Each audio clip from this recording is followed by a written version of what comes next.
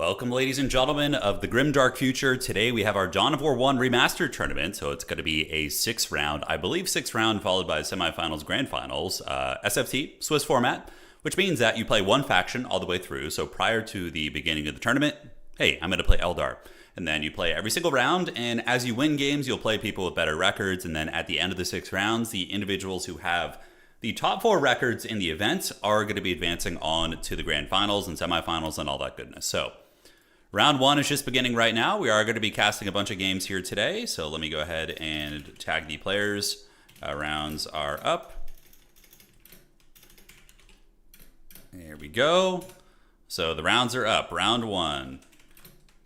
Cool. So now I just need to find a game to cast. So we're going to jump on over here.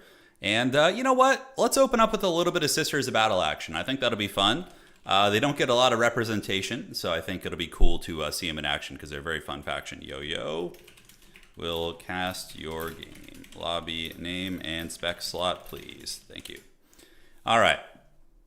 So it's game time, guys. Get ready. We got 6 rounds of sweaty action. Taking a look at the tournament right now. Apparently, we have a couple players who are considered to be like pro level in this game playing in today's event, which is very exciting. And we can take a look at the brackets real quick here. Heading over, we can see one player does get a bye round, but aside from that, everybody else has a round here. This is round 1, so if you want to follow the tournament, you can go to totaltavern.com and you'll see it on the front page. And yeah, these are all our rounds for the day, so should be pretty cool. All right. So let's frickin' get it. So Hellhound here is playing against who? Let me check here. It's going to be Hellhound versus Element. Okay, so we will get that player as well. Yo-yo, casting your game. Okay, perfect. So we're going to be jumping into this match in just a second here. All right. Looking good, looking good. And now we just got to wait for the homies to set up, and then we should be golden. But we'll be casting 1 round every single time. Obviously, we can't cast all those games. That would take 10 years.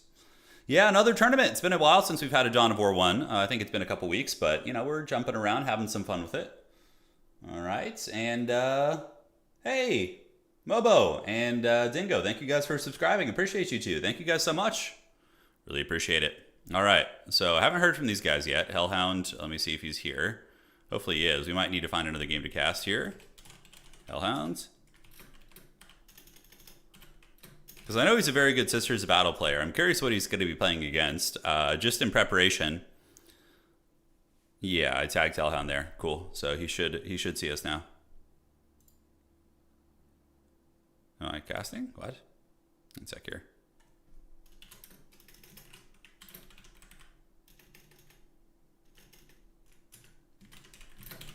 Okay, cool. So he's getting it set up. Outstanding. So we'll be getting into the lobby in a moment. Anyone know if the Co 3 campaign is worth it? I have not played the campaign, Satsu, so I'm not sure. I've only played multiplayer there, which I have a lot of fun with, honestly. I think it's great, especially if you have a friend to queue up with. That's where it really shines. I've actually been having a lot of fun with Iron Harvest, jumping on at night. You know, sometimes it's hit or miss with getting games, but, you know, I've been able to get games pretty consistently, even off stream, which is cool. Alabant set it up. All right.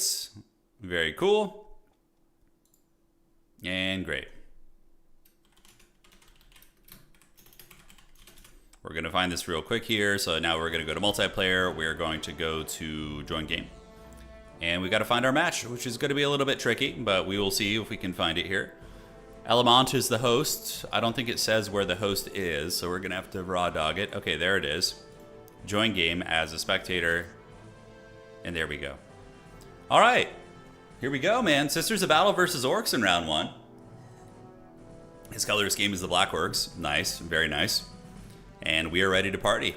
GLHF, I'm so excited for Dow 4. Was the Dow 4 demo less jank than Iron Harvest? The pathing was better for sure. That's probably been my biggest issue with Iron Harvest so far, has been the pathing. The pathing is really haggard. There's times where like units will just, oh man, get like stuck or... That's one of my biggest gripes with the game. But yeah, the Dawn of War 4 was definitely a little bit snappier. Granted, it was like a campaign mission, so I would like to get my hands on multiplayer before I really, you know, go deep into it. I'm doing really good, Jimmy. Thank you. All right. Yeah, Willamos, you're not going to find 2v2s and 3v3s. What we'll probably do is we'll set up a role in Discord, Willamos, for individuals who want to play Iron Harvest, and then we can like ping each other and I think I'll set something up like that.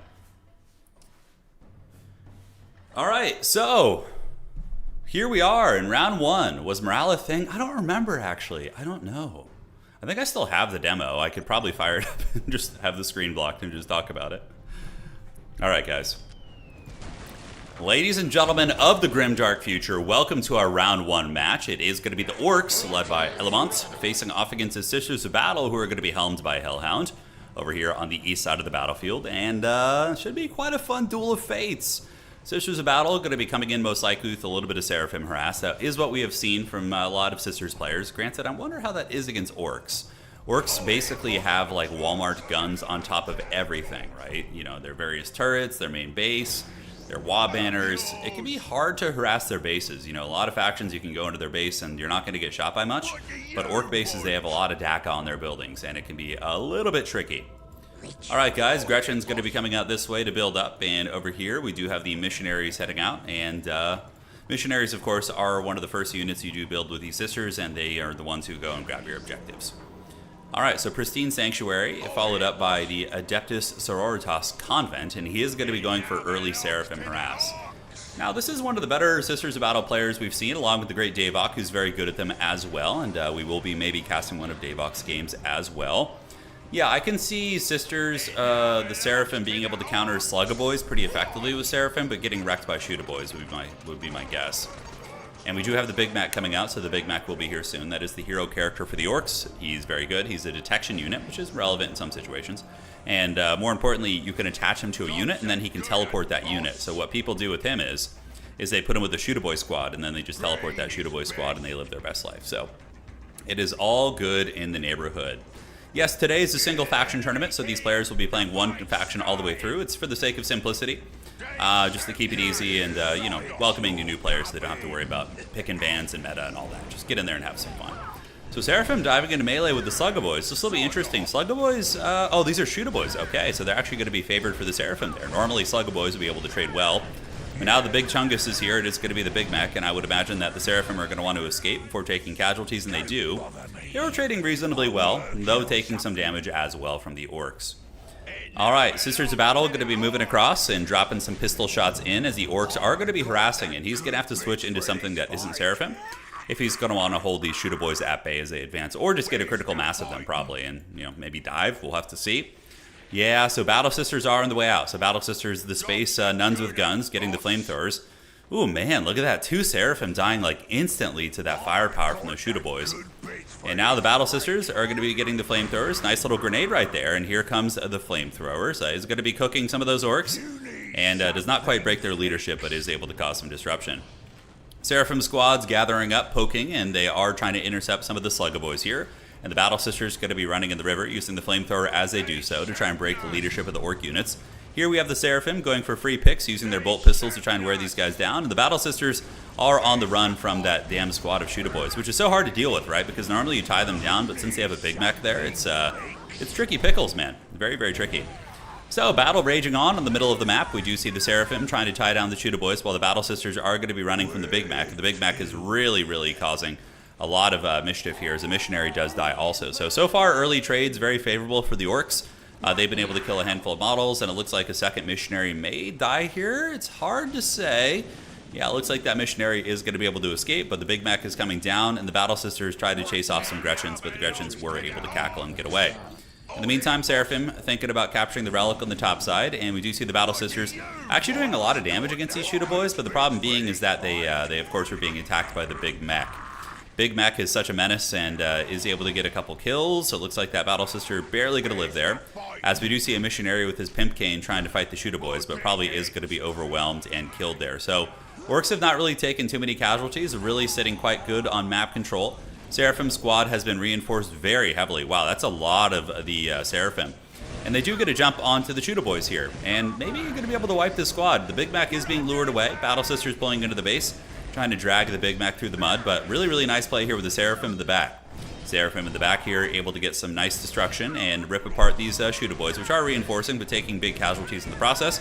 While the Big Mac is in the base with his dreaded sync animations, not taking too much damage, but with good kiting. This guy is losing a little bit of HP here.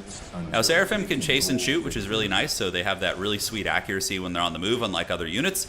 So they're able to really hunt you down here, and the Shooter Boys are hemorrhaging a lot of models. Granted, the Orks do have the victory condition of owning all of the objectives, and Shooter Boys still hanging in there. Seraphim going to be jumping across, maybe looking to intercept the Lord and try and pick off the Big Mech. And yeah, the pistol fire is no joke. It's adding up, and he's getting worn down here. Battle Sisters are microing very well, and another Battle Sister squad's coming, trying to get the pick on the Big Mech, and he is looking a little bit worse for wear as the flamethrowers of the Sisters melting a lot of those Slugga Boys. And the Big Mech was able to teleport away, if I'm not mistaken. He scurried away somewhere. Yes, he went to the north, and now he is being chased by the Seraphim. Seraphim going to be hot on his tail here, as we do see one listening post in a little bit of trouble. Seraphim here going to be getting mowed down by the Shooter Boys, which is tough for them. And the Battle Sisters have arrived at the middle of the map, but going to need to make their way north. Yeah, bad fight for Seraphim. They're fighting basically a unit while being shot by another unit, so this is potentially a game-losing play here. Losing a lot of units. In the meantime, the Battle Sisters on the south side moving up the river. Oh, no, that probably threw it. Yeah, ooh, man, the Seraphim getting taken down there. Look, it happens to the best of us. That was a rough one. But losing a Seraphim squad when you're already fully pinned into your base like this is so incredibly tough. And the Orks do have control over the river. And the Sisters of Battle are going to be on the retreat running away from the Storm Boys right now. Now, do we see any inkling of Tier 2, Celestian squads, anything like that? Listening posts are not very upgraded. I do think that the Orks probably going to be able to close this game out. With that Seraphim squad dying, it took away a lot of their power. And it's going to be very, very tough. So Battle Sisters is going to be coming around the bottom. Excuse me. And we are going to be seeing nothing else being produced. I don't think we even see upgraded listening posts at this point. It's just going to be the Battle Sisters, and okay, this one is being upgraded right now, the fortified position. Flamethrowers are active. Big Mech in there, going to be trash canning the plasma generator, and it looks like Elements and the Orks going to be claiming victory in round 1 for the WA. So going to be getting it done. Nothing being produced here. Okay, we do see a Battle Sister squad coming out, but they're just being chased by Storm Boys, which doesn't feel great for them. Battle Sisters are pretty mediocre in melee. They have good shooting, and that's kind of their thing, is they sit down with flamethrowers and heavy bolters and all that goodness and mow you down if you can get those numbers up. Storm Boys do get lured under the listening post turret. We do see the reinforcements coming. Hellhound trying to fight, you know, valiant hold here, but I don't know if it's going to be enough. There's just way too many Orks in his base. We have 2 full Shooter Boy squads. The Ork player back here is also able to grab the listening post and steal that right from his front door, which is the disrespect on that. Orks have gathered up, and the Sisters of Battle base is going to be guarded right now and camped, and it looks like the WA is going to be closing it out. All right, GG, well to the plate most likely. It looks like a little grenade going down there as the Battle Sisters going to be chased down to the south side, and the Slugga Boy is going to be boinking down that pristine sanctuary there. It does seem like a very hard matchup. The Shooter Boys with the Big Mech, because normally you're like, oh, you know, the Seraphim or something can tie down my Shooter Boys, but when they have a Big Mech with them, that seems very difficult to do, because not only can he teleport them out of danger, but he's also an amazing fighter. So he's able to really, really just protect and augment the strength of that unit. All right, Orks are chillaxing. Yes, they have a massive population, and the Ecclesiarchal Chapel is going to be going down. GG being called in our first match of the day. And that is going to be round 1 of today's tournament. And we have 6 rounds, followed by best of 3 semis and a best of 3 finals as well. All right, so that is round 1, Fast and Furious, 9-minute game there. And we are going to be taking a look here and seeing if there's any admin questions. Doesn't look like it. Looks like all is good in the neighborhood. All right, so got to do a little bit of adminning here for the players, and we should be good. Green is mean, man. Jan, I've never casted Age of Empires 2. No, I haven't. I don't know the game at all, so I probably wouldn't be good at it.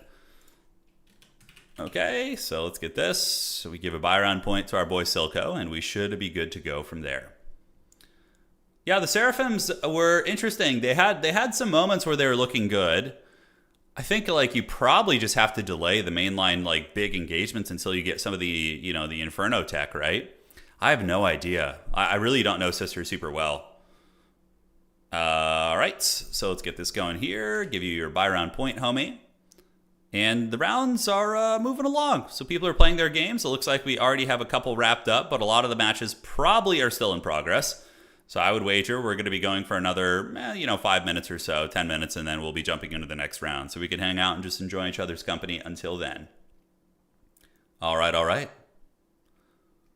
Yeah, the Gretchens and all the turrets. I mean, man, the Ork bases are impossible to harass. And that's one thing, right? Like in other matchups, Seraphim can go base diving and look for workers and stuff, but against the greenskins, it seems kind of tricky. All right. So looking at the tournament right now, here we are. We're going to jump over. So we do see Aspect. The individual who won our last tournament, by the way, was Aspect, who he's playing again today. He was able to defeat Ares. I believe this is a high-level player, able to defeat Azros. And then we have Silco with the bye round, and this round just finished. We have Hellhound versus Element. So that should be getting finished here in a moment, although they haven't reported the score. There they go. Ranger defeating Turin, and we just got to wait for these other matches to finish. So our match went, what, 8-9 minutes, give or take? You know, we could have some that go very long. I don't know about the experience level of all of these players. So what is your biggest hope for Dawn of War 4? So in Dawn of War 4, I think the things that... The one thing that I wasn't sure about was it does exist in this game, but you know, Dawn of War 4 feels very similar to Company of Heroes in some ways, right? You have like requisition and you have power, which is it's just the same as Co. You have fuel and then you have your main resource. I don't know how I felt about auto reinforcing in the field. I don't know. Like, the upside of auto-reinforcing is it does create longer sustained battles, which is interesting, and it's also a tactical decision because you have to decide, you know, if I'm going to reinforce this, or am I just going to be feeding my opponent resources in an already losing battle? That's the tricky thing. You know, that's the tricky thing. Yeah, I don't know. I like the reinforcing in the field mechanic is something like I kind of like the idea of also just killing your opponent's units and forcing them back, but it probably would make games take longer as well. Yeah. Okay, cool. Does Dow 4 play smoother than Co? It's hard to say. I only got to play a limited demo that still had placeholders, so I need to be able to play it more and play, you know, different factions and see how that all goes. All right, so it's all coming together. Element defeats Hellhound. Neki able to defeat Azros, Aspect defeating Ares, Ranger with the win over Turin, and Vladius defeating Clips. And then the rest of the games should be wrapping up here soon. I would imagine most Dawn of War games don't go longer than like 15 minutes. I think my matches on average are like around 10, 15, give or take. Raksha, I'm not playing too much Lord of the Rings anymore, no. I'll get back to it someday, but I kind of burnt out on it a little bit. It's still great, but I just am taking a bit of a break from it. All right. You like field reinforce yourself, doesn't make sense, but I like the grindy fight. Yeah, I understand that. Yeah, there's like some elements of it keeping the fights going and keeping the pressure and the action, right? So if you can reinforce in the field, it does make the action a little bit more consistent. But that was one mechanic I was kind of like, in terms of immersion, it does look a little bit funky when a unit just like teleports in. Although with Space Marines, you know, they could, you know, teleport in, whatever, drop pod. Yeah, so retreating in Dawn of War 4 is like Co. The unit speeds up and runs back to the base and takes less damage. That's how that goes. Yeah. No. Tabletop Lord of the Rings I play all the time. I'm talking about Age of the Ring. Yeah. Penitent engines. Yeah. That is one thing. The games is you do go pretty quick in this old game. You rarely get to the late game stuff. It does happen occasionally, but not all the time. All right, let's see if we have any admin stuff right now. Okay, waiting to see. Looks like we're all good. Nobody has any issues, and the folks are playing it out. So, got to explain. Yes, all are best of one until semis/finals. It's Swiss. So, no elimination. Until top 4. Great. All right, so we've explained it to the players. And yeah, we're going to be just hanging out till we get another round there. You're referring to tabletop, yes. I'm playing tonight. Tonight I'm going to be playing some Lord of the Rings. We got... I'm playing Lurtz's Scouts, so Lurtz and the Uruk-hai versus the Balrog, I think. Or maybe the Last Alliance. I'm not sure what my buddy wants to play tonight. We're going to see. We are going to see. You like the global reinforcements? We'll see. Yeah, I'm not like super opposed to it, but I'm just kind of a little bit suspicious because it is very different. So in the market, Dow 4. So Dow 4 is similar to...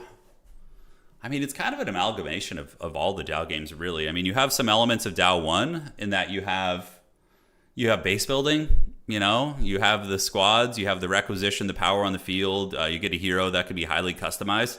The Dow 4 hero is probably most similar to Dow 2, whereas like the base building and units are more similar to Dow 1. So it kind of takes from both of those. You won your first round. Nice job. Well played, bud. Well played. Oh, Aspect, you play Lord of the Rings too? You play Lothlorien, Isengard, and Easterlings? Yeah, those are great factions. I play Isengard myself. I don't play Easterlings or Lothlorien. Elves are really strong in tabletop. The bows are just insanely good, and they have like super high fight values. So you could have like one elf surrounded by like 5 orcs, and if you roll, a 6, he's just going to beat them all in combat. It's quite strong. Is there less ability micro in Dow 4? So there's basically most units will have like one ability. So for example, like a tactical squad of Marines or Intercessors is going to have like a frag grenade, and your hero is going to have a couple abilities. He'll have like a snipe ability if you're got Cyrus. Usually he'll have like 2 abilities to micro. It's not too bad. It's not too bad. So with Dow 3, I had some good times with it, playing with my friends, but you could see there was a lot of big flaws in the game, and also it did get abandoned very quickly. That was a big part of it, right? They didn't put any effort into fixing the issues that existed, which was a bit of a shame, but understandably it probably sold really terribly, so it didn't make sense for them to try and salvage it. Man, but the Dow 3 trailer was really good. You guys remember how solid that was, the Dawn of War 3 trailer? Oh man, it was money. It was really, really cool. With like the big mech crashing down in the space marine, like smiling under it. It was super cool. All right, guys. So we have a little bit of time here. We're just gonna hang tight. And all right, so let's refresh this. See if we're ready for the next round. We're almost finished. It looks like we have a couple more games reporting in. Hoopsio was able to defeat Quinn. Lord Labadova defeating Boy here. Vladius versus Clips. And so if you guys want to follow it, you go to Total Tavern, which is I use it for Total War Competitive, but we can still host games from other formats. So we have 37 players signed up today. This leaderboard is for Total War, so disregard that if you're here for Dawn of War. And yes, we do have this here. And you can just follow the brackets if you want to, and you can read all the rules for the tournament. Description is here. You can read the rules, see the maps that are being used for every single round, and go from there. Yeah, the art style wasn't great for Dawn of War 3. It was not great. The trailer was the only good part. It was really good. The trailer was amazing. All right, so let's refresh and see how we're looking. Did the great Davok get a win, or did our two Sisters of Battle players get sent to the pits today? Very well could be the case. I know Davok is a big Sisters enjoyer. He's a great player. Davok's one of those guys, he's just like an RTS savant where you could just like put him into any RTS game, and within like a couple days of playing it, he'll be like solid. What is he playing? I could have sworn I saw him here somewhere. Where are you? See, there he is. Oh, looks like Chumba got him. Chumbawamba. The Sisters are sobbing right now. They are. To the pits. Well, here's the thing. So after 6 rounds, you can still make top 4. If you go 5-1, you can probably afford to lose 1 game and still have a chance at top 4. Otherwise, you're kind of cooked. If you lose 2 matches, you're most likely not going to be able to make top 4. Most likely. But we'll see. We'll see. You have chosen the path of pain with Sisters. You truly have. Yeah. That's like choosing like Nurgle in Total War. Chumba, who are you playing in your match? You and Davok. What was the matchup, man? Tiebreaker goes to hell when you lose early. It depends on who you lose to, Shady Kobold. So how it works for placement for top 4 for anybody who's new to the tournaments here is you'll see the Swiss point is your number of wins. And then the opponent score, which is obviously going to update the later the tournament goes, is the combined number of wins that your opponents have. So if you played an individual who has, if your opponents do well in the event, it's going to give you a better tiebreaker. So it basically just adds all of your tiebreaker points together. So like you could see these individuals down here who lost their game, they have 1 tiebreaker point because their opponent won a game. And if their opponents, like if you play a Dark Lord in round 1 and they crush you, you're going to get like probably 5 tiebreaker points or 6 because they're going to win all their games, right? Yeah. Oh, system's not confusing. Pretty straightforward. It's literally you just add the number of wins that your opponents have together, and that's what it is. It's very simple, actually. Very simple. All right, so almost done with the round. We have 2 games go. So we have Roughhouse and Barley, and then Torch and Dagger all battling it out. And then we should be advancing to the next round. Vindicare was signed up. I don't think he ended up playing. I think he didn't end up playing. Yeah. Xpol, thank you for resubscribing, and WK, thank you for resubscribing as well. Dawn of War 3 was sad. It was. It was very sad. Yeah, usual Swiss strength of opponents. Correct. Yes, I think 36 people or 35 people ended up playing in the event, which is pretty great. When is the Dow 3 tournament? You guys want to do a Dow 3 tournament? That would be so haggard. Oh my god. Well, Aspect, we'll see. We'll see who makes the top 4 today. I'm curious. I suspect if I was a wagering man, I would probably put my money on Eldar. Eldar just seem, when they're in the hands of high-level players, to be the strongest. I could be wrong, but I suspect that Eldar are going to be getting there and causing some havoc. Would you play Chaos if you were in the tournament? If I were to play in today's tournament, I would probably go like 2-4 or 3-3, I would say. I'm not very good at this game. I'm playing like 5 different games right now, and I don't put a ton of effort into training Dawn of War, mainly casting it, but I would probably be able to win against like newer players or other new players, but yeah, it's a hard one. Yeah, we have some really good players playing today. I believe we have 2 people who are extremely high level, and a couple who are also very, advanced as well. Did you organize a tournament? Yes, I organize all my tournaments. Correct. We just do it in our Discord. We do it all the time. Like pretty much any new RTS game that comes out, we're going to host a couple tournaments for. All right, round's over, guys. So I'm going to advance it to round 2, and we're going to get into another game to cast, which is going to be great. They're just lucky that Professor Pone isn't playing, If Professor Pone was playing, these guys would just scoop it up, All right, we're advancing the Swiss to round 2. There we go. I've clicked the button of doom, and hopefully it doesn't explode the website. Dow 3 hot dog tourney confirmed. Yes, every time Gabriel Angelos does a backflip, you have to eat a hot dog. Or no, he does a front flip, right? That was like, that's such a minor detail, but it was like, I remember people were so mad about that. They're like, look at this. And me included, I was like, it's so stupid. All right. So let's do this. And here we are. So Vox, round 2. There we are. All right, so round 2 is live, everybody. Get your opponents, get those games going quickly. And let's actually do, I know Hoopsai is playing Necrons. That'll be fun to see them in action.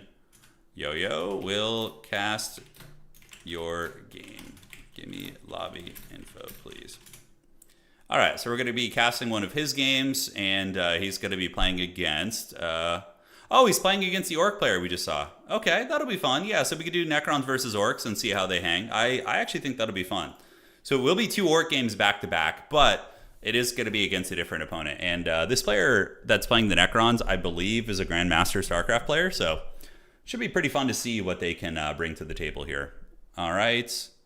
And Elements.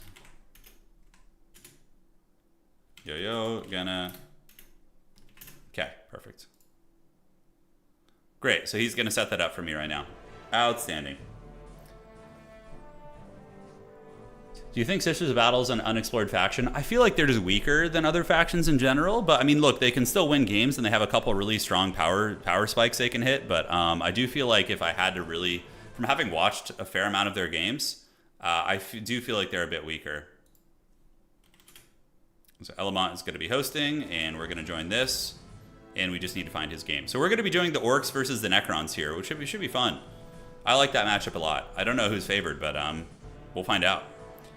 We will find out. Element seems like a good player. That Orc player seems very solid. So, and I know that Hoopsai has been grinding a lot. I've seen him on Twitch just playing nonstop, which is cool. And we'll see if it paid off, as he is going to be battling the Orcs. All right, where art thou? The lobby will appear here shortly.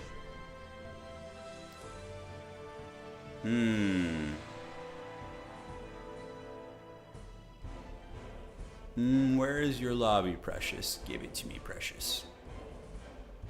There he is. All right, so we got this. We're going to join the game as a spectator, and there we go. Okay. So, ladies and gentlemen, once again, I want to thank you all for joining. We have Hoopsai playing... Is he playing? What is he playing? I can't believe he's playing random. Yeah, it's going to be on Necrons. All right, so we got Necrons versus Orcs here. Let's get it, and let's have some fun. Good luck, have fun. This is going to be round 2. And here we go. Sisters of Battle can be bullies. Yeah, they have some really fun timings. When they get those Inferno pistols and the Celestians rolling out, they can do some badass stuff for sure. All right, guys. Good luck, have fun being dropped by both players. Orks versus Necrons. And we are going to be seeing what is cooking here today. Look at these big T-Rex monsters, the dreaded Kroot. No, I don't think Gabriel Angelos does backflips. He always does front flips, right? That was like his whole thing in the Terminator armor. Just this like armor that weighs like just thousands of pounds. He's just like, oh my god, it's so ridiculous. All right, guys. Welcome to round 2 in today's tournament. Spawning in on the east side of the map, it is going to be our Orcish champion, Elamont, who we did cast in game 1, looking very, very strong. One of the reasons I wanted to cast him again, because he looked very solid, and it means we're going to get a good competitive game out of him. Over to the west side of the map, it does appear to be... Oh, look at that yellow Necron scheme. Oh, he's got the McDonald's Necrons. I don't know if that was his intention, but... Dude, he's bringing the American fast food here into the grimdark future. Let's freaking go, dude. Yeah, the McDonald's power is rising. So it is going to be Hoopsai, and he's going to be dropping a couple generators out of the gates and immediately capturing one strategic point here. Interesting. I always thought... Yeah, so I guess he's going to be trying to get a quick obelisk up to maybe fend off some Orcish harass. We'll have to see.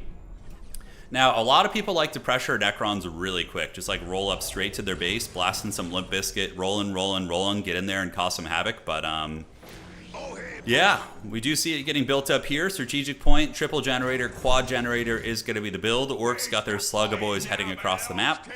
And we do see some Sluggaboys coming down here as well. So the battle does rage on. Uno, dos, tres, cuatro generators.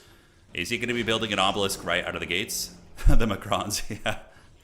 I know, dude. The forbidden American tactics. We're going to be drowning our opponents in high fructose corn syrup and sugar. That's how we get them. That's how you get them. That's also a thing, man. If you are not from the United States and you move here and you start eating like at all the fast food in various restaurants, I went to a boarding school in high school. I was a day student, so I lived in the town where the school was. But there was a lot of dorm students from different countries, and man, so many of them, and in college as well. I had some Chinese neighbors from Beijing, and like all of them just put on like 70 pounds. Just got like huge, dude, from eating the American fast food.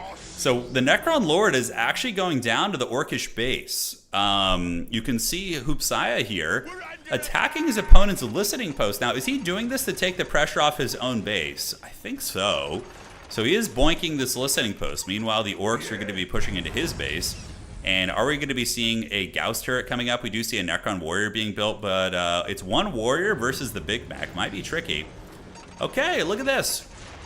So he is going after the listening post, and it looks like he's going to knock one down with the Necron Lord. I wasn't sure about this, but this looks like a pretty cool tactic from Hoopsaya here, as he does boink down one listening post. And where is he going to be going next? Is he going to be going after a generator?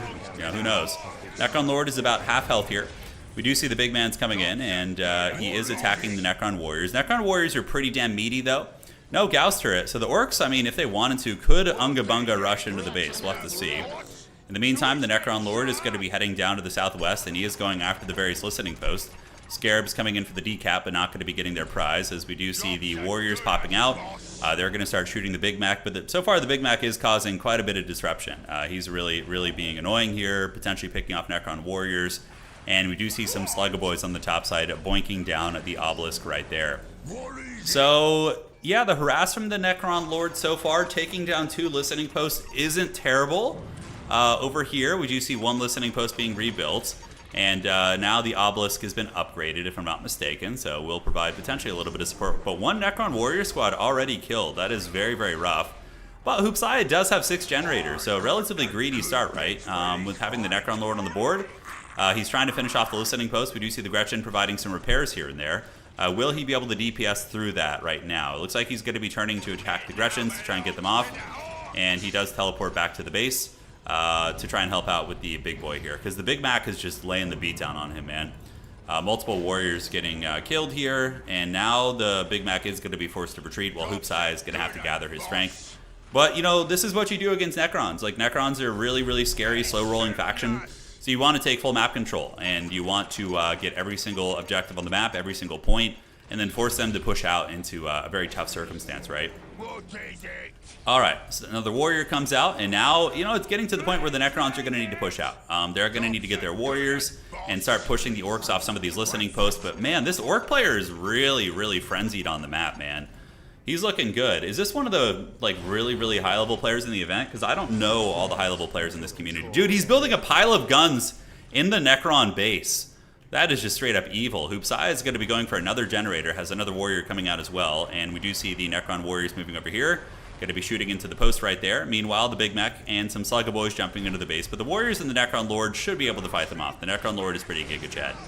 In the meantime, these warriors here are going to be shooting into these bad boys. And, yeah, maybe able to stop those Gretchens from finishing that listening post right there. Necron Lord dropping it like it's hot. We do see the HP on these Slugga boys is getting very low. So, wow. 3, 4, 5, 6, 7, 8... Whoa, how many generators is Homie building? He is going bananas on these generators. He's building so many of them. All right, Necron Lord with the steel chair there, able to get a sync kill on one of these Slugga boys right there. And the good old Necrons here able to bonk down the listening post, or at least try to. But the pile of guns providing a little bit of support as well. More Necron warriors are on their way out. And where is the Necron Lord right now? Is he looping up here? He is. So the Orks should lose ground here, guys, but the Orks are going to be cackling, potentially threatening Tier 2 relatively soon, and then the war trucks can come in. Looking at the income, it's 164 income for the Orks! Oh my god! And then on the other side, the Necrons are sitting on 70, obviously, with their generators, which is pretty damn good. But man, the Orkish income is disgusting. 170. Homie has the entire map, dude. Okay, this is an Ork player that we're going to have to watch this event. I mean, I don't know. Hoopsai might still be able to come back and win, but he's looking like he really knows how to play the Orks. All right. So the listening post is almost down. It is getting repaired by Gretchens. I don't know where the Necron Lord went. He is off in the Shadow Realm somewhere. And it looks like the Necron's getting teleported back to the base. And now we get some flayed ones coming out. And Hoopsai calling GG already. Wow. Okay, and he's going to be dropping out. That is brutal. Okay, guys, we are seeing a true Dark Wizard today. And it's just his... Yeah, his micro in combat is very good, but the map control is nasty. It's like... He has such good micro with moving his Gretchens around the map, grabbing every single point, multitasking in that way, and just making it look easy, man. Making it look easy. All right, so flying down are the Storm Boys. The game is obviously over. Hoopsai, I don't know, maybe he should have built a Gauss turret here or something to diminish the early harass and buy a little bit of time. I don't know. The Ork Wizard indeed. All right. So we will probably see Element in top 4, I would wager. I think he's going to be a contender, and we will see him in the big leagues. Well played to both players, though. I love the McDonald's color scheme from Hoopsai. I think it's great. And I'm sure he'll be winning a bunch of his games as well.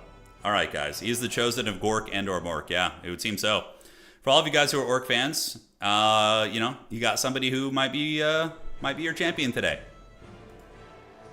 Yeah, I always like to put a turret down, but Hoopsai is definitely better than I am with Necrons, so he knows best, I'm sure. Okay, and now we're going to go ahead and check that. Yeah, man, watch Neki for a pro Ork. Yeah, we're probably going to watch a non-Ork game next. I'm going to maybe try and find some Space Marines or some Imperial Guard or something like that. We'll see how it goes. All right. Yeah, the map wasn't good for Necrons. That makes some sense. That can happen. Eventually, what I'll do is for future Dawn of War tournaments, since I'm new to the community and I don't really know the map super well, I'll probably have a map pick and ban system where players can each of them gets to ban like one map in a set of 3, and then they just play the remaining map to give a little bit more agency. He's a top 10 Ork. Oh, no shit. Oh, this guy's a top 10 Ork player. Okay, that makes a lot of sense. All right.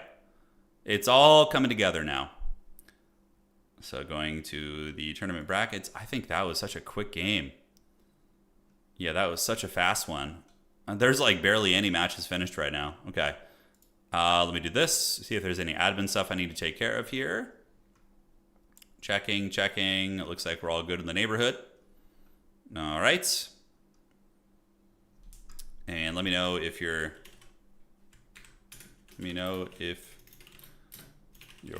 opponent is a no-show.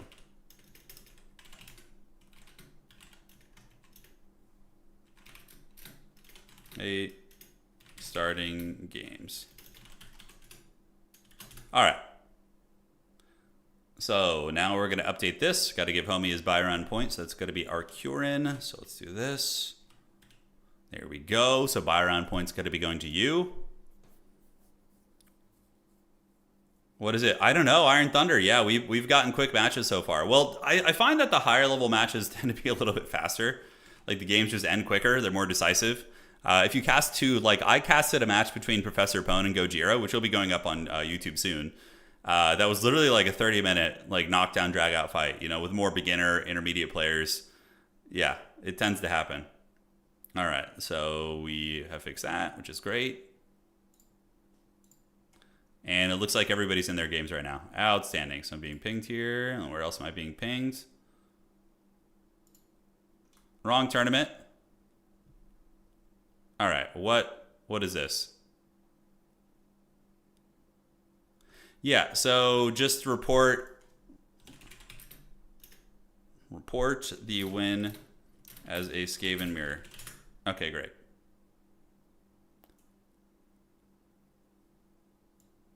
Okay. Outstanding. And the tournament chat is for Total War.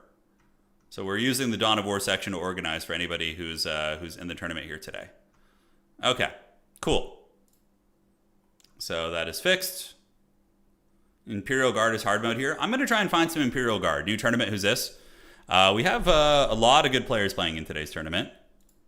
As we take a look, you can see. Refresh the brackets. Yeah, so Death Star defeated Lord Labadova. Asdros defeated Ares. Davok was able to get his win. Alex defeated Arkshima. I think Alex is a very high-level player too, if I'm not mistaken. I would have liked to have seen one of the Dark Lords play like a weaker faction and see if they could still win the event. That would be very interesting. Alex, UK, mains guard. Okay. Yeah, if he's playing Imperial Guard, I'll check it out. Most IG players I've seen do not hide units in buildings, put 3 and they deal with all the early game rushes. Do not, you're saying they don't hide in the buildings, or they do. Alex mains guard, but is playing Eldar today. The treason, man. He's betrayed his people, you know? Okay. Okay, awesome. So they're going to be reporting the scores. And we will go from there. Okay, the round is starting to finish rather quickly now. You can see more results are coming in. So we got to wait for Alex UK and Demon Soul to finish. Vladius and Aspect. Aspect, our winner from the previous event. And Silco and Roughhouse playing it out. Quinn versus Cool Barley. Dagerol, Clips and Hellhound and Number. And McLean and Big Alamo. Okay. I think this is a 6-rounder. I think I put it up for 6 rounds. Yeah, so here's the maps for the initial rounds. And then we have a best of 3 and best of 3 for the semis and for the finals, respectively. Yeah, so Space Marines don't seem terribly strong, which is unfortunate. Obviously, there's never going to be any, balance from Relic in this game. I'm sure there's maybe some custom mods and things like that that add a little bit of balance and whatnot, but overall, the vanilla game's been pretty fun. We've seen some upsets. Definitely a lot of Eldar and a lot of Orc dominance from what I've seen. They tend to do very well as factions. I would imagine that historically, back in the day, in like Dawn of War tournaments, I do feel as if there would probably be some restrictions on faction picks. Very similar to like Total War, because we could use like a 3x3 matrix as well. It's always pretty good. So what you would do is like each player picks 3 factions, right? Like Eldar, Orcs, Space Marines, and then your opponent picks 3 also. And then you do a grid pick and ban system. So each player alternates with like banning out one part of the grid. So you could like ban your opponent's Eldar, for example, and then they would have other options to choose from. Yeah, so that is something. Sisters Battle just got you. Yeah, Davok's pretty good at them, man. Well played to you, boy. We'll get you back in there, dude. Space Marines are just so hard to win with in some matchups. Yeah. What are the worst matchups for Space Marines? I would imagine they probably get wrecked by Eldar, right? Unification mod is a balance patch of sorts. Yeah. Is the Unification mod ready, by the way? Did they have that all fired up yet? I heard they have like Death Guard and some other cool stuff in there. Space Marines versus Dark Eldar is the worst matchup in the game. Interesting. Van, we'll get to it eventually. Yeah, I mean, I'm going to be trying out a bunch of mods for this game. A whole bunch of mods, so don't worry. When the time comes, we will give it a good college try. All right. So GG's being called. Okay. So he dropped, got it. So no show there.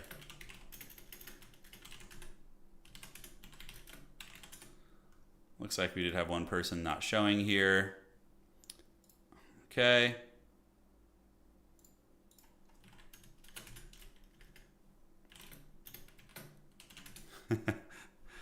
All right, just waiting for a response to this inquiry here. We have to fix a little something something. Relic patches have not been good. Yeah, so I've heard.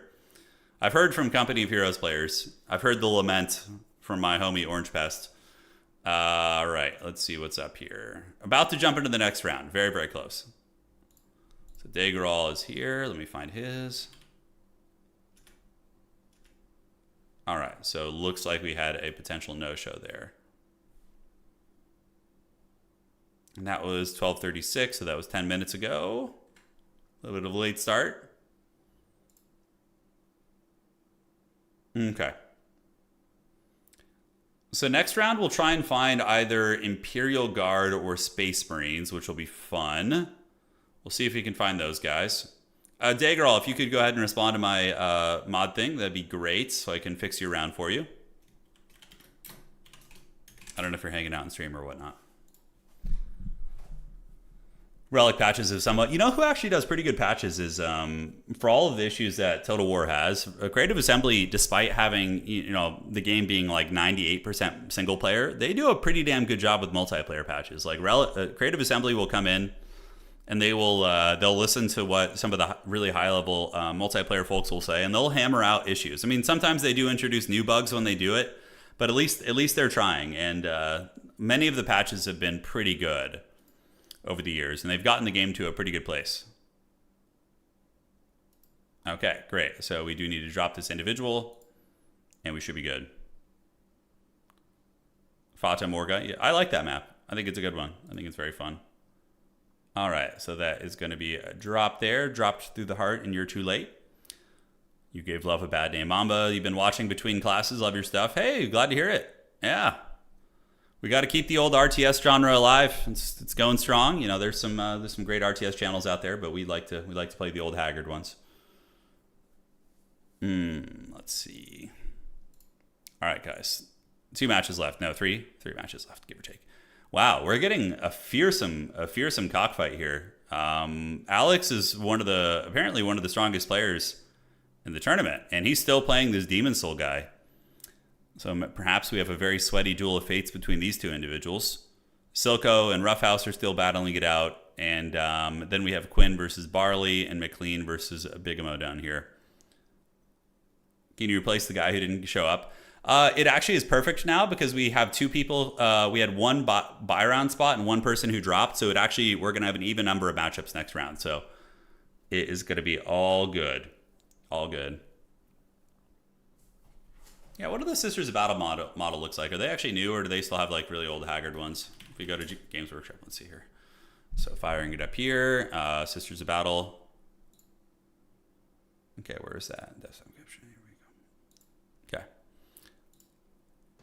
So Armies of the Imperium, Sororitas. Okay, these models look pretty up to date. They don't look too haggard and old. Yeah, Battle Nuns. I really like the helmets on the Battle Nuns. They look pretty awesome. They finally have plastic, no more metal boxes. Okay. Oh, and here's the Seraphim squad. And the Zephyrim squad. Okay, I have no idea what the difference is between those units. Oh, look at this. You got the Repentia squad. Yeah, they're a pretty cool faction. A lot of detail on those minis, man. That's one thing. Having been playing Warhammer 40,000 and just seeing like Lord of the Rings, and seeing the simplicity of the miniatures compared to 40K. Like I painted about 4,000 points of Death Guard over the years, and I'm just like, God, man, the amount of like time it took me to finish one Death Guard model compared to Lord of the Rings. Oh, this is a cool Sister Superior Amalia Novena. That's a cool model right there. All right, cool. Paragon looks a bit silly. Yeah, they can't all be winners. You know, there's going to be some haggard ones. Nothing beats these Chads though. You guys ready? Hang on. The fact that they still sell these models is so funny. Oh my God, like look at these guys. Oh my God. So this guy in the bottom left looks like freaking Sloth from the Goonies. And then I don't know what's going on. This guy's got like some 1980s like freaking glasses on. Oh my god, perfection. Yeah, I agree, Davok. I agree. These are the Australian prices. On the US website, they'd be a little bit cheaper, obviously, because the currency is different and whatnot. But these guys are pretty Giga Chad. I love that they still sell these. I know the Kadishan concept is so amazing, but they're just like, how have these not gotten an update? They're such a cool element. Just give you like, how much effort would it really take to redo these guys? Yeah, man. Top left is something else. Yeah, this guy's got some issues. He's got some issues for sure. Those minis are probably from the early 2000s. I might have been in high school when those minis came out, and I'm old. I'm getting up there, man. Okay, so refreshing and just waiting for these last rounds to finish. Only one game. We got Quinn versus Barley, and then we are good to go. All right. Awesome.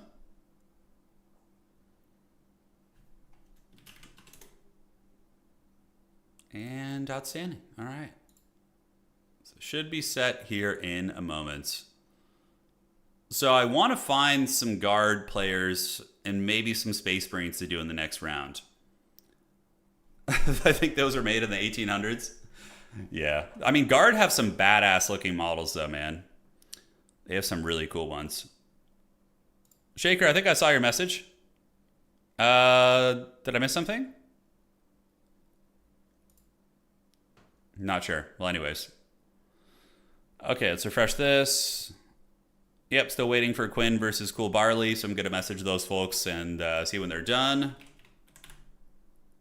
Barley. All right, I think that's him. Let me know when done. Whenever I hear... So how many of you guys watched The Last Kingdom? Uhtred, son of Uhtred? Son of Uhtred, son of Uhtred. Draw the circle, you know, all that good stuff. I really like that show. My wife and I, we binge watched the hell out of it when it came out. But whenever I hear... There was like a scene in that show that was like forever ingrained in my memory. And it's... So Uhtred is like in his little fiefdom. He's in his little village that he has. And that it's when he like is given some land to rule over. And he has like a peasant like guard, like I guess I don't know what you would call him. There's like a peasant that, you know, is like the manager of his village or like just manages things while he's gone or whatever. And the peasant guy is like hooking up with like another peasant girl, and he's like talking about plowing the barley while he's like going at it with her. And for some reason that like, I think he's saying it's better than barley or something. That scene is just like ingrained in my memory. Better than barley. Yeah, it's the better than barley guy. Yeah, okay, I'm not the only one. I thought I was going to be the only one who's that scene, yeah. Yeah, steward. Yeah, it's like a steward of some sort. I don't know if a steward really is the proper term. That was such a good series. It was really good. I loved it. I'm rewatching The Walking Dead right now. And man, like... So the first season of The Walking Dead is so fun. I remember, I think the second season is when they're on the farm. But yeah, rewatching the early seasons of The Walking Dead is great. Yeah, an Errolman or something. Elderman, maybe. Could be that. You're a wonderful field to plow, girl. Oh my god. All right. Just waiting for these guys to wrap it up. I think we got two players just having a duel of fates of the gods. Last Kingdom books are pretty good. The show is way off, though. Understood. I haven't read the books. The last books I read were the Dune series.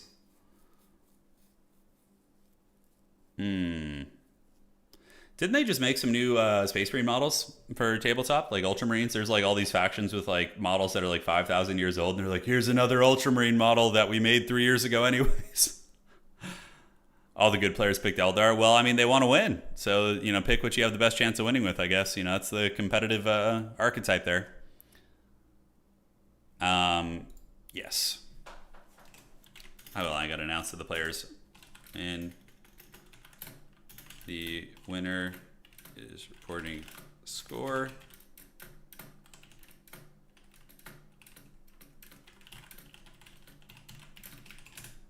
Okay, cool. The people don't want wins, they want relic units. I know, I want the relic units too. You're not alone in this. You're not alone. Okay, Cooler Barley is still going at it with Quinn.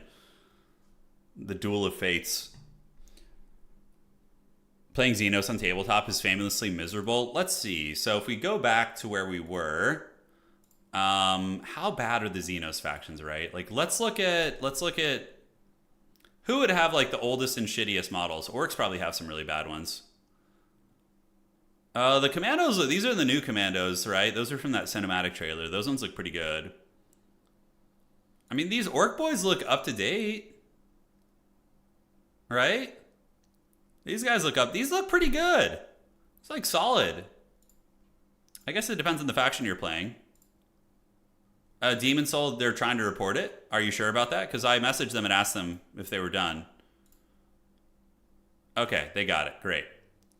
So we're going to go to round 3 right now, guys. Orcs all get updated. Eldar look really bad. Dark Eldar. Okay, so they have like old Haggard models. Got it. Advance to Swiss. Unidos. Trace here. So we're going to advance to the next round. Kaz is playing Space Marines. Sure, we'll do that next. Thank you. All right, guys. So we got round 3. So we're going to do the Kez. Yo. Lobby code, please. We'll cast your game.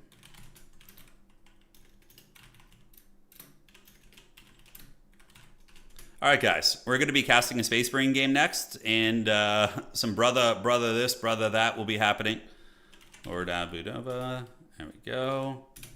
All right, so I messaged those 2 players. We're going to be doing Lord Labadova versus the Kez, and we're going to be seeing what's up. And now round 3 is officially live. So we got round trace of our tournament. So that is going to be Vox round 3. Good luck, have fun, and very good work for all the players for reporting their scores correctly. It's been a very smooth tournament so far. Petrick, you just got Iron Harvest after watching the VOD World. It's really fun. I actually really like Iron Harvest. Despite its jank, I enjoy it. I've been having a blast. Yeah, I do enjoy it. I think if the game had gotten a little bit more polished, maybe, I don't know, like not having spectator mode is rough for me, but I would be interested to go back in a time capsule and see. So for all of you guys who played Iron Harvest when it came out, okay, so back in the day, for all of you homies that played Iron Harvest back in 2020 or whenever the hell it came out, what was the issue with it that drove people away? Like for me, I see the pathing being problematic. I have been too newbie to really recognize balancing issues, and maybe they have been fixed since then.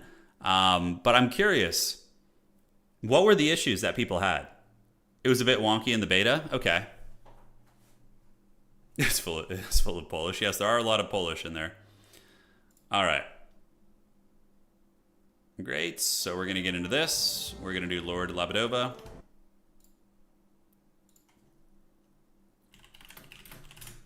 Great, so we're going to go find this and get into our next game.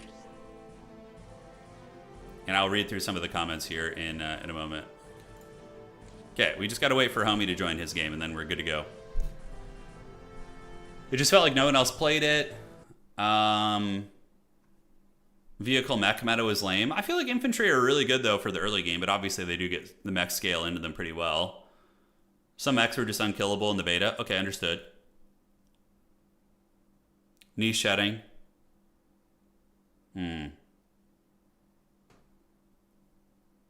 First player to rush armor, just auto one. Interesting. I don't know. It doesn't feel like that as much anymore because most players will stay on infantry for a long time to control the map. Because if you rush armor a little bit too quick, you can lose out on the map. Granted, going for a fast barracks and then using your call-in to get armor is very smooth. Pathing, infantry are one-dimensional. Meta devolves into smashing toys together. Okay, I can see that. Yeah. I mean, most of the games do devolve into that a little bit. A less complex company of heroes. True. I recall being annoyed by how strong the reinforcement waves were. It seemed like everything else you did was just a sideshow to getting your reinforcements. Understood. Okay. Information communication. Yeah. There is some haggardness with like shooting terrain and that's in the way, and then yeah, there's some awkwardness with that. Okay, I'm seeing it now. So let's refresh. I still enjoy the game. I'm having a blast with it, but good to hear. I was kind of curious about that. His password is elf. All right, folks, we got Space Marines versus Tau Empire. Lord Labudova versus the Kez. Oh my god, this man was born in 1998. Dude, I feel like a skeleton over here, dude.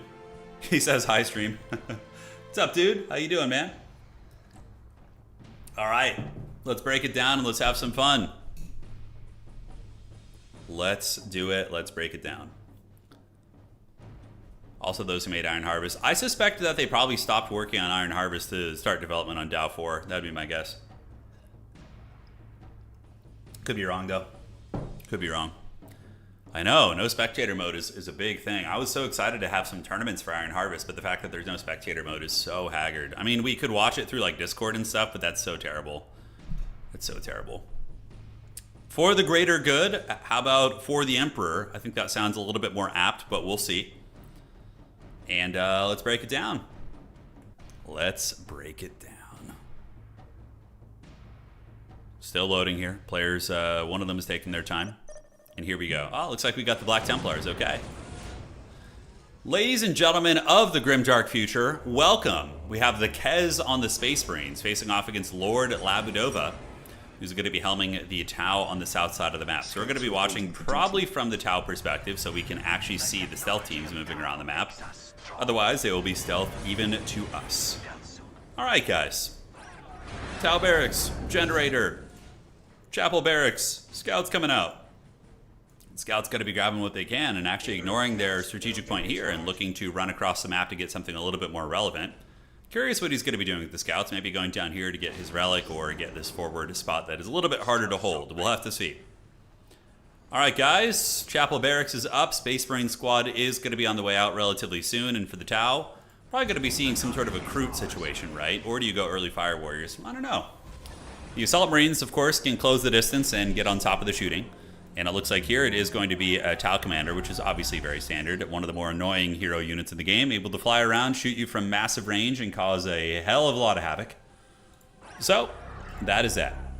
Double Scouts coming down, Scouts grabbing here. Space Marines are out. No Generator for the Marines out of the gates.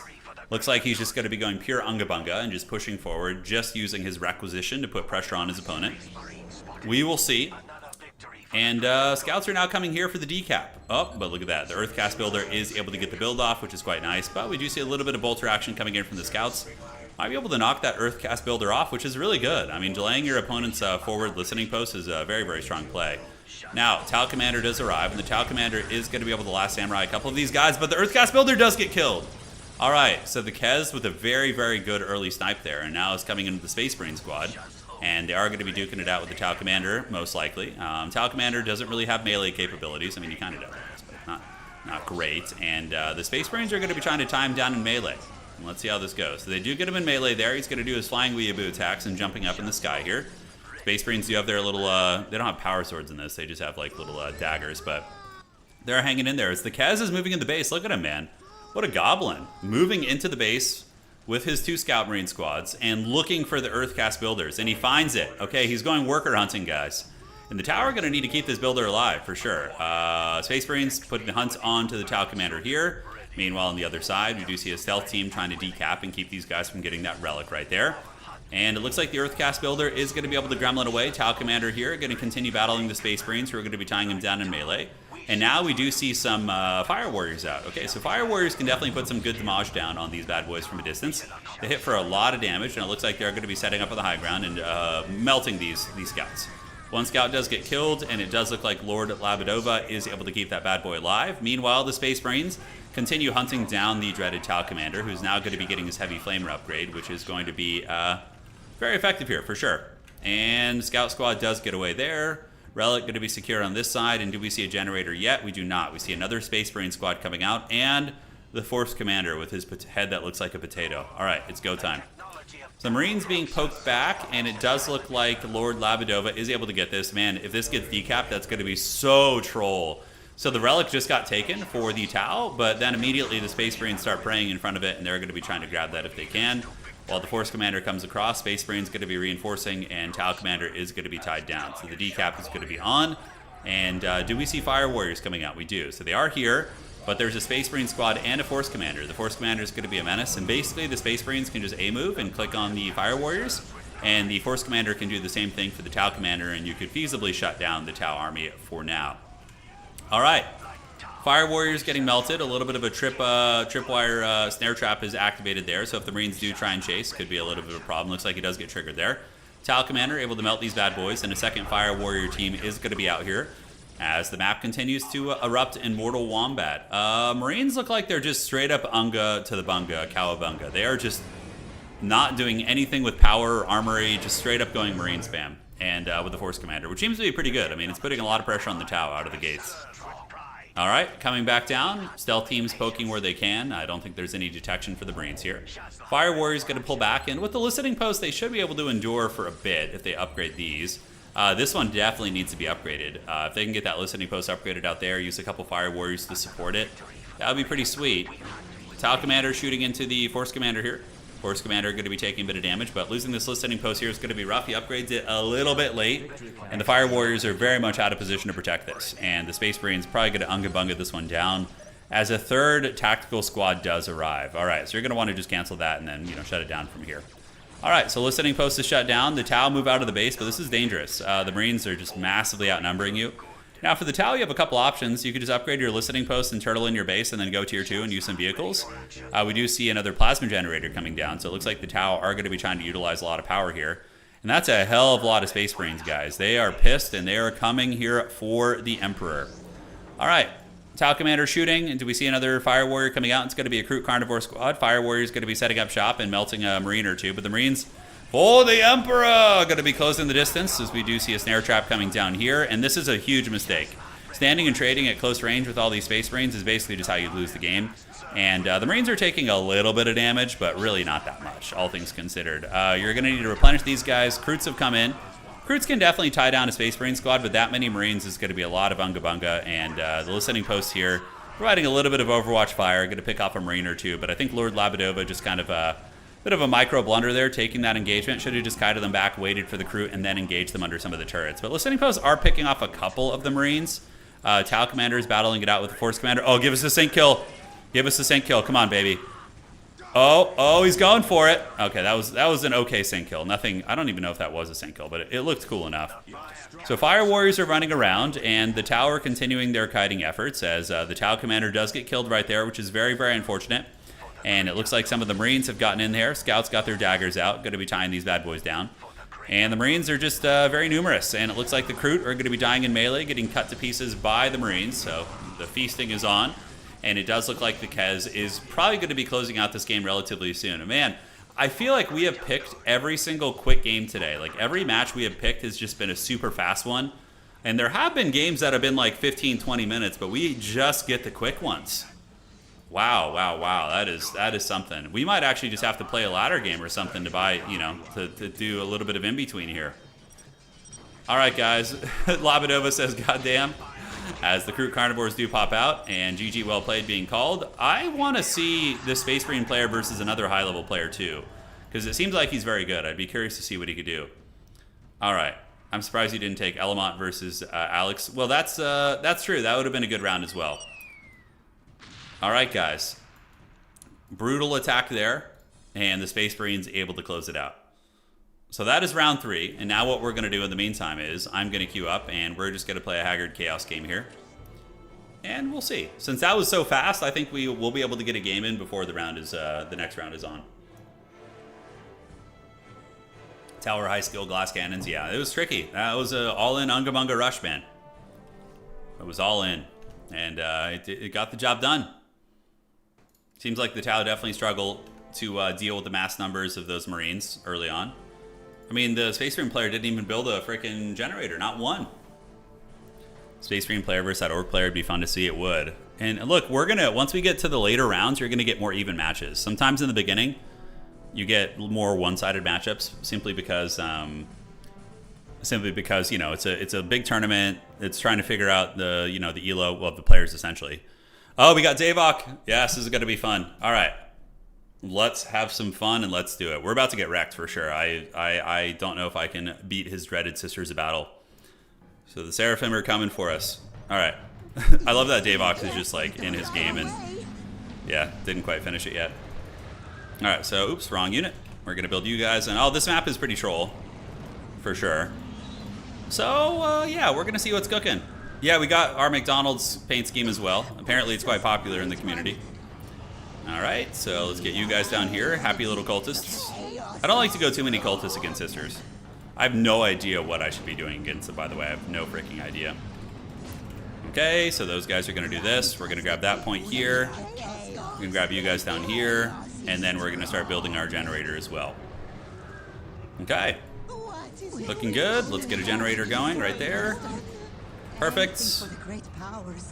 For the great powers. Nade cultists usually? Really? I would expect you to maybe go into the Space Marines. Just use a lot of Marines. Really strong jetpack map. Yeah, this map's super troll. It can lead to a lot of like funniness. All right, let's set that up here, and then we're gonna go to the backside and just get all of our generators up. Barbie versus the Ronald Marines. I know they're on the. Oh wait, did that not finish? Holy shit. Okay, that did not finish. That's bad. The classic plays. All right, let's power build this. We're gonna get some Marines out here. And have some fun with those guys. Cool, you're gonna finish this. And now we can go across here and grab that. All right, great. So the homies are grabbing all the points. And we can come down here and build this. And we're gonna get a listening post upgrade here. Get some Marines out as well. Can you hear the voices too? Yeah, I hear the voices. Okay, so Seraphim are out. We're gonna need some Marines to deal with them. So we're gonna get some of the Mickey D's Marines. They're gonna do this, and we're gonna see where they decide to go. So there they go. We're gonna do this. Hold ground and range stance is the way. So there they go, and they can run across and contest the relic over there. Chase them with some bolters. I feel like that's a good play. Great, so just keep hunting them, and they're gonna go to the backside. And we do get the capture there, which is good. So let's get in melee, tie them down. And we'll just keep chasing here. He's probably gonna be able to kite us, but we'll just try and keep him in melee and just replenish these units. All right. So we're gonna come back there, build this. Get into the listening post, keep playing a very safe game here, and the Seraphim are getting a couple picks. It's fine, but the Marines are hot on their tail, and we should be chilling now. All right, great. So we're going to run you back to the base. There's a listening post right there, which should start shooting them as they try and flee. And maybe going to lose a worker. I don't know. The Marines are trying to unga-bunga after them. And we need to make them lose models. Yeah, that guy should get away. He's going to lose a model there most likely. Great, so that's good for us. We're able to micro around and minimize losses while also teching, which is great. And we have the cultists. Maybe he's going to jump over there again, but the cultists are waiting. So far, the Seraphim harass hasn't done too much to us, which is good. Get a little bit of this, a little bit of that. And then we need to send you. We're going to get you over there to the far side, homie. And we're going to go contest this side. Great. All right, so these cultists can go and grab that. And I would imagine that there's going to be more out now. So we need to get a Chaos Sword, probably. Yeah, that was good, right? I think I didn't really take any punishment there. Chaos Sword's coming out. Let's get some more dudes here. Hey, Igor lived, guys. Igor was able to escape. I think I have both my workers still, which is awesome. Keep you by the listening post here. What the hell is that heretic doing? There was like one heretic that was completely detached from that unit. Okay, looking fine. We're not dead. Quite yet. Probably get a second Marine squad and we can push out. And it looks like there are some people here causing a little bit of mischief. Seraphim coming in for the harass. Okay, stop move is stop. Shouldn't I, if I want to get them to shoot effectively, wouldn't I just hit the R button? Or the W button? I always like him a little bit funky with that. Okay, so we're going to move out here. We're going to push the Seraphim a little bit. And the Chaos Sword should be popping out in a moment. All right, let's turn on them. Get the Marines coming here. Get you guys back. And we have our little Igors coming too. Great. Chaos Sword's coming. Get another unit to push here in a moment. Okay, so we're going to get you to go do this. And you homies can come in here. And now we're just going to continue shooting. All right, so yeah, getting a little bit of damage there. We can press. I think it's going to be fine. Okay, that is a missionary, which is going to be a free kill for us. And now we can replenish some cultists here, get the numbers up, and these Marines can come across right there too. Alright, we're going to turbo build that.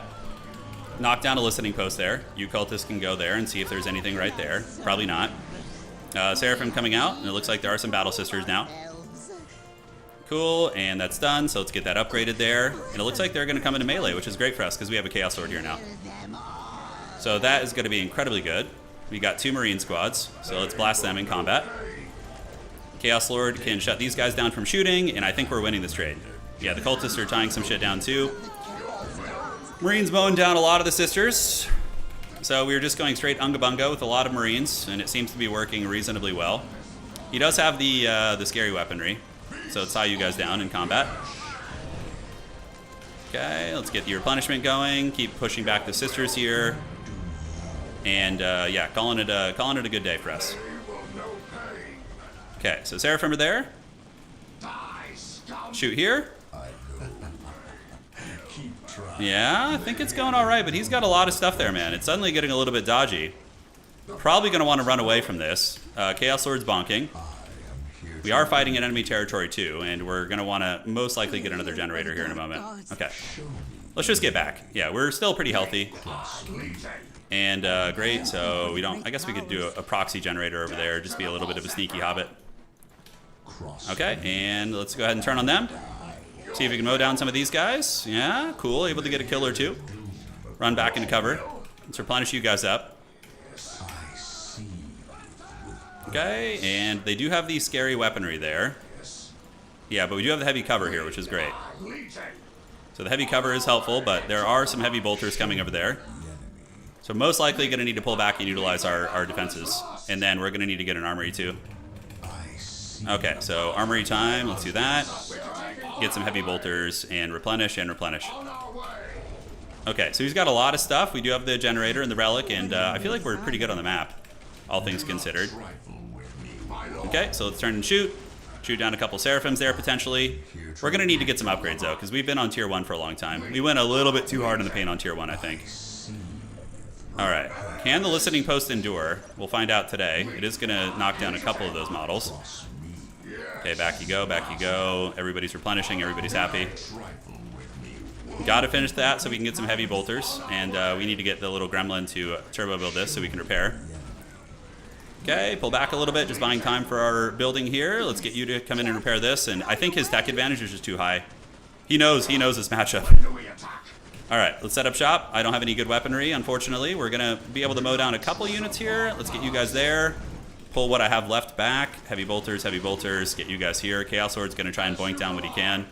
Turret's doing the best it can here. Yeah, too late now, I think. Our build just wasn't good. And he knows this. Okay. Keep shooting there, retreat back. I think we're pretty cooked. I mean, we have a lot of map, right? We have a lot of map, but I don't think it's gonna matter.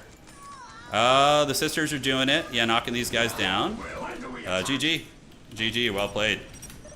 That was a good game. It was fun. I felt like we were in good shape. We were pushing him back, but then that tier 2 timing spike. Very, very good. It's, yeah, I can see why you might mask cultists instead with grenades. And then just tech behind that. I can see that being pretty good. Because, man, when he got tier 2, it just became very one-sided, the fighting. Resource-wise, I was actually ahead on resources, but our army just sucked. Yeah. Yeah, Seraphim are just a stall tactic, correct? Yeah. Over-indexed into trying to deal with them. GG, well played. All right, so let's see how we're looking in the tournament. We should be about ready. Do you want to get the heavy bolters, or do I want to go with, like, grenade launchers? Yeah, I always wonder what the correct play is. Wow, we actually still played our game. Check this out. And there's still matches going. So we have Demon Soul versus Roughhouse, Arcurin versus Barley, and Ranger versus Bigamo. Yeah. Grenade Cultist ruined me in my real match. Okay, so that's how you do it. Okay, got it.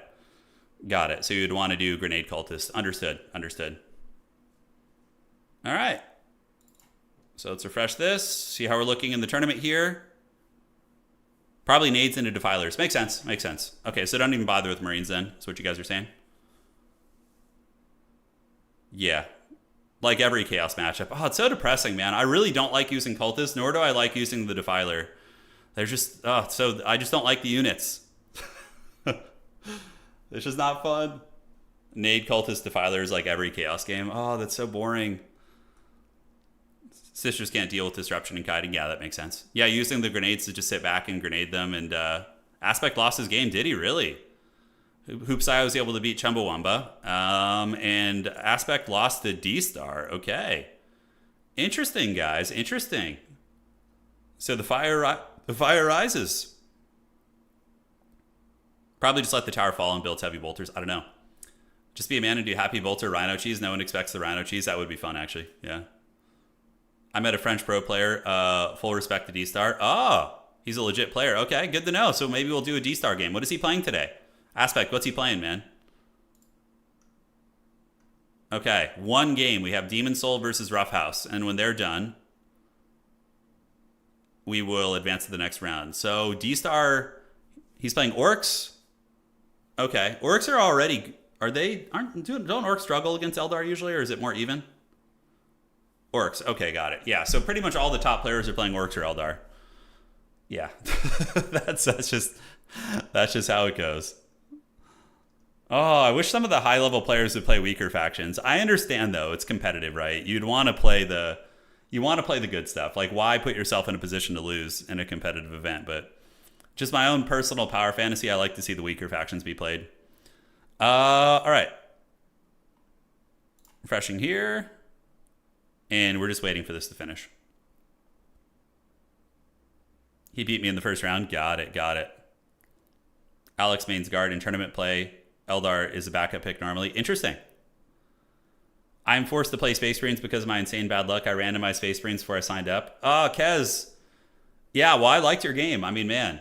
I might do one of your games again. I think we might do you versus another high-level player if we can get that in round 4, because you're probably going to play another undefeated player.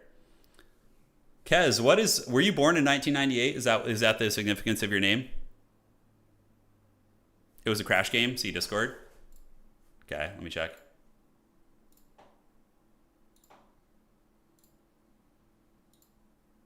Okay, let's see here.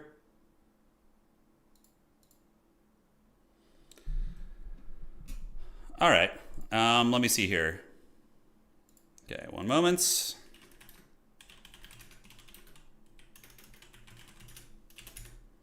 So we had a game crash. I have to do the dreaded. Business here.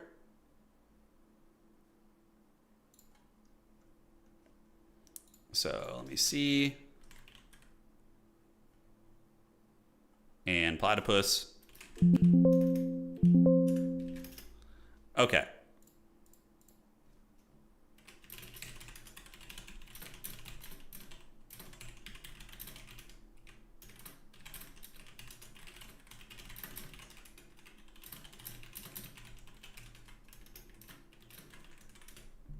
Okay, so just doing the adminning here real quick and then we'll be good.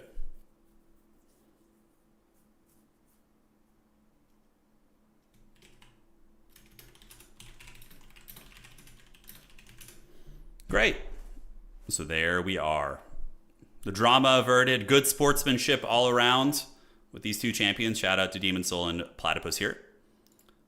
It was a real nail biter. Well, we'll see. We will see. I know you can hear the fearsome mechanical keyboard typing. Probably need multiplayer balance. Oh, yeah. Yeah, I wonder what would be some of the big bouncing changes you need. I bet you if you got some really high-level players in like a group, we got like 8 of them in a Discord, and we just grinded games and figured out some bouncing things, I bet you could bring the game to a pretty good spot pretty quick. I'm always shocked at how some of these big studios really struggle to balance. Creative Assembly's done a good job balancing. I mean, and they're not even multiplayer focused by just listening to feedback. We have some high-level players. And a document that is created by one of our top players named Catholic Alcoholic, and he puts together a list of balancing changes that is compiled by the community, and they just like literally take notes from that and do patches, and it makes the game so much better. I mean, understandably, in a lot of communities, it can be tricky because you have to root out people with bias and a bit of an agenda of sorts. But yeah, let's see. So last game should be good here. Let's refresh this, and great. So that is all done, and now we're going to be going to round 4. Did Catholic Alcoholic change his name? No, that's still his name. All right, so let's advance to the next round. Round 4 is upon us. Yeah. Cooldown and reduce Big Mac damage and increase health. Maybe a nerf Big Shooter slightly. Interesting. Yeah, most devs would hold. I do notice that. Yeah, a lot of studios. But the Creative Assembly guys are just like, hey, you guys are the experts. And we have, over the years, found some trusted people to give advice to multiplayer. And, Yeah, they just every single patch they just take off our bouncing document, do a couple of those changes that are really essential, and like the game's in a pretty good spot. Like we have like 24 playable factions in Total War competitive, and most of them are viable to an extent. Like even the worst factions in the game can find niche places in the meta. It's pretty sweet. All right. So we have Vox round 4.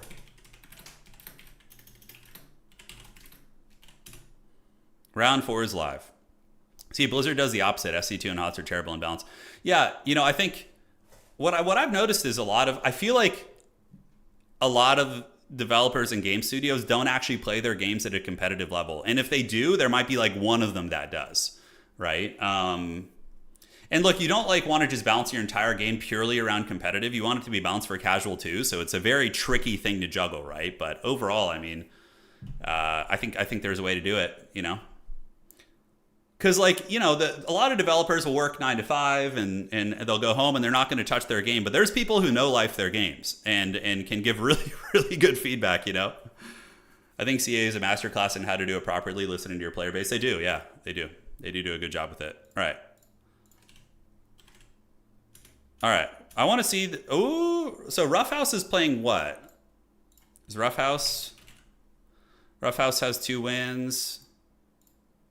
No way, that was only a Space Marine player's second win.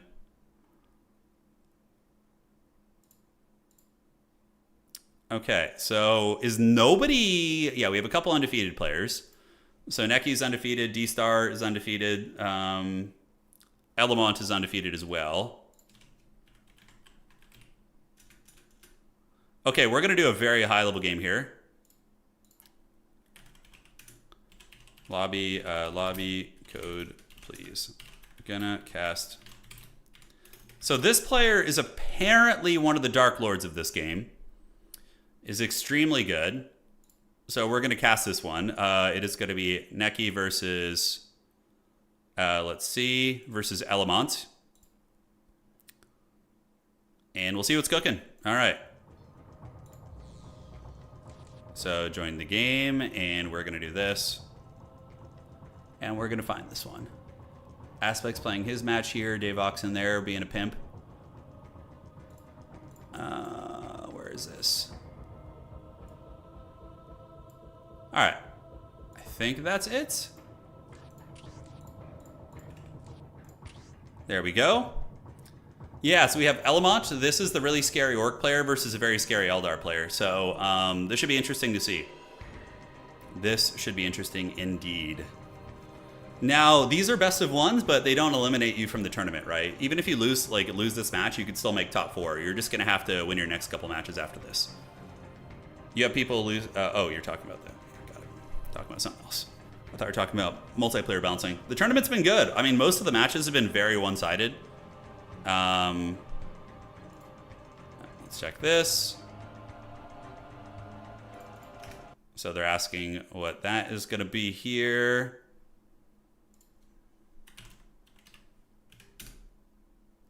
Okay. When was that edited?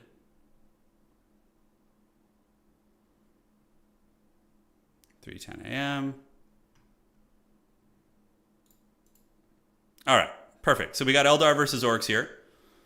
And we're going to see if we can get a longer match and have it not be super, super quick. You know, that's going to be the jam. All right, guys. Spawning in on the west side of the map, it's going to be our Orcish champion, and that is going to be Elamont. And to the east side, it is going to be the Eldar, who are going to be helmed by Innocent. So if you guys remember the King of the Hill we had the other day, this is the Eldar player that basically was just dominating everybody, right? So that is how that is cooking.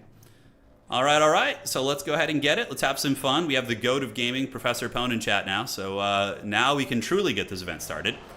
Running to the north, it is going to be Guardian squads grabbing what they can, and we do have Reaper aspects being added as well. All right, so Dark Reapers, aka Happy Feet, coming out. Guardians, and no Happy Feet being researched yet, but I assume it will be coming out relatively soon. The Plasma Generator is coming up, and the first Dark Reaper squad is going to be getting produced. Now for the Orcs, we see the Unga Bunga Slugga Boy, and I would imagine we're going to be seeing the Big Mechs. No, Shoot a Boy coming out first, actually.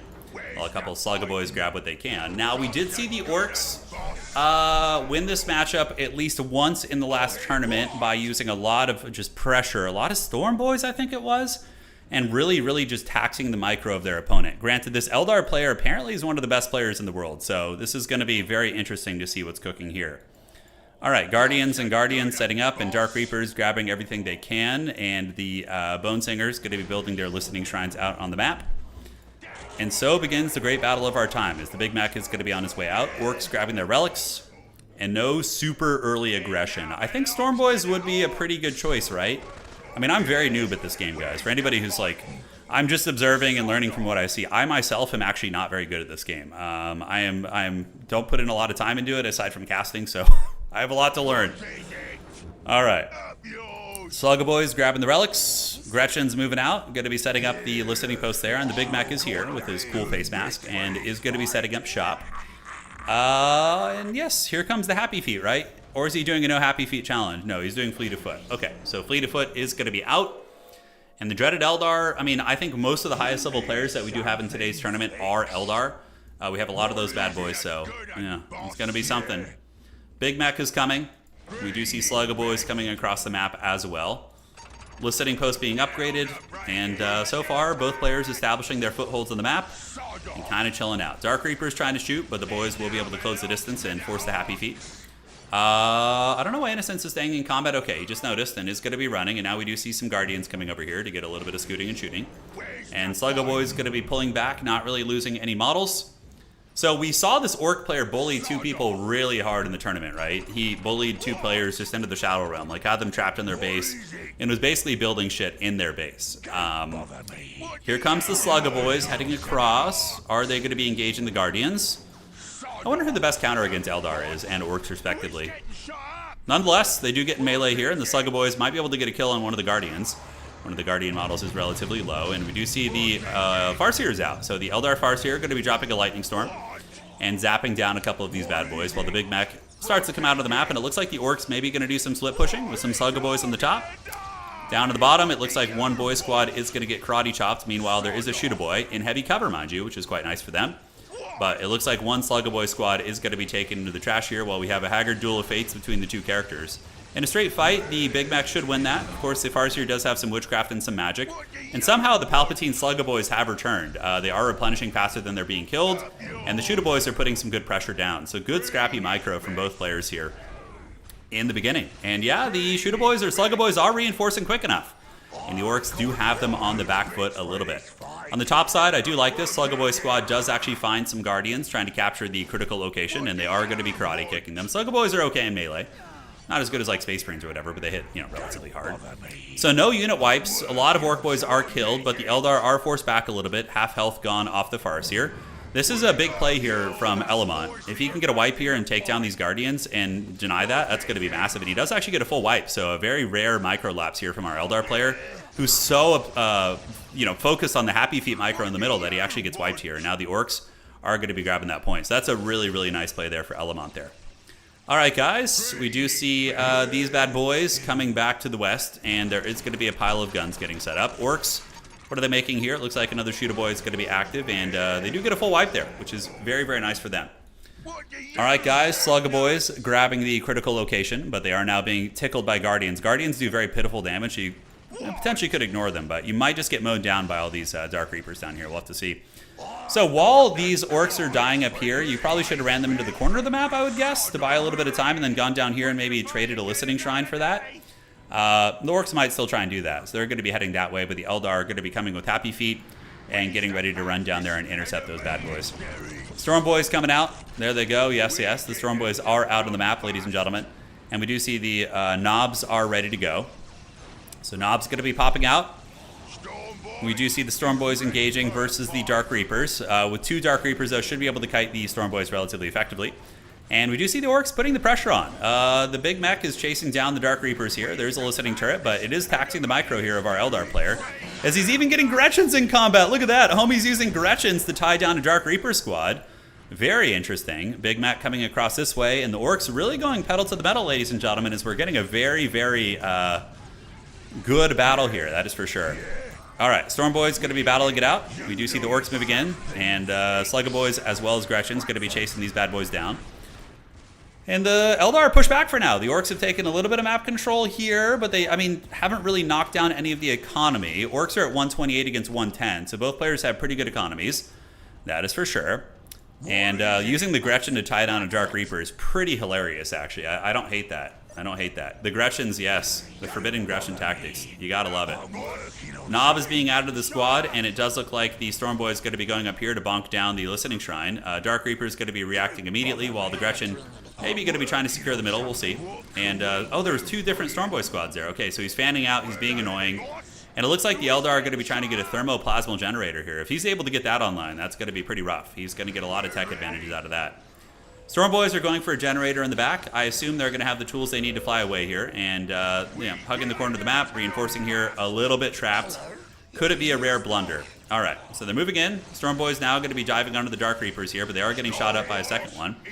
And, yeah, he ends up blundering the Stormboys pretty hard. They actually, one of them gets fully wiped here. The other one at least is in combat with the Dark Reaper and is doing some good work against them, but overall, dodgy. He does escape, and if he can get a Listening Shrine, that makes it partially worth it there. And the other Stormboy looks like that squad was able to escape. Okay, so he didn't fully blunder those. And now, do we see Howling Banshees coming out? Oh, we see the Weeb. All right, we see the Harlequin coming out. So the Harlequin, the insane clown posse, guys, going for the kill on the Orc Lord and able to get some nice damage. All right, guys. We do see the thermoplasmal generator here. Have the Orcs discovered it yet? They are shooting, and there is going to be a support platform being set up there. That's going to be a big, big economic boost here for our Eldar player, as he is going to be setting up the Dark Reapers. These guys are going to be lurking on the north side of the map. There they go. And Stormboy is going to be trying to decap that point there, but really not going to be great for them. And when is the Orc player going to realize he has to make a play for this? Gretchen squad fully wiped. It does seem like the Eldar player is kind of, you know, continuing to trade evenly, whereas the Orc player is falling off in some regards. Stormboy squad able to tie these guys up and might be able to kill one of the Dark Reapers. A model, not the full squad. But yeah, there they do get Last Samurai by all those Dark Reapers, getting absolutely mowed down right there. So do we see tier 2, Du Bois Hut? A lot of turrets here. Orcs do have a decent little shooty army, and they do kill the Harlequin. So the Harlequin does get killed there. And we might see a pit fight here, guys. The Orcs do have some cover. A tank busted squad coming out, so preemptively expecting Eldar vehicle tech, and we do see a support portal coming out, which is indicative of that. A lot of crossfire shooting right there, guys, and the Orcs are going to be in their heavy cover, but the Dark Eldar definitely have the DAC advantage here, which is not something the Orcs like to hear. What you needed is the 2 Stormboys to be full health. This generator, though, is going to put him very far ahead, correct? So that is going to give him a ton of resources, and honestly, the Eldar are probably going to start to run away with this game a little bit. Stormboys are replenishing. They're going to be diving in, but it's just 2 models. They're going to die instantly, and the Orcs are going to have to seize the opportunity here. Tank Bus is shooting in, knocking down a model or 2, and we do see the Big Mac moving into combat with some Slugga boys. And the rest of the boys are now moving in with an Ob leader as well, which is kind of helpful. And honestly, it could be a worse fight for the Orcs. They are able to close the distance. They have the heavy cover advantage, and they are killing a lot of the Dark Reapers in the front. Innocence does have the victory condition now, as they do have 2. And the Big Mac does get killed there. Lightning Storm activated by the Farseer. Going to do some tickling damage here and there. But it was a decent attempt, but I just think you can't afford to lose those 2 Stormboys. I think that's going to be a little bit too much. As we do see the Farseer getting harried and pushed here. Shooter boys are there, fleeing the scene, and we do see the Farseer also on the run. Orcs really on the back foot, guys. I don't know what they can do to come back here. We do see the Big Mac on his way back out. Orcs going to be retreating into the base here as the Shooter boys do get wiped out. GG being called by Element, and that is going to be victory going to the Eldar here in this game. Okay, so it's still a pretty quick game, right? You could see the high-level games are also very fast. But, you know, there's always a bigger fish in the pond. Seer Council might come out. Yeah, the Thermoplasma, it gives you 50 power. It gives you 50 power. It's pretty nutty. All right, guys. Harlequins are OP in Lore 2, Dancing Murder Clowns. Yeah, the Insane Clown Posse. Resources were pretty similar, just the army fights went better for the Eldar. That is for sure.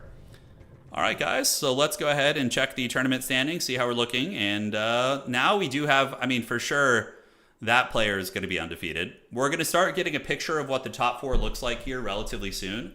That was round 4 of the tournament. Yeah, so Davok defeating Chumbawamba, Hellhound defeating Demon Soul, Quinn defeating Ares, and a handful of games still going here.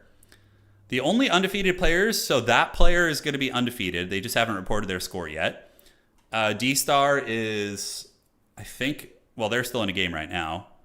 Silco still playing it out, and we will see. I would like to see high tier players not spam Eldar Dark Reapers. Well, you're probably in the wrong place, unfortunately. I think that's just the meta of this game, you know? I think they're very, very strong.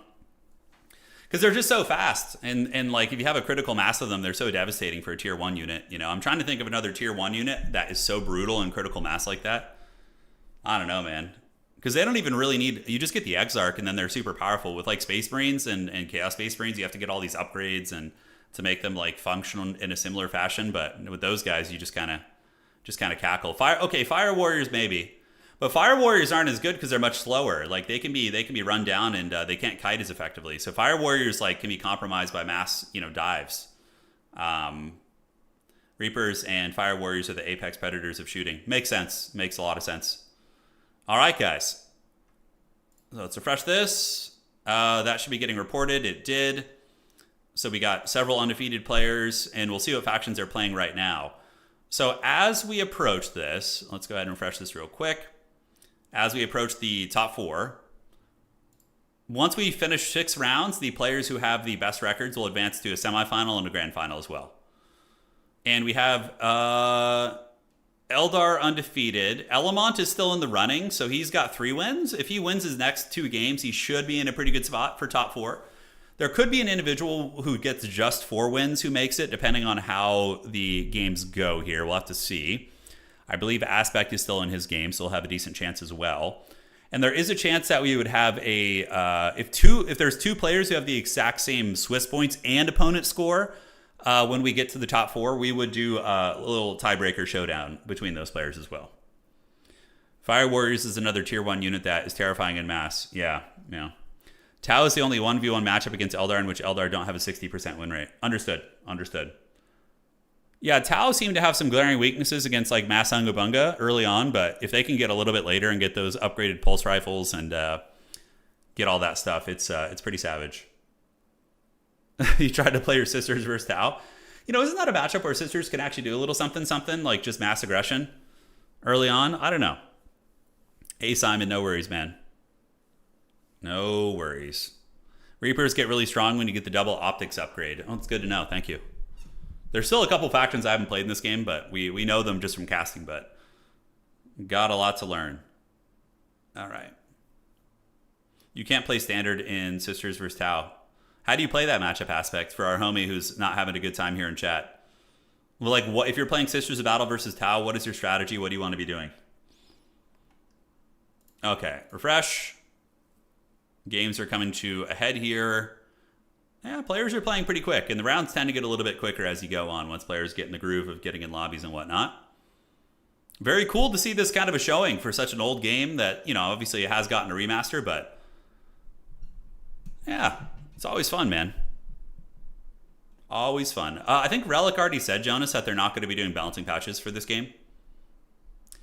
Something we could do in the future is we could do like a global ban or something where, I don't know, but that might get... I don't know how you would do that properly. I'd have to talk to some people who are actually in the scene about like a pick and ban system. We'll see. SFTs are good for out of the gates though. People just getting reps in there. Seraphim melee the Fire Warriors while outrunning the Kroot. All right. Let's do this. Cool beans.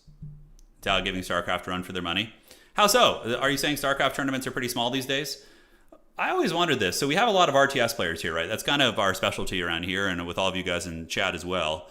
What does the grassroots StarCraft community look like? Like, are there people who host tournaments like this that are kind of... Is it mainly elite level tournaments in StarCraft, or are there like casual tournaments that still get big numbers of people signing up? I'd be very curious to know what that's like.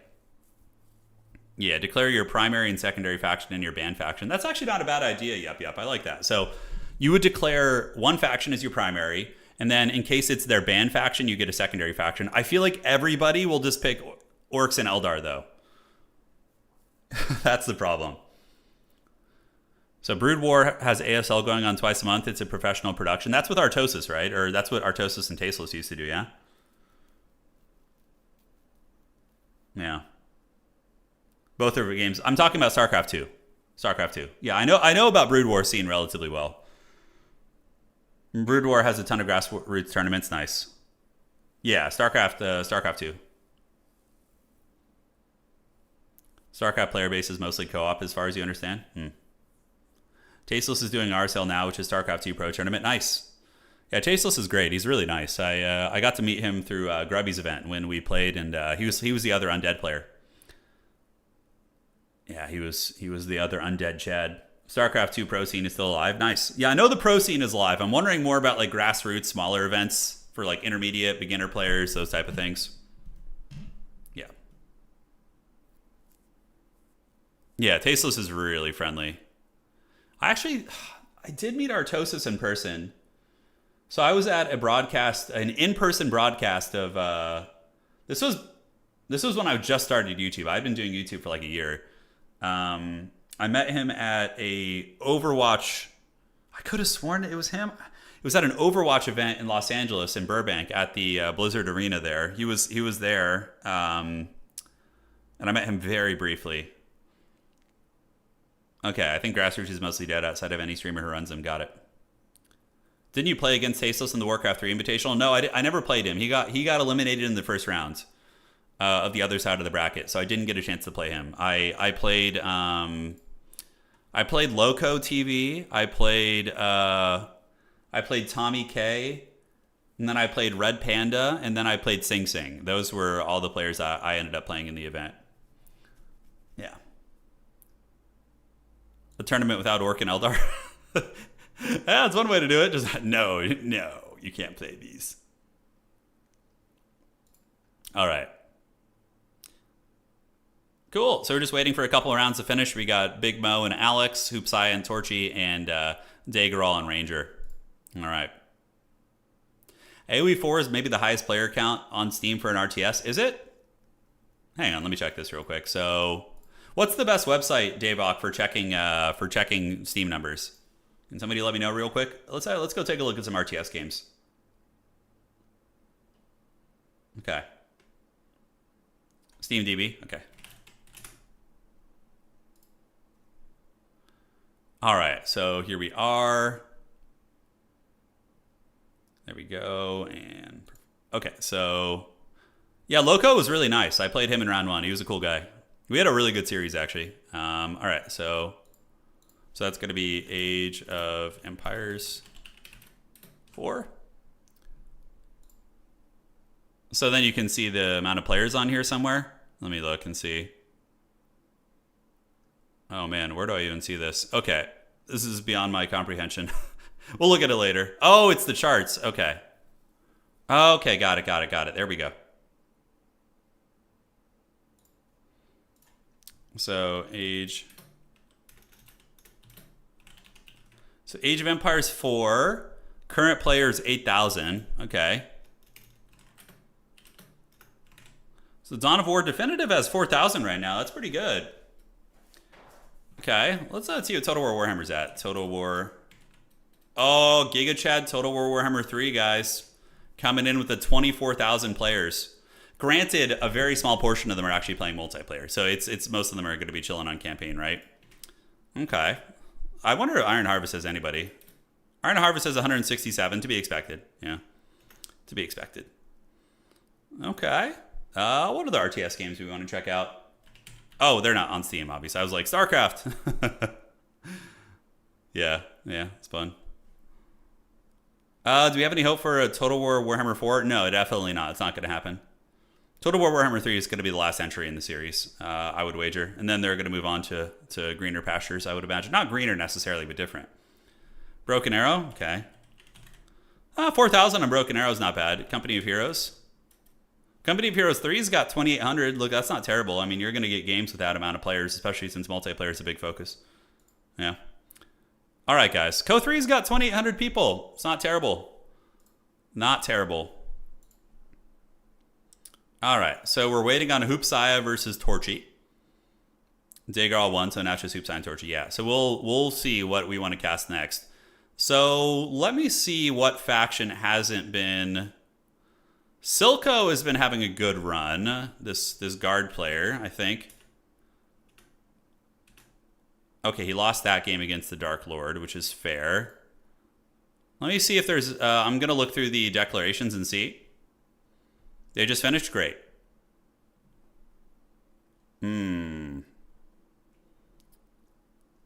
We could do a guard game. We'll do Silco. I don't think he has a chance at top 4, but still will be very fun to see them in action here. Yeah, we'll do that. I never played Sins of a Solar Empire. I never played that one. All right, so they're reporting the score, and then we're going to go to the next round here. Tortues Imperial 5 had a really close match with them in round 1. Nice. Okay, we'll try and find a guard game here. Let's check here.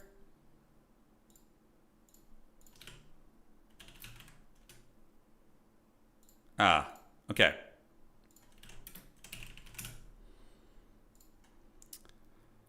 So let me do this. McLean needs to fix your business here. No problem. And refresh the website, and we should be good to go. Dawn of War 3 currently has 135 players. Holy shit. Who's in there? I don't know. Maybe there's some modded version of the game they're playing. Okay, and the round is done. All right, so we're going to advance the round here. Here we go. Next round is coming up. You guys want to look at Stormgate and see what Stormgate's got? Man, what a disappointment that game was for me, at least. I don't know how you guys felt, but I had so much hope for it. I was like, oh, the Blizzard guys, they're making a new RTS game. And then I saw the universe and the units. I was like, ugh. I really tried to give it a chance. I really did. I'm usually, like, I'm somebody who can watch terrible movies and find, like, the fun part of it, you know, and really be not super critical. But man, so that is going to be, what is this now? This is going to be Vox, round 5. All right, so round 5 is up. We're going to do this. Okay, we actually are going to do a Space Marine match. The Kez gentleman, that really good Space Marine player, he's playing a very good player. So, yo, we'll do yours again, brother. Those. Okay, so we're gonna do a Space Marines versus. This is Alex. Space Marines versus Eldar. Is that gonna be really one-sided? Is that gonna just be a bully beatdown?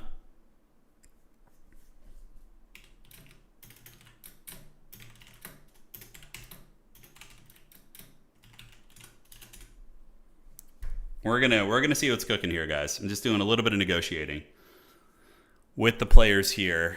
All right. Alex is a pro? Yeah. And he's on Eldar too, right? So maybe we should do a different matchup. He says Space Marines versus Eldar isn't worth watching. I have 0 chances, what he says. Oh, man. Okay, so we're going to do Silco's game. It's time for some guard. Yo. We'll do your game. Lobby code, please. Name. All right, Silco, we're going to do his game, and we're going to see what's cooking with him right now. And it's going to be Silco versus... Oh, man, he's playing Aspect? Okay, this is going to be Guard versus Eldar. I don't know how this is going to go. This could be a one-sided beatdown for sure. I mean, the Eldar dude just seems so nasty. We'll find out. Aspect did win our last tournament, but Silco has been able to win 3 games today, so should be fun to see what they got. This is going to be round 5. Or we could do another Necron match. I think Hoopsai is literally the only Necron player in here. You know what? Let's see what Asdros is playing.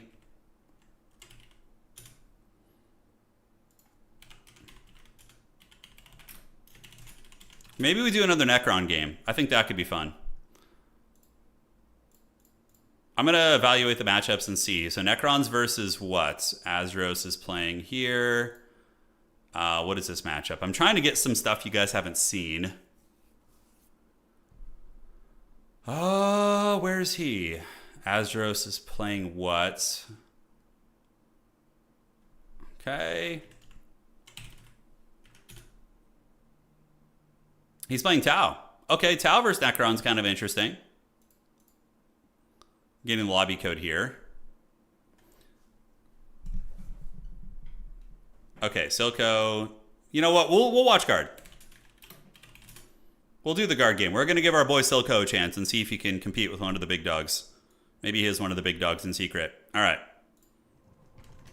So GLHF. And here we go.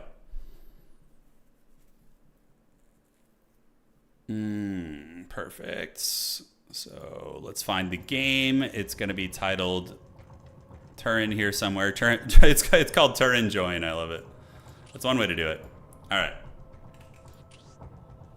The Eye of Horus takes us in. It's going to be Silco on the 69th Cadian. That's what she said.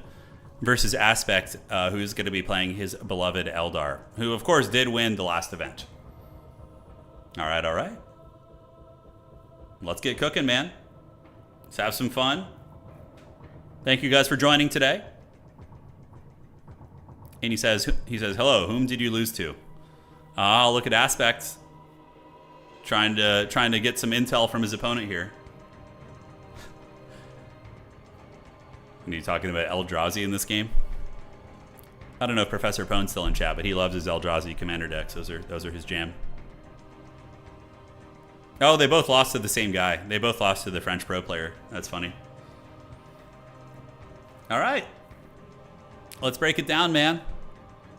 By the way, I wanted to ask you guys, are there any like old school Star Wars RTS games that you guys think would be worth covering? I know there was, I was looking back at some of them, and I saw there was a couple different old school RTS Star Wars games.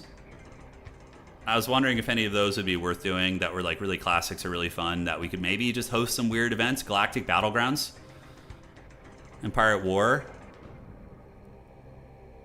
Okay, which one is the one that's based on Age of Empires 2? Empire at War is great. Okay.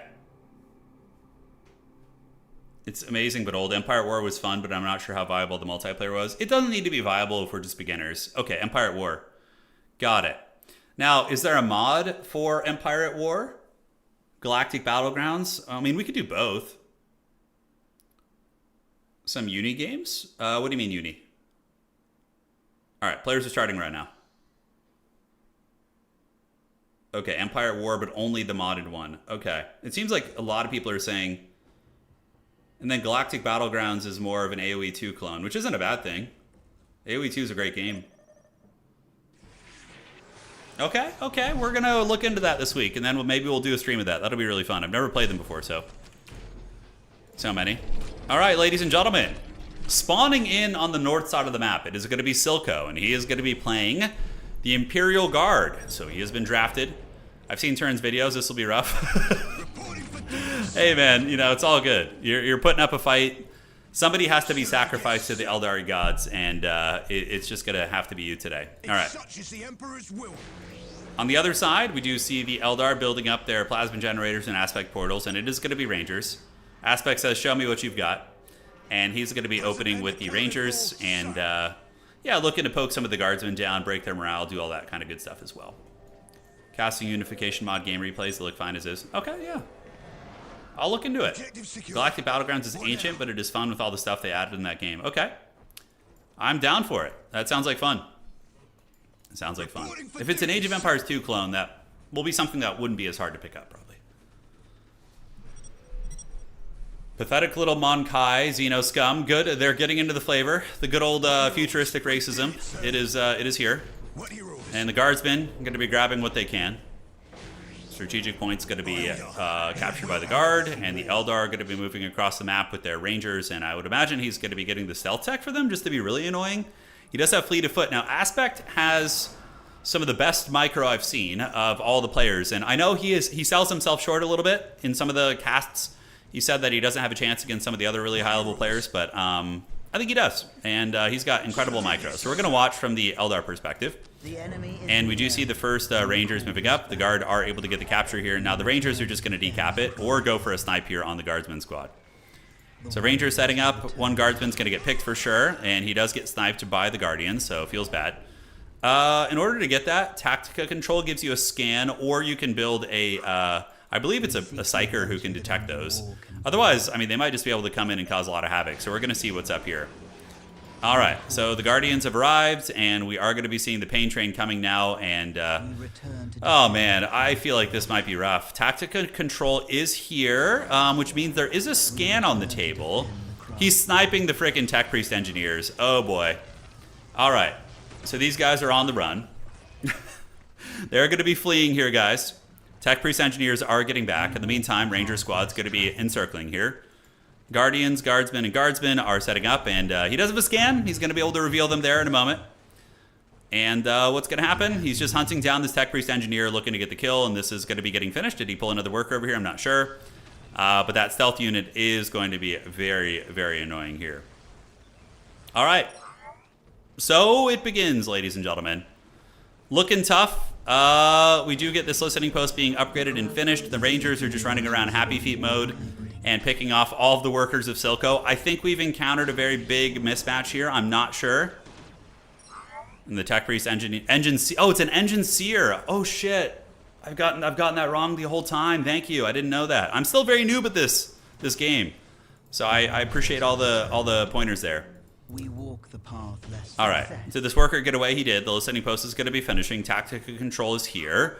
Eldar are happy feeding around. Meanwhile, the Guardians are going to be grabbing the entire map here. Answer the call. Yep. Guardians grabbing the map here. And it looks like they are securing their listening post as well. The scan is on the base for Silco. He's going to be building a second plasma generator, which is indicative of a tech here. Ranger is going to be sniping more Guardsmen here, getting some really, really nasty poke right there. And the Guard, they pull back. So far, the Guardsmen do have a couple listening posts set up, which is nice. And they are able to push back these Happy Feet boys. And the Happy Feet boys going to be fleeing. And they, I think, do drop one Ranger. No, that was actually a Guardsman right there. Oh, wow. Homie's going triple generator. Interesting. So he's got 3 of those set up. Now he's going to be trying to knock down the listening post. Is there going to be a scan here? Okay, he does have the grenades and is, I think, target firing, which is pretty funny. Walk the path less traveled. So the one Ranger squad is basically keeping the entire Guard army in check, but it looks like the Guard are doing some sort of a teching strategy. I mean, he's about ready to tech with triple generator and his current manpower saved up. He does have 92. His opponent has 92 also. So look, the Guard are not behind by much economically here. Guardian's going to be moving up, and the Rangers still chortling in the shadows. I don't know where they went now, but I think they ran away. Did they go to capture something? Yeah, this didn't get knocked down yet. Silco is going to be going tier 2. He's literally hiding everybody in his base right now. Oh my god, that's so funny. He's hiding everybody in the base. Oh no, no.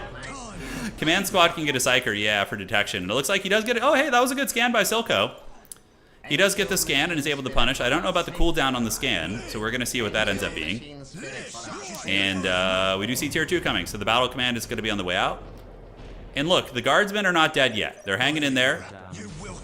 They got tier 2 on the way. I wonder what they're going to do in terms of vehicle. They're going to need to build an infantry center soon, probably, to get that command squad out. I think you're going to need it for the detection. And he's thinking about maybe running down here and building something. Dude, is he going... How many generators is he doing? 1, 2, 3, 4, 5 generators already. Oh my god, okay. So Eldar are going to be taking the map control here. They're going to be getting all the goodies, getting all the points on the map, and the Guardsmen going to be pulling back over here. In the meantime, battle command is up, and we are going to be seeing, wow, 1 million generators. Yeah, that's pretty hardcore. Now, what is he going to be doing with all that power? No, yeah, I don't know. He's got a lot. So currently, if we look, I mean, he's sitting on plus 50 power. Soon to be plus 60. I guess he just has resources and he just wants to spend them. Guard needs a lot of energy. Yeah, there's certainly vehicles they can spend them on if they want a vehicle spam at tier 2. The Eldar already have a support portal out though, and they do have their soul shrine with the optics as well. So going to be nasty. And now we're going to be seeing an infantry command being built. Guardsmen going to be coming out. Command squad will be out here soon. Tier 2 is going to be on the way as the 2 engine seers move up to try and build this building. Pure basilisks. It would be really funny if he just like turtles in his base and just sits there for 6 minutes with basilisks, but yeah. Hellhounds would be very good too against this Eldari army, but we are going to be getting probably the fire warriors or fire dragons out soon, which would be able to deal with them pretty easily with the correct numbers. Ranger is still chilling over here, being very obnoxious and picking off a couple models, going for some of the workers, and we do see the scan activated, which is going to be forcing the scouts back. I don't know about the cooldown on that scan though. Yeah, we'll see. So, Mechanized Command is coming up. Infantry Command also going to get finished as well. The Happy Feet Boys is going to be running away. Eldar have map control. Currently 122 against 92, so a bit of an income disparity between these guys. And, yeah, he's going to have to rush out some vehicles. Chimeras or Hellhounds or something and load up the Guard and go Limp Bizkit his opponent. He's going to have to roll dirty through those guys. We'll have to see. Turrets do not detect in this game, to my knowledge. I think maybe there might be some that do, but I think in general, they're not all created. Oh my god, he's going Basilisk. Holy shit. That's not going to do it. And we do see the Invisible Boys coming in. You can see them lurking right over here. As another Plasma Generator is going to be activated. And They are getting shelled. Dude, he's going Basilisk Depot. Oh my god. Well, on the bright side, we get to see Basilisks, which are really energy intensive, so then maybe that's why he did that. Eldar lurking around here, getting ready to shoot in on their reload cooldown, and now we're going to get the first Basilisk being produced. It's 250 energy a pop, but the Guard have 60 energy income, so they're pretty good on that. All right, so this is good. This is the classic Helm's Deep strategy. You know, hope your opponent attacks into your entrenched defenses and you can push out. Granted, I think Aspect will just sit on the board. Imperial Guard turrets detect stealth, do they? Let me mouse over them. 4 minutes. Oh, you're saying the basic turrets. Yeah, the heavy bolter turrets. Not the listening post, but the heavy bolter turrets do. Okay, good to know. Thank you. All right, guys. The first Basilisk is out. The second one's going to be coming out. He definitely needs to get a command squad. Probably would be helpful. And he is getting a heavy bolter turret here as well. So now we do see the Falcon grab tank. The Guard do not have much. They can build Sentinels pretty quickly, though, with all this power. And is it going to start shooting? Yes, it is. First shot goes in there, doesn't do much damage, and now we get Wraith Lords coming in. So you guys wanted later game units. Warp Spiders going to be teleporting in. Uh-oh. Oh, no! The Farseer Lightning and the Warp Spider Alpha Strike. Oh, and these poor shithouse pass. Oh, my God. Oh, no. Yeah, okay, we just walked into a big skill mismatch between these players. Now, Silco is obviously, you know, has played some games, but Aspect is our tournament winner from last time. So this is a very big mismatch, guys. Well, at least we got to see some later game units, right? Like, that's something. Warp Spiders are here, and we do see the dreaded Warp Spiders over there. Gathering on up. Wraith Lords pushing the Oh, man, the Basilisks are just having such a bad time, dude. They're just in melee with the Wraith Lord. The Guard's trying to get a mechanized command out and build some Sentinels, but it's not going to matter too much. It's a little bit too late. Sentinels out of the gates would have been good, but, yep, those guys are going to retreat. And the Wraith Lord is going to be moving in and just cooking this thing, man. Absolute brutality. Well, you know, at least this game went longer. On the bright side, this is like the first 10-minute game we've had today. Even the other high-level games we had. Whoa, what the hell? Did he actually kill one of the Wraith Lords? Oh, his Sentinel killed it. Nice. So he did get a Sentinel out there. Hey, but shout out to our boy Silco, right? We got to give this boy props. He came in here, battled the tournament winner from last time, and is, you know, lasting longer than many players would have. You know, he's hanging in there. Shout out to all of our newbies and intermediate players in today's event. You know, they're giving it their all. So Sentinels do come out, and they, of course, can decap some of the points. 3 minutes until take and hold victory. He's going to need to decap 2 points, and the Sentinel's going to head to the middle. Other one's going to head to the far side, and the Chicken Walkers are going to be trying to get that. All right. So, Guardsmen are out recapturing ground where they can. The middle is going to be decapped. Do we see any Fire Dragons yet? No, Sentinel might be able to actually get a decap on this, and he is decapping the other side as well. So this guy needs to just hold for the Emperor and get the decap here. It's like some movie scene. He's like, I gotta plant the flag. He does get the decap. Look, he went out and saved the day. A couple guards tried to move out of the base, immediately getting pounded by the Dark Reaper fire. What a Chad. And on the other side, we do see the Sentinel. Probably gonna have to run back to the base now. Heavy bolter turrets. Look, this guy's living his fantasy right now. He's living his Guardsman fantasy. He's got his heavy bolters up. He's hanging in there, getting more listening posts in. And we do see a big boy coming in who's going to be trying to punch this down. And Sentinel's going to be moving back soon. I don't know where it went. Oh my god, it's running all the way to the other side to decap it. I love that. It's hilarious. Okay, Guard's going to be rushing the Fire Dragons. Fire Dragons, of course, are heavy infantry. A couple of them will die to the Guardsman firepower, but the listening post here probably going to pay the troll toll as well. And now we're going to be getting more Sentinels coming out as he does move across the map. Hold the line, Guardsmen. They are holding. I mean, man, the Warp Spiders are just going to annihilate this army. We do get a command squad coming out. I wonder what he's going to get. You know, I don't think the Eldar even have a Farseer. I think they just skip that. This Guardsman squad going to go out on their shield for the Emperor. You got to respect the battle here, but they are going to meet their end at the hands of those Eldar. Look, guys, longest. You can give the Guard player all the trouble you want, but he has had the longest game. He is holding. He is really leaning into the Guardsman flavor. All right, guys. Eldar lurking out here, waiting in the wings. Wraith Lord is there as well. And we do see the Sentinel pulling back to the base. So the Sentinel is going to be retreating back. In the meantime, another Sentinel is out, and the Guard are going to be getting assaulted. But we do see the command squad is here now, and he does have a homie. I think he's got a Commissar with him. Warp Spider pops out, immediately kills the Commissar, but we do see the Basilisk popping out. Homie's, he's living his power fantasy right now. Basilisk shots ripping in. Guardsman going to be pulling back, and the command squad is trying to tie things down. He's not doing badly, all things considered. Sentinel does get killed, and it looks like the Wraith Lord is almost dead. The Basilisk is getting to shoot right now, guys. It is Blitzkrieg bopping some of these bad boys, but he really needs to finish that off. Fire Dragon's actually killed to the last man, just about, as the Basilisk continues shooting, and the Guardsman, again, living his power fantasy here. Guardsman squad setting up shop, and the Wraith Lord getting quite low. Warp Spiders moving in, but they are getting nuked by Basilisks. Yeah, survive more than 10-minute achievement unlocked. That's right. You know, you guys were laughing, but he is lasting longer than probably some of the other high-level players would have. He's going strong, dude. I love the resilience of Silco here. It's great. Fighting against insurmountable odds. Truly capturing the guard experience. All right, so he's going to be moving out with his grenades and his basilisks, and population's currently full. He's going to need to augment that right now as he's rebuilding his listening post here. And the guard are going to be retaking a little bit of ground. How funny would it be if the guardsman actually won this? That would be insane. Warp Spiders moving in, immediately obliterating one guard unit. God damn, they do a lot of damage there. And we do see the Sentinel getting nuked by the Fire Dragons.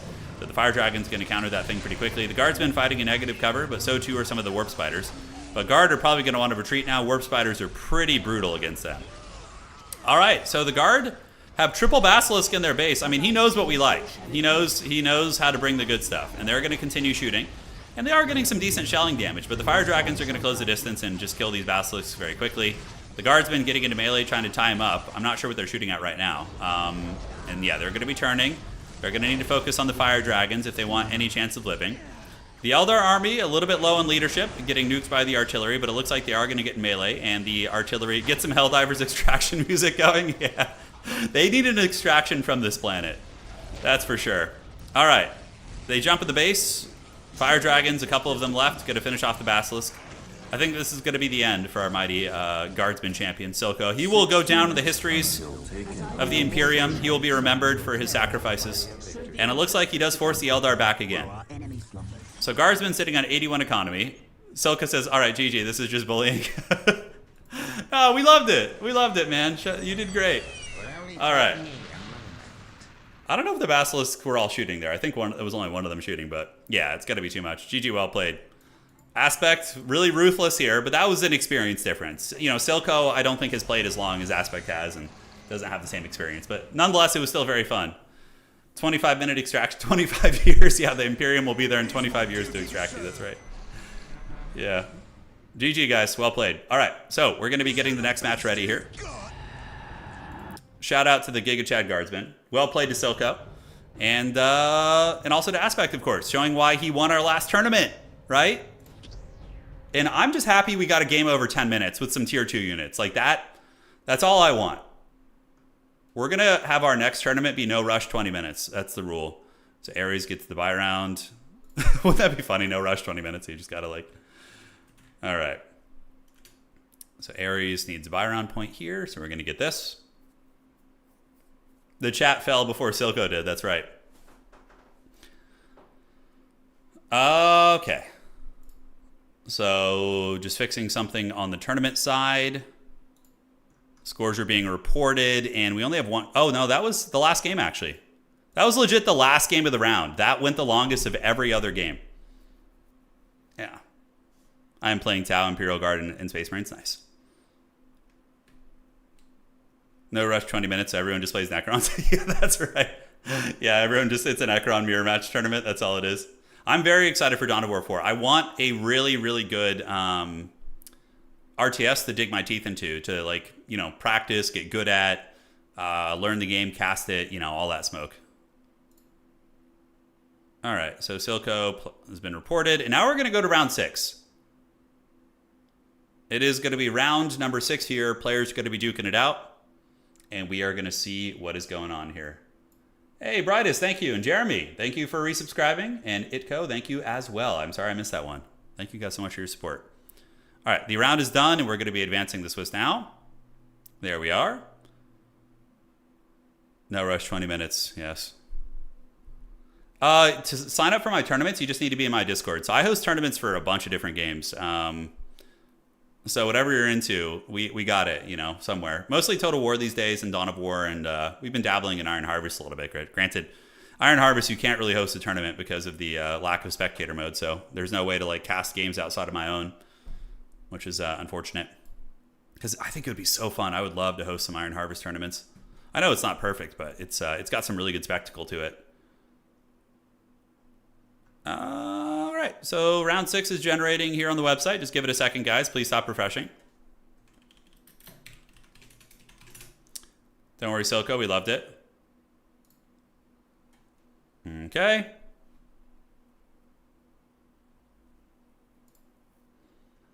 Let's get this here. Go to the Dawn of War section, and we should have our new brackets now. Oh, we have a fun matchup. We have, hold on a sec here. Let's do this. So we have you guys, round 6. All right. So let me see who these guys are playing. Demon Soul. I don't think I've casted one of his games, Demon Soul. So he is playing what? Okay, he has a lot of typing here. Round 6 is upon us. I'm going to look at some of the matchups here. So this is the big situation to see who's going to be making it to the top. Chumbawamba got the bye round. Chumbawamba, I'll play you in between games if we get a little bit of time here. So Quinn versus Demon Soul. So we're going to do a bracket of a game of 2 individuals who are more in the middle of the tournament, I think. Although there are some good high-level games as well. Let me see what we got.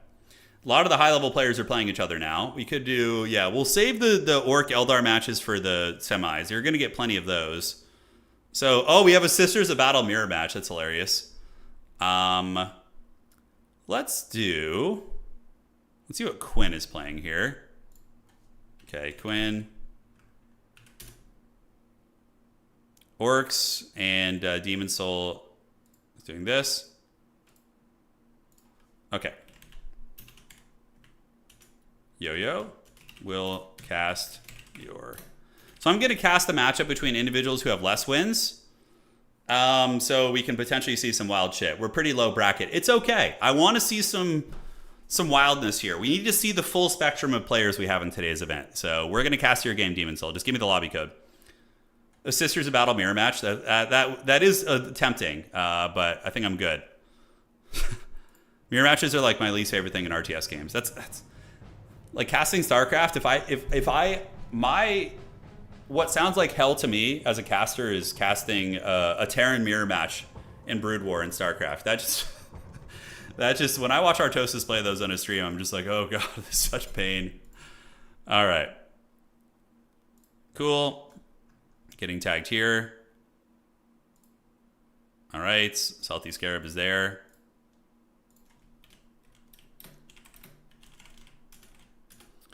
Okay. Let's join this. And I just need lobby information, Demon Soul, password 432. Join this. And we just got to wait for his opponent to get in there, and then we can join.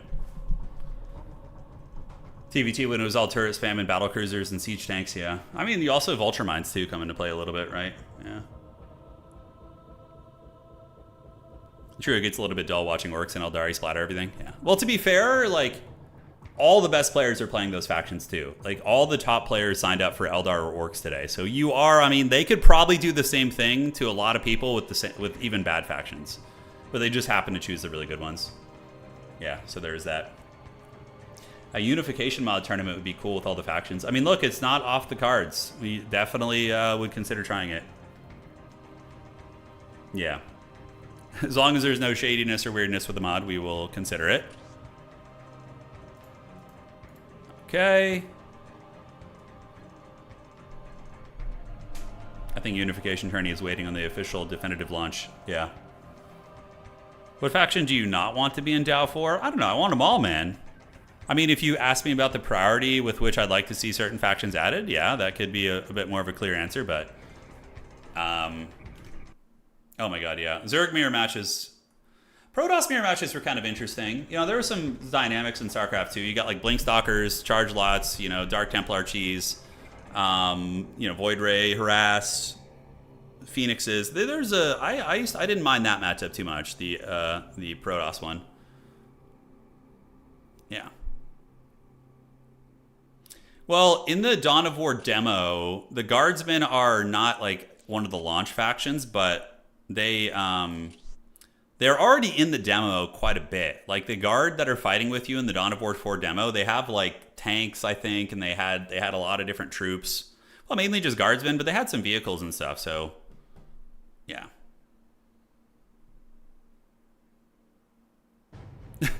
Why is that, Weston? What's going on there?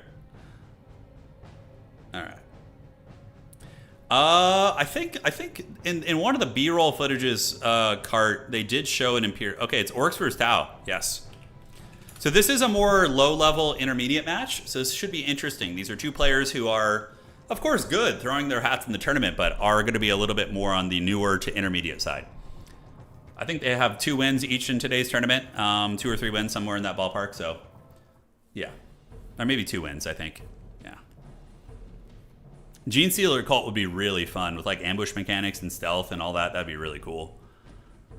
But Gene Stealer Cult are not popular at all. They're one of the least popular factions, I think, in 40k. So probably not super likely to see them.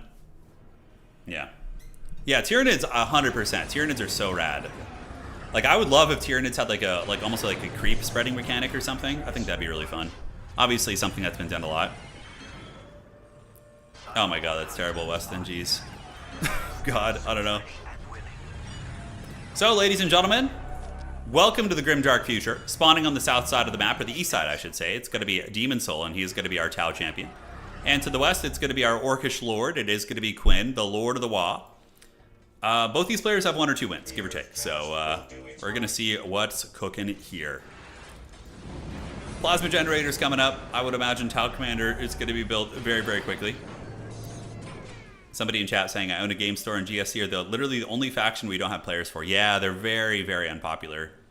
I used to play a lot of tabletop tournaments. I was in 8th edition Warhammer. I was a tournament grinder. I used to go to a lot of RTTs and a couple of GTs as well. And Gene Stealer Cult was, I think I played them once, maybe twice in like several years of going to tournaments and playing in weekly leagues and things like that. Yeah, you don't see him too often. Nonetheless, Tau Commander's going to be coming out. Orcs going to be grabbing the map with their Slugga boys. So they're going to be slugging and pushing and seeing what sort of disruption they can cause. Wonder if we're going to be seeing Vespids. Oh, we do. Now, this is kind of funny because you can get the Vespid Stingwing strain. You can go over here, and then you can fly over and try and harass the Orc base before it gets entrenched. We'll see what they do. Vespids are very, very good at going after light buildings, like small buildings, like generators, things like that. But is he going to go for the strategic point? No, he's going with the Tau Commander to go do some early pressure. Now, Vespids, decent in melee, 36 top end damage. Their shooting is a little bit subpar, but, you know, like I said, they can bonk down buildings. But you need to probably... Oh, is he going after the Grots? Okay, the Grots are lurking back there, but now he's going after the building. And this is obviously an unupgraded listening post. This is quite brilliant, actually. We see the Tau getting in, boinking down one of the buildings here, and the Orcs are going to be forced back. Now, Shooter Boys are out, but the Vespids should be able to tie them down and beat them down pretty good. So the Orcs need to get their big mech out relatively soon. All right, so the Shooter Boys going to be fleeing the scene. Gretchen's popping out of stealth with their Haggard pistols, which do 2 damage. Vespids so far are really bullying these guys, and it looks like they're going to retreat back. And are they going to go for critical locations? We'll have to see. But overall, extremely cost-effective early game here for Demon Soul. Able to get the Vespid, knock down a listening post, really beat up an Orc Boy squad, take down their numbers, and live in his best life. So Earthcast builders preparing, stealth teams grabbing where they can. We probably want to be on the perspective of the Tau because they have invisible units right now, so we want to see those guys there. All right, listening post is being rebuilt while the Orcs continue grabbing the map where they can. Up on the top, Orc Boys are going to be decapping, so very, very smooth stuff there. They're bashing their axes against the ground to capture the listening post. That's how they do it. Now they're going to be planting their mighty flag, so there they go. Now back in the base, the Vespids do dive in, and they're going to be going after a tower. Now this, so far the early game has been very good for Demon Soul, but this could be a bit of an unfortunate play, as he does send his Vespids in, and, oh, what the hell, that was weird. Like, one of them jumped, but one of them didn't. That was very weird. Yeah, I guess a little bit of buggy haggardness classic. But we do see this bad boy fleeing. It is going to be the Vespid Stingwing strain. They're going to be peacing out here, and getting attacked by the Tau Commander, perhaps. Oh no, the Tau... I was like, he looked like an alien orc-looking unit, so I was like, is the Tau Commander going to go after him? My brain just totally dropped there a little bit. But regardless, Tau setting up. Fire Warriors and heavy cover are going to be very nice and entrenched on the high ground here. Could put some firepower down. Vespids are going to be replenishing models. Tau Commanders here. Listening posts coming up across the board for both players. Orks with a slightly more map control. You can see they're looking pretty good there. Meanwhile, Shooter Boys lurking on the backside, and we do see the Fire Warriors unleashing some firepower. And from a really good position, by the way. The heavy cover here, Vespids serving as buffer. And the Orks are going to be grabbing the critical location. So now Quinn does have the win condition on the table, but if the Tau can get that critical mass of Fire Warriors, get that Path to Enlightenment, get those upgraded pulse rifles, and get a Doom stack going, that is what the Orks don't want. The Orks want to cripple the Tau so much early on with their numbers that the Tau are not able to get that critical mass going, and the Orks can just unga-bunga them, right? That's going to be the idea. Listening post going to be knocked down here. Tau Commander shooting. Fire Warriors going to be moving up to set up shop here. And there they go. So it is on. Retreating back are the Vespids. They're going to be flying away, while the Gretchens are getting last samurai'd by some of the Tau shooting. Tau Commander putting a little bit of DACA down as well. And ladies and gentlemen, Orks moving on up. So far, pretty even fighting from the two, but it looks like the micro battle is being won by Demon Soul here. It looks like he is able to push these bad boys back. As the Orks do finish the listening post, if I'm not mistaken, but its DPS is going to be pretty weak until it gets upgraded. And I think the trading is favoring the Tau. Just having Fire Warriors sitting back and just unga-bunga, you know, space shooting here is going to be very, very good. Now, is the Big Mech, is he going to teleport up here and try and shut down the Fire Warriors? Probably wouldn't be a bad idea. Trading at a distance, I mean, these are Shooter Boys, I guess, so, you know, the Shooter Boys can shoot from a distance, and we do see the Tau Commander getting a little bit low, and some of the Fire Warriors are being taken down as well. Orks, though, are hemorrhaging models. I mean, they've been losing a lot. Both players are forcefully regenerating their various pieces. As the stealth team here are going to be taking the high ground point for the Tau, and the Tau do have listening posts, but the Orks do have map control, right? So, tricksy hobbitses indeed.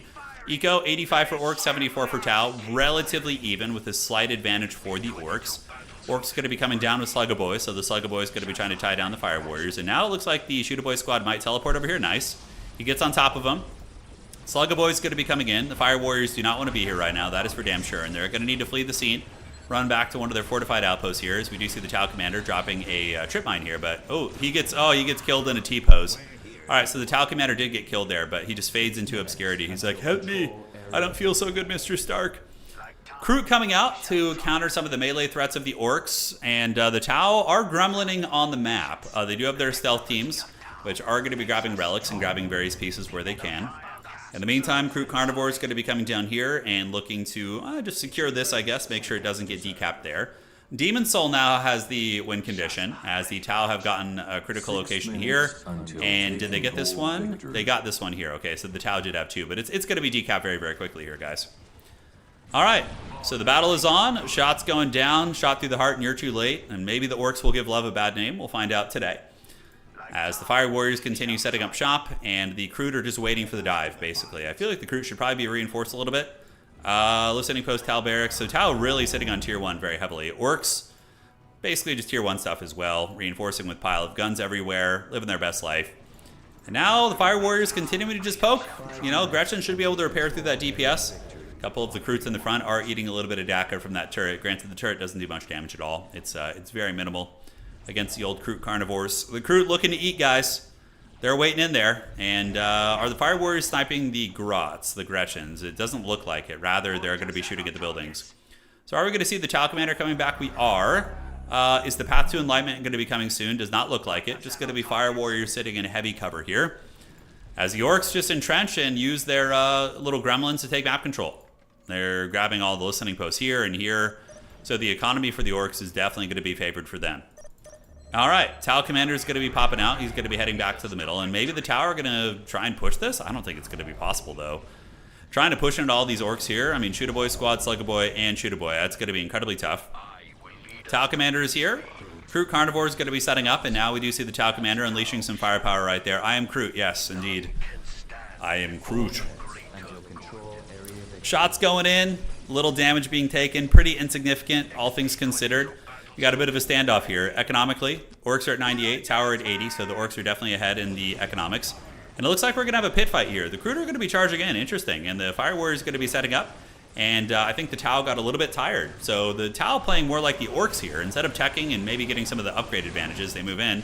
And now we're going to be seeing the Storm Boys jumping on top of the Fire Warrior teams. And the Fire Warriors did some okay damage there, but charging the Kroots unga-bunga into an entrenched Ork position was not a recipe for success, that's for sure. And the Tau are going to be forced back here, as we do see another Kroot Carnivore squad coming out. and the tower falling further and further behind.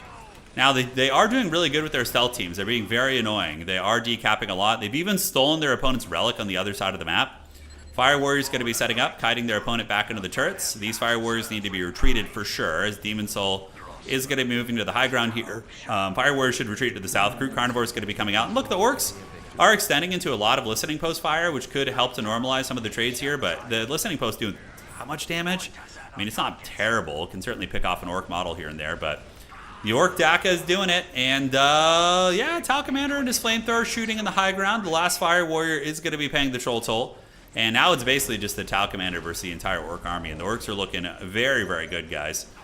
So, just a bit of a blunderous trade here. Really, should have just gone back, built more generators, turtle, and get some tier 2 most likely with the upgraded rifles and all that sort of good stuff. Yeah, some Barracudas could have been fun too.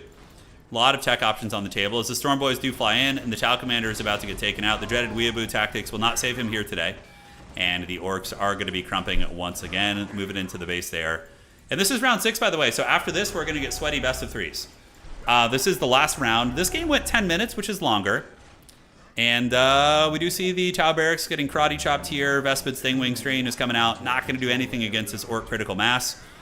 And a good night, sweet prince. You'll be missed. Demon Soul, you were a champion of the people. But Quinn has been merciless today and is going to be claiming victory as the Tau Commander. He still lives. Okay, he's back in business. Vespid's fighting in combat, but he's going to get ripped to shreds by the Ork shooting. And the Tau Commander is trying to melt what he can, doing a little bit of damage, but not too much. And, yeah, Storm Boys can move up there. Oh, Tau Commander does get flattened by the Ork Daka. And GG being called by Demon Soul. That is going to be it for today. GG, well played.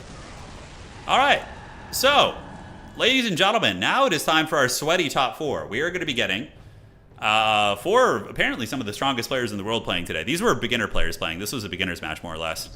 But you're going to be getting advanced matches now for the rest of it. All right. So let's refresh this. See how we're looking in the tourney. Should be getting close to the end. So we're going to go check this and see how we have Neki able to defeat Hoopsaya. Elamont defeating Aspect. So that was the Ork player that we saw earlier. He casted a couple of his games. He defeated Aspect. D-Star defeated Alex. The Kez defeating McLean. And yeah. Matches are coming together, guys. You can see them all here. Chumbawamba needs his buy round point, so we're going to go give him that. And we'll go from there. Turin, have you played Beyond All Reason? I haven't played it. No. Yeah, I've looked into it, though, Lord. And there is a chance I'll play it someday. There is a chance. Okay, so Chumbawamba needs to get his score fixed. And now we're going to the big dog games. These are going to be the biggest junkyard dogs battling it out in this next situation here. So let me check. Chumbawamba should have 2 points if I'm not mistaken. So let's check that one. Okay, Chumbawamba, 1 sec. 1, 2, and then he has... Okay, yeah, he should have 2 wins. Okay. Let's fix this, because it could affect tiebreakers. All right. Let's get you going there. And have some fun. Declare primary, secondary, tertiary faction, and 2 faction bans. Okay, so each player picks 3 factions, and then you get 2 faction bans. So basically, everyone would just ban Orks and Eldar, and then they would be playing their 3rd faction. That would basically be it. I don't think we had a single Chaos player sign up today, by the way. Is Chaos considered bad, or are they good? Like, what's the situation with high-level Chaos? It's just all cultist, grenade, defiler shit, right? Is that it? Is that 3DB? I don't know if he's playing today. I don't think he is. 3DB? Let me check.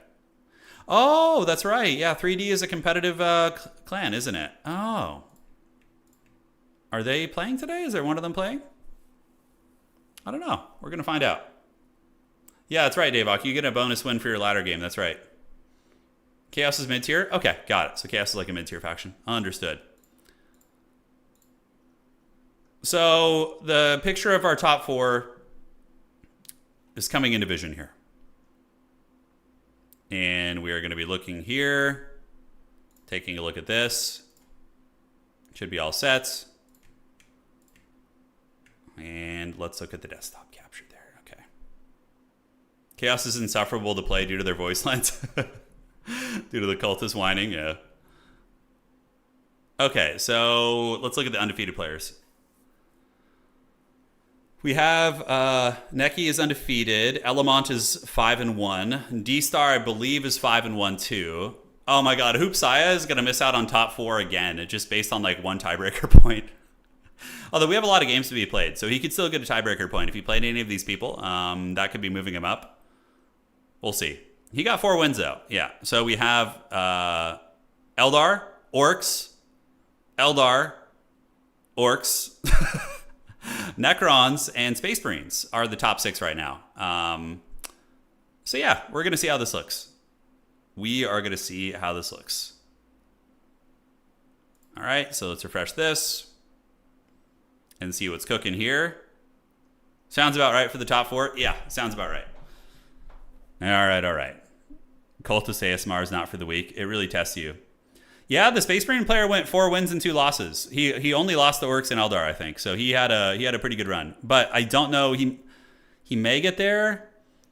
So if either of these guys can get one more tiebreaker win, then that will put them tying with Alex, and then we would have a playoff for that last spot in the top 4, is what I do for my tournaments. So we have to see who's still playing, though, because we still have a couple matches going, and it could affect tiebreakers, because obviously there's a lot of games to be done here. So we're going to see. Taxbam can win some games. Aspect ended up going for 4 wins. He's here. But he lost 2 games also. So Davok also getting 4 wins. Shout out to the Sisters of Battle, Chad. Looking really good. And it looks like, did he win the mirror match with the Sisters? Yeah, but this is the combined number of wins of their opponents. So you can see who played the hardest players, right? Because if you get a lot of your wins off players with worse records, it's not going to give you as strong of a tiebreaker. I need this to get me to Dawn of War 4. I was thinking of doing a Dawn of War 2 tournament, actually. Dawn of War 2 Elite Mod. I really love Dawn of War 2. I think it's very fun. So I was thinking about doing an Elite Mod tourney. If you guys would be interested in that. Would any of you homies want to play? Because I played a lot of Dawn of War 2. I'm certainly better at that game than I am with this one. I would have no chance in a tournament, but I would like to do that. I think it'd be fun. Yeah, Dow 2 Elite. You'd play Dow 2 Elite? Sweet. Okay. There's nothing better than watching a Dow 1 tournament while you eat your chicken nuggets. Hell yeah, dude. Let's go. Dow 2 Elite Mod tourney, of course. Hell yes. Okay. Yeah, sounds good. Let's do an Elite Mod tournament. Screw it. All right, we're going to set it up. I would love to see a 2v2 tournament in Dow 1. Okay. Dow 2 is more fun when it's team-based. Hey, look, we could even do a team-based tournament. We'll figure it out. I'm going to come up with... I'll cook something. I'm going to talk to some people this week, and we'll do some Dow 2. Because I love Dow 2. I love using my Plague Marines and my Plague Champion and all that stuff.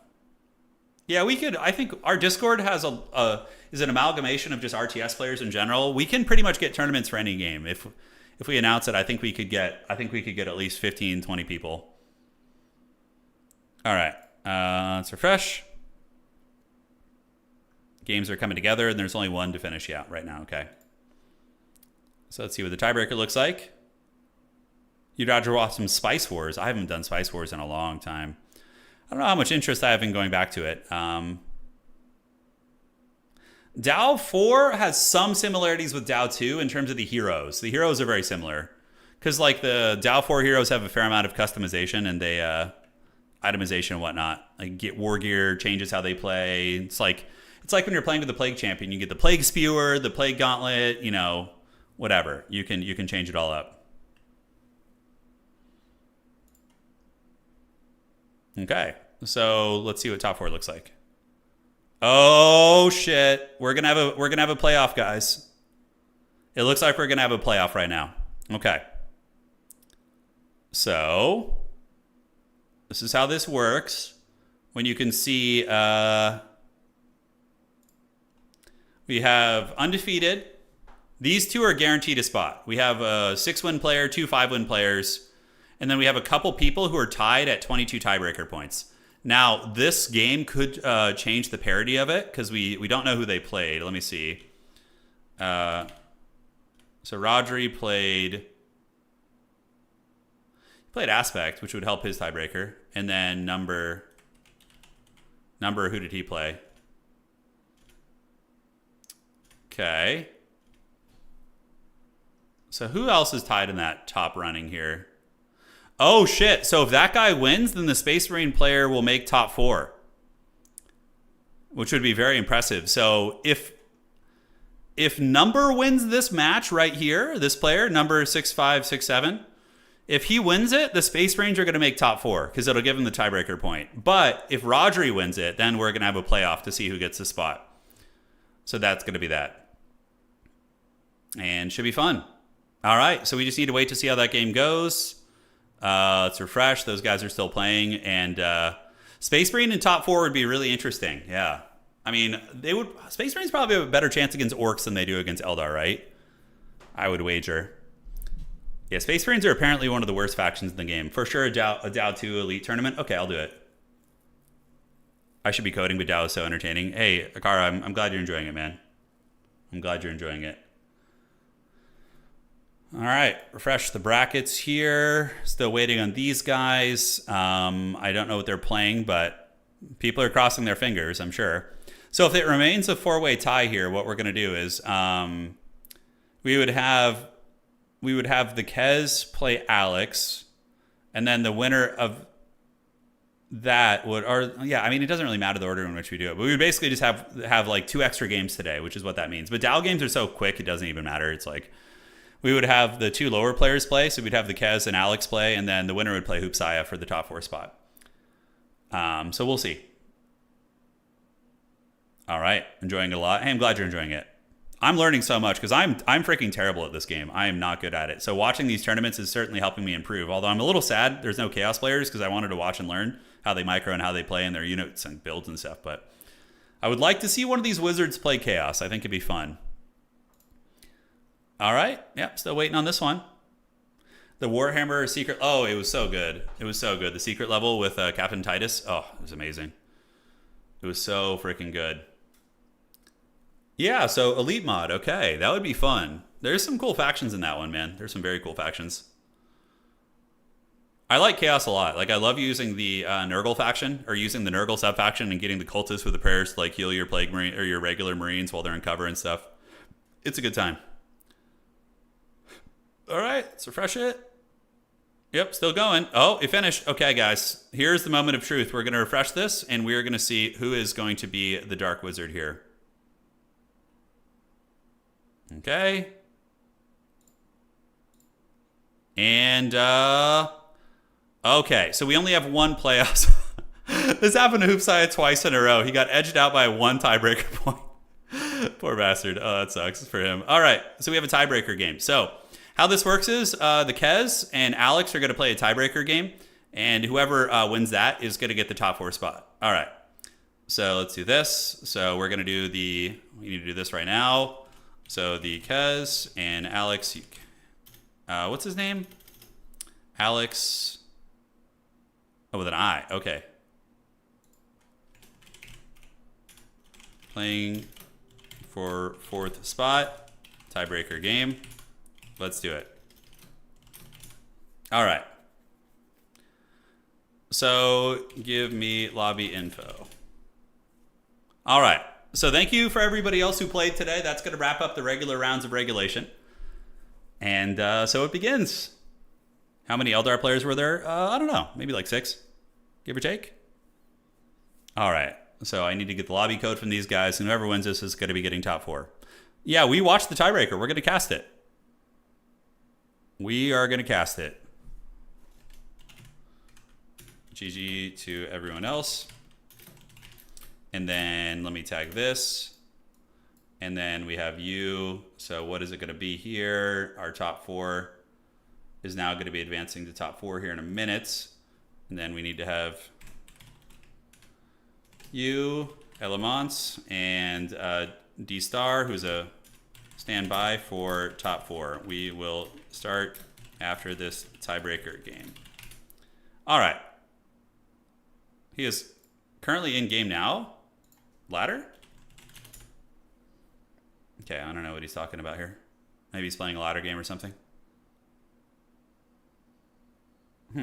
We'll see. Regardless, we'll be getting started in a minute, and we should be going from there. All right, all right. Let me message him.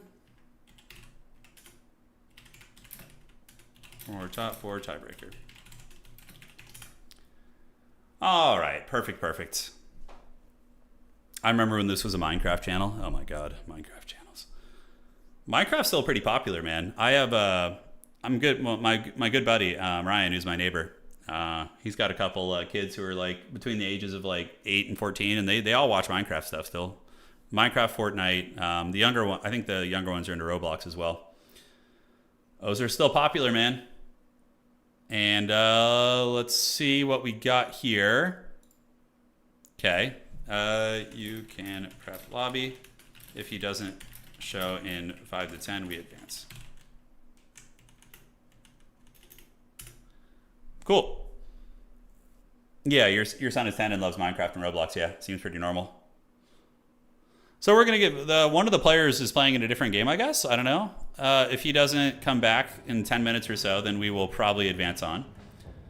Most played games at the moment is Roblox brain rot map. Is that like a meme or something?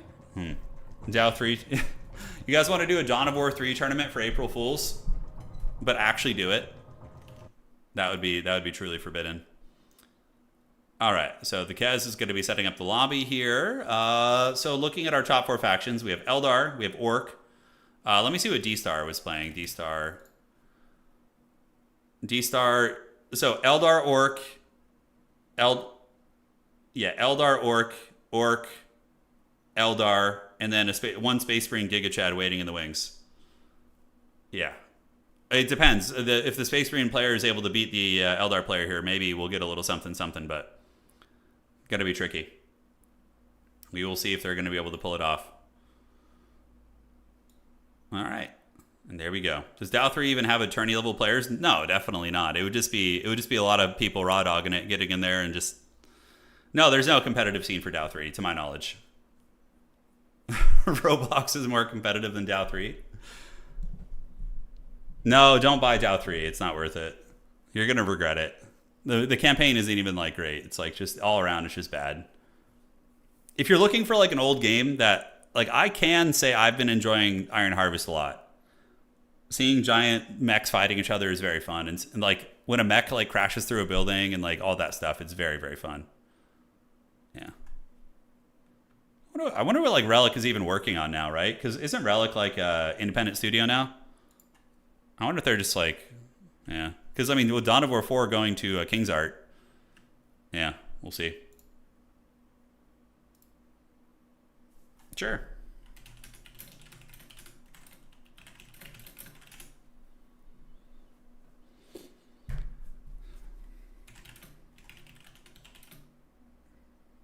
For...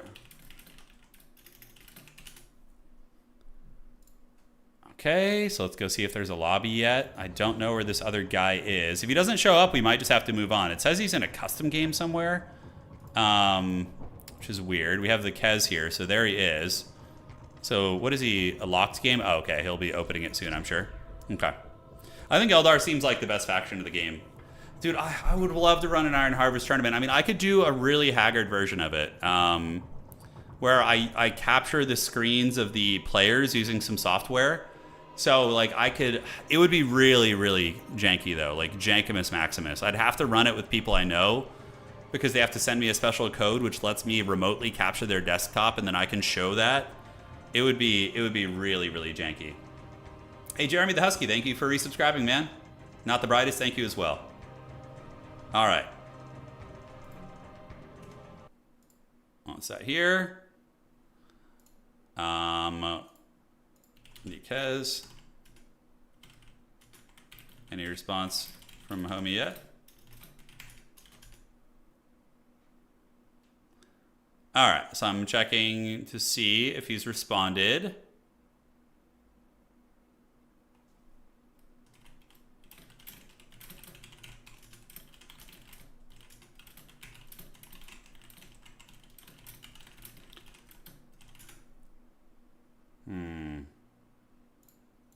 Yeah, because he's out of his round, unless he's playing in another tournament or something. I have no idea. Gate to Hell? Okay. Yeah.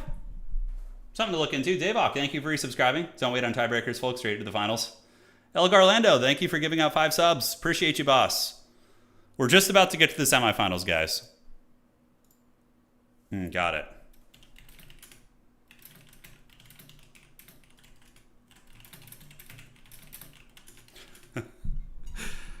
Yeah, because we don't want this to hold up the entire tournament. I mean, he's staying fresh. I don't want to boot this guy for being AFK, but he's in another game and holding up the whole tournament. Remain says, I asked the devs nicely if they could quickly add a spectator mode to the game, or if it's done. It's done, sadly. At least I tried. Oh, you did? Where did you ask that, Romain? Was that in their Discord or something? Maybe I'll join and see if I can get a little something going. Okay. Okay. 2 spec slots also, please. Thank you. Brian says, hey, thank you for the $10. Thanks for the awesome tournament today. Turin went 3-3 overall. Hey, well played, dude. Probably did better than I would have done. Good stuff, Brian. Well played, brother. All right. So if we join with that, yeah, here we go. All right, so we're in the lobby now. So let me get Hoopsai in here.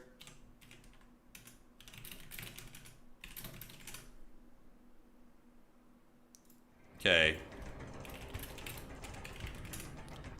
So we're gonna have a. Is that him?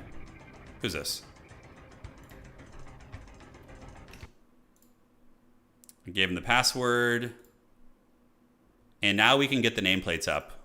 Yes, this is gonna be the Kez versus Alex. Oh no, this is just best of 1 to decide who makes top 4. So this isn't even top 4 yet. This is a tiebreaker. Yeah. Okay, Alex is going to be RB. Yes, this is just best of 1. I don't know who this is. D-Star?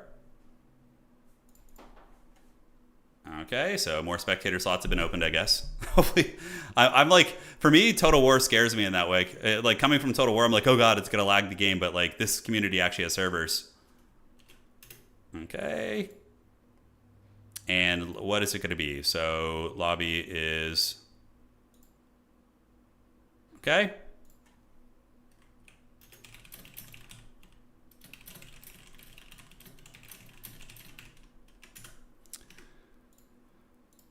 Okay. We're waiting on you. All right.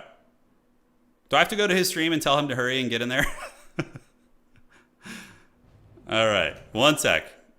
I'm going to mute myself real quick, and we're going to go to his stream and tell him. Can somebody go to Hoopsai's stream and tell him to get in the lobby? Because we have a spectator slot open for him. We're just waiting on him.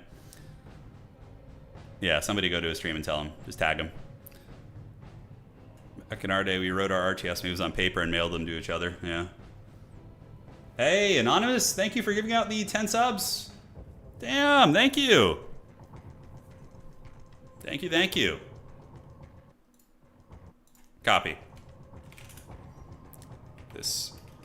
So this is for a spot in top 4. Since you two tied in all scoring metrics.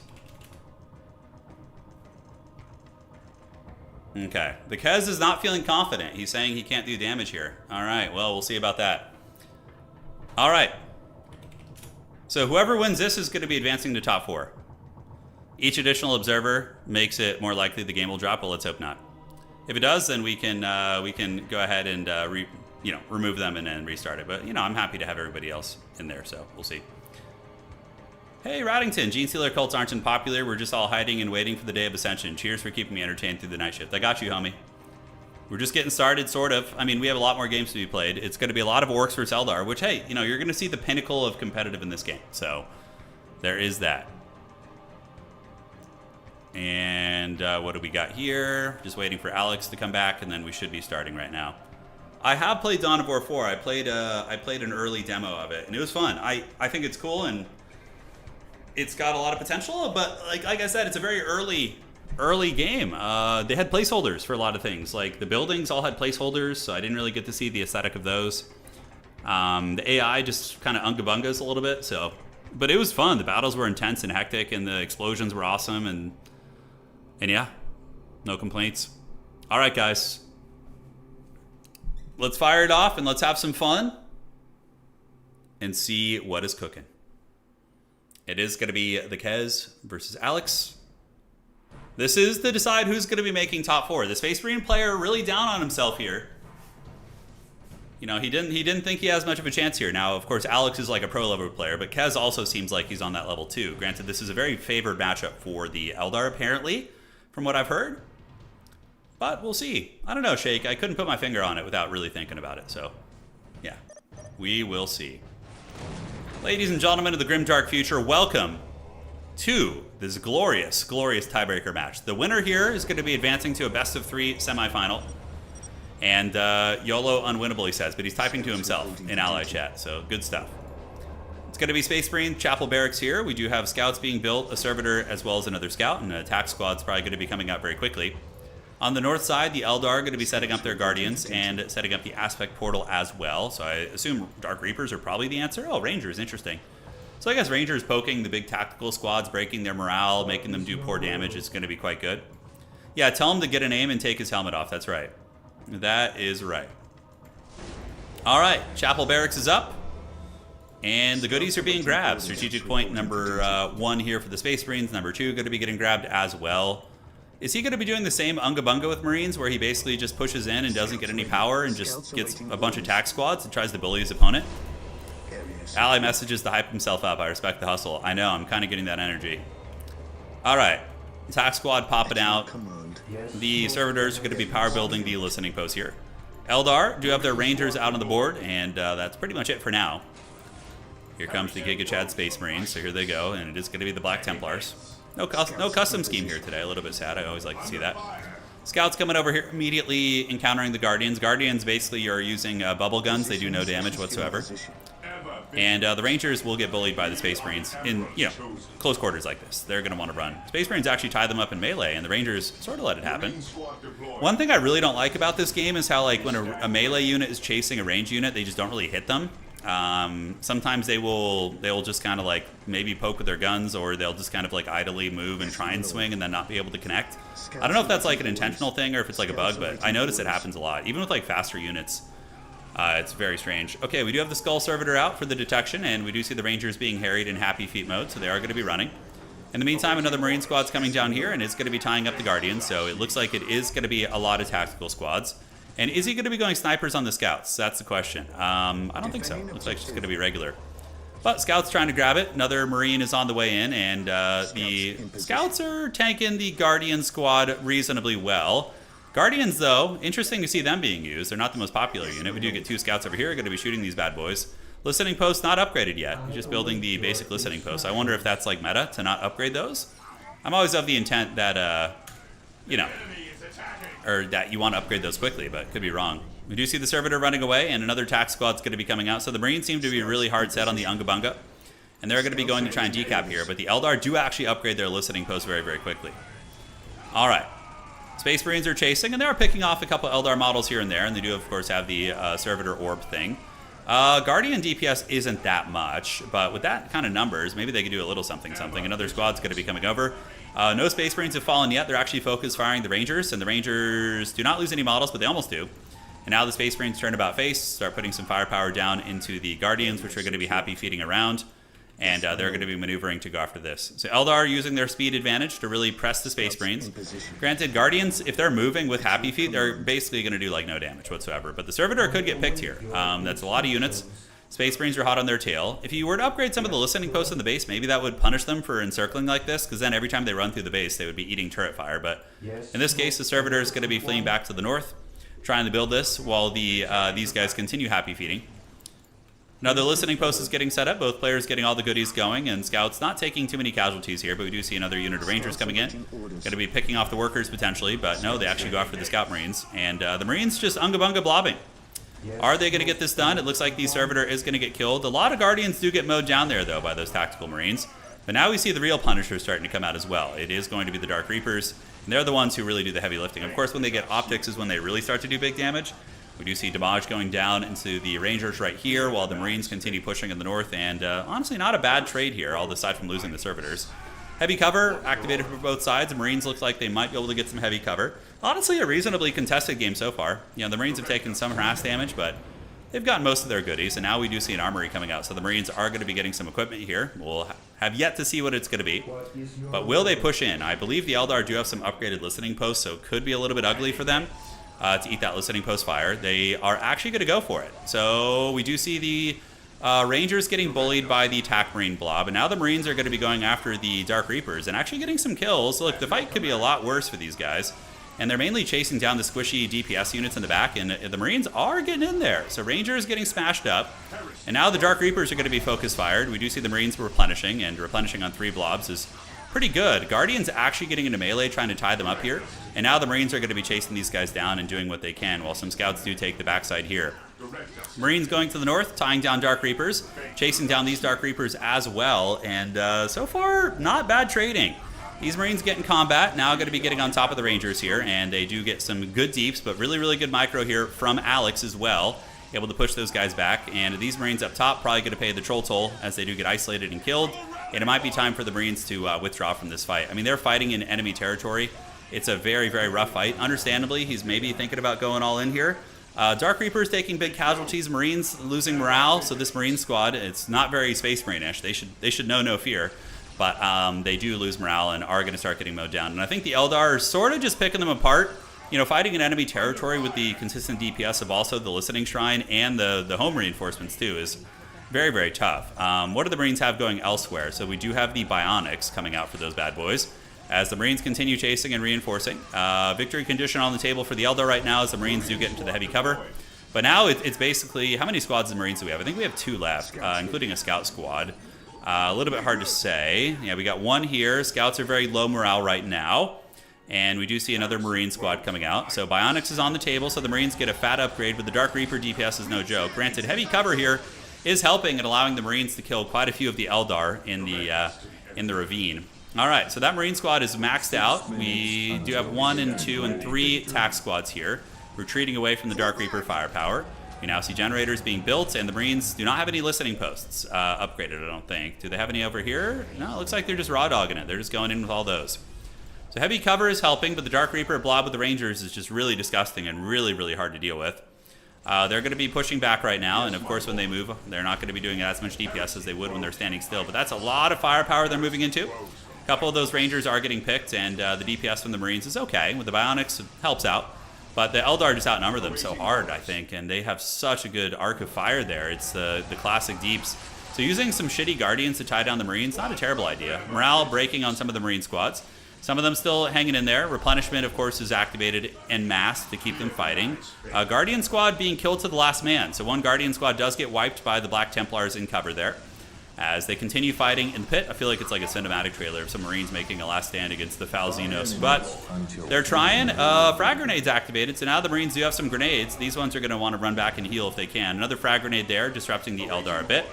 And another grenade. All right. So cool grenade usage. Been very fun to see some high-level Space Marine play, whether or not they win. You know, it's still fun to see. No crazy tech or upgrades for the Marines. Going to continue holding in the heavy cover here. And when the Eldar try and come into the heavy cover, they're going to engage them in melee. Morale, though, is becoming a big issue. If you can tie down each of the Dark Reapers in combat, that's pretty cost-effective for the Marines, because they are much better fighters than the Dark Reapers, who actually aren't terrible in combat, looking at their stats here. But the Marines, trading well. They got their daggers out. The Bionics upgrade is quite nice, too. They're currently chasing down these Dark Reapers, and we do see one Dark Reaper squad getting karate chopped by the Black Templars here a little bit, guys. Could we see a dreaded upset, a comeback from the Marines, who've been utilizing the cover extremely well? So one Dark Reaper squad going to be killed to the last man, it looks like. The other one here, other Marine squad continues battling it out with the Bionics. And one Dark Reaper squad is actually killed to the last. Wow, okay. So the Marines still continuing to hold. Howling Banshees might be needed to break this Marine wall, although it looks like the DPS is back online, and those guys are going to need to run. Shooting into the Rangers, the morale getting broken is incredibly good. It really reduces the efficacy of a unit. Looking at the income of both players, 116 against 80. Marines are behind economically. But it looks like the Eldar are actually tired of taking that fight there, so they are not happy with that. Marines pushing out. I don't know if I like them pushing into the base again. None of their listening posts are upgraded. And oh, look at the Eldar using the webway lockdown here. Yeah, they're dropping it like it's hot. Eldar pulled back. I mean, they could probably still win the fight. Marines do have Bionics. Pretty much just going straight with bolter weaponry, trying to get this listening shrine down. I don't know how I feel about that. One Marine squad going to be heading to the middle. They have to decap now or else they're going to die. Currently, it is a single victory point map, this one. So one Marine squad is going to be trying to decap this right now while the other ones are going to have to cover them. Otherwise, it's going to be bad. All right, so they're setting up shop, charging in, forcing the Eldar back, and it looks like the decap is going to be taking place here. Meanwhile, in the base, we do get the target finder, so that's going to give them the war gear that makes them a little bit more effective at range, right? Yeah, improves the range accuracy for Space Marines, dramatically increases the damage done. Okay, that's pretty good. And the decap is on, so Marines probably want to retreat and wait for that timing, right? Oh, look at the Harlequin going around and just karate chopping these guys. That's so cool. Oh, look at the Killer Clown. GG being called as the Dark Reapers. Oh my god, look at that Killer Clown. It's just murdering all those Space Marines. Damn. That was actually kind of cool. All right, GG, well played, guys. Hopefully you enjoyed that one. Really nice attempts, but there are levels to this game, and the meta is very, very set in its ways. GG, well played. The Killer Clown went apeshit there. Do you guys see that? Harlequin was just like doing backflips off those Marines, man. All right. So we're going to do this, and we're going to get back, and we're going to set this up here. Cool. All right.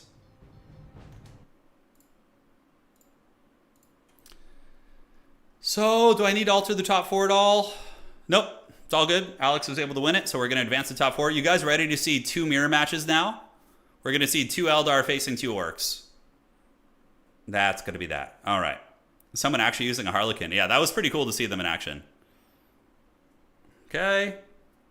The power of anime and insane clown posse. Yes, it was. Truly 2 forbidden combinations, I do dare say.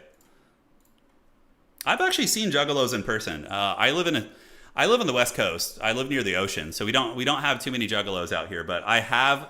The Insane Clown Posse did play a show near where I live, like 20 years ago, maybe 15 years ago, give or take. And I remember seeing some of them in the city nearby.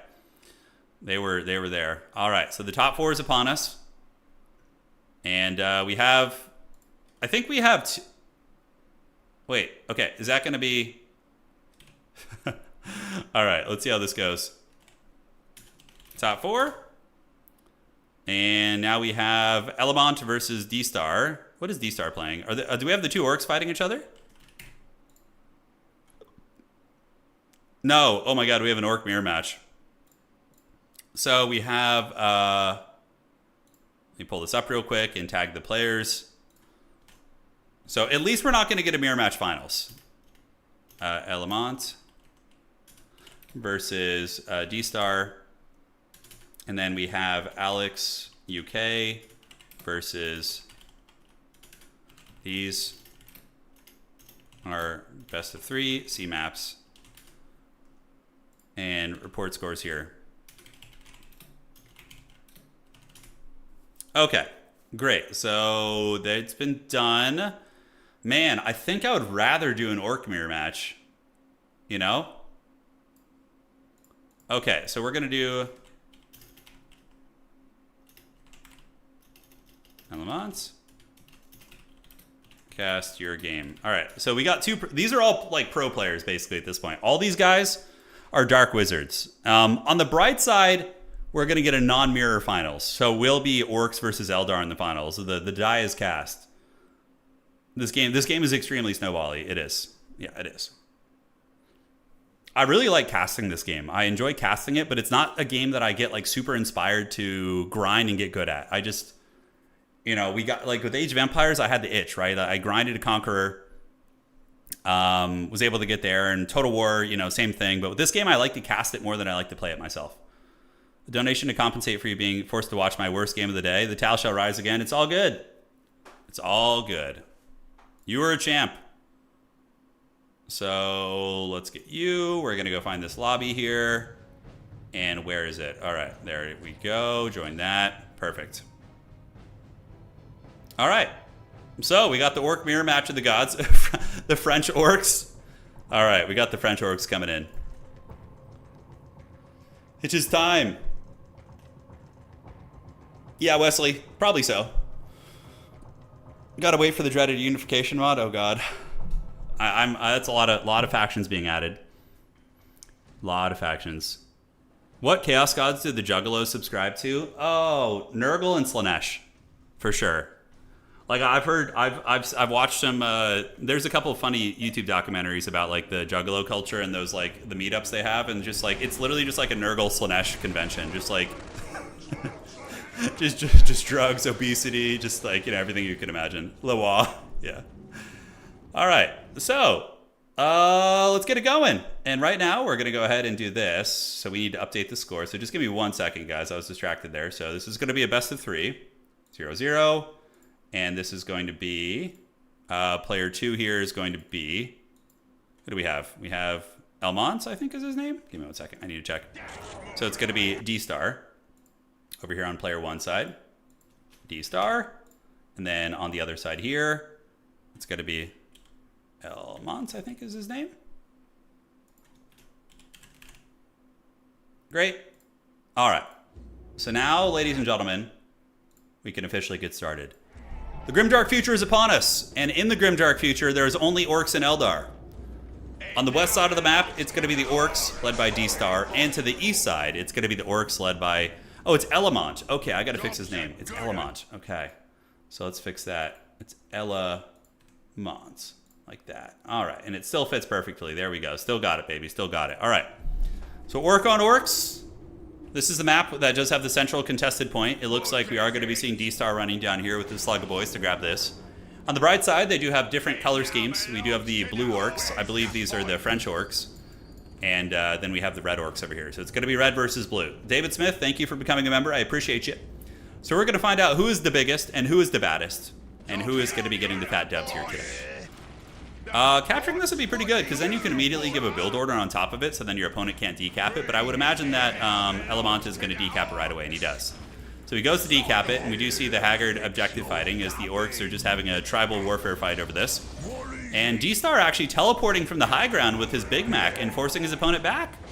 Not bad. I don't hate it at all.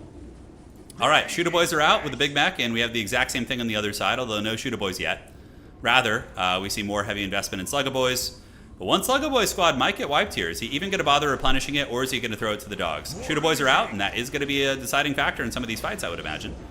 Shooter Boys get there, and he does get a wipe. Big wipe going here for D-Star. And now he's pressuring these bad boys as well. As Elamont and his Orks continue battling away here, chasing into the Shooter Boy squad.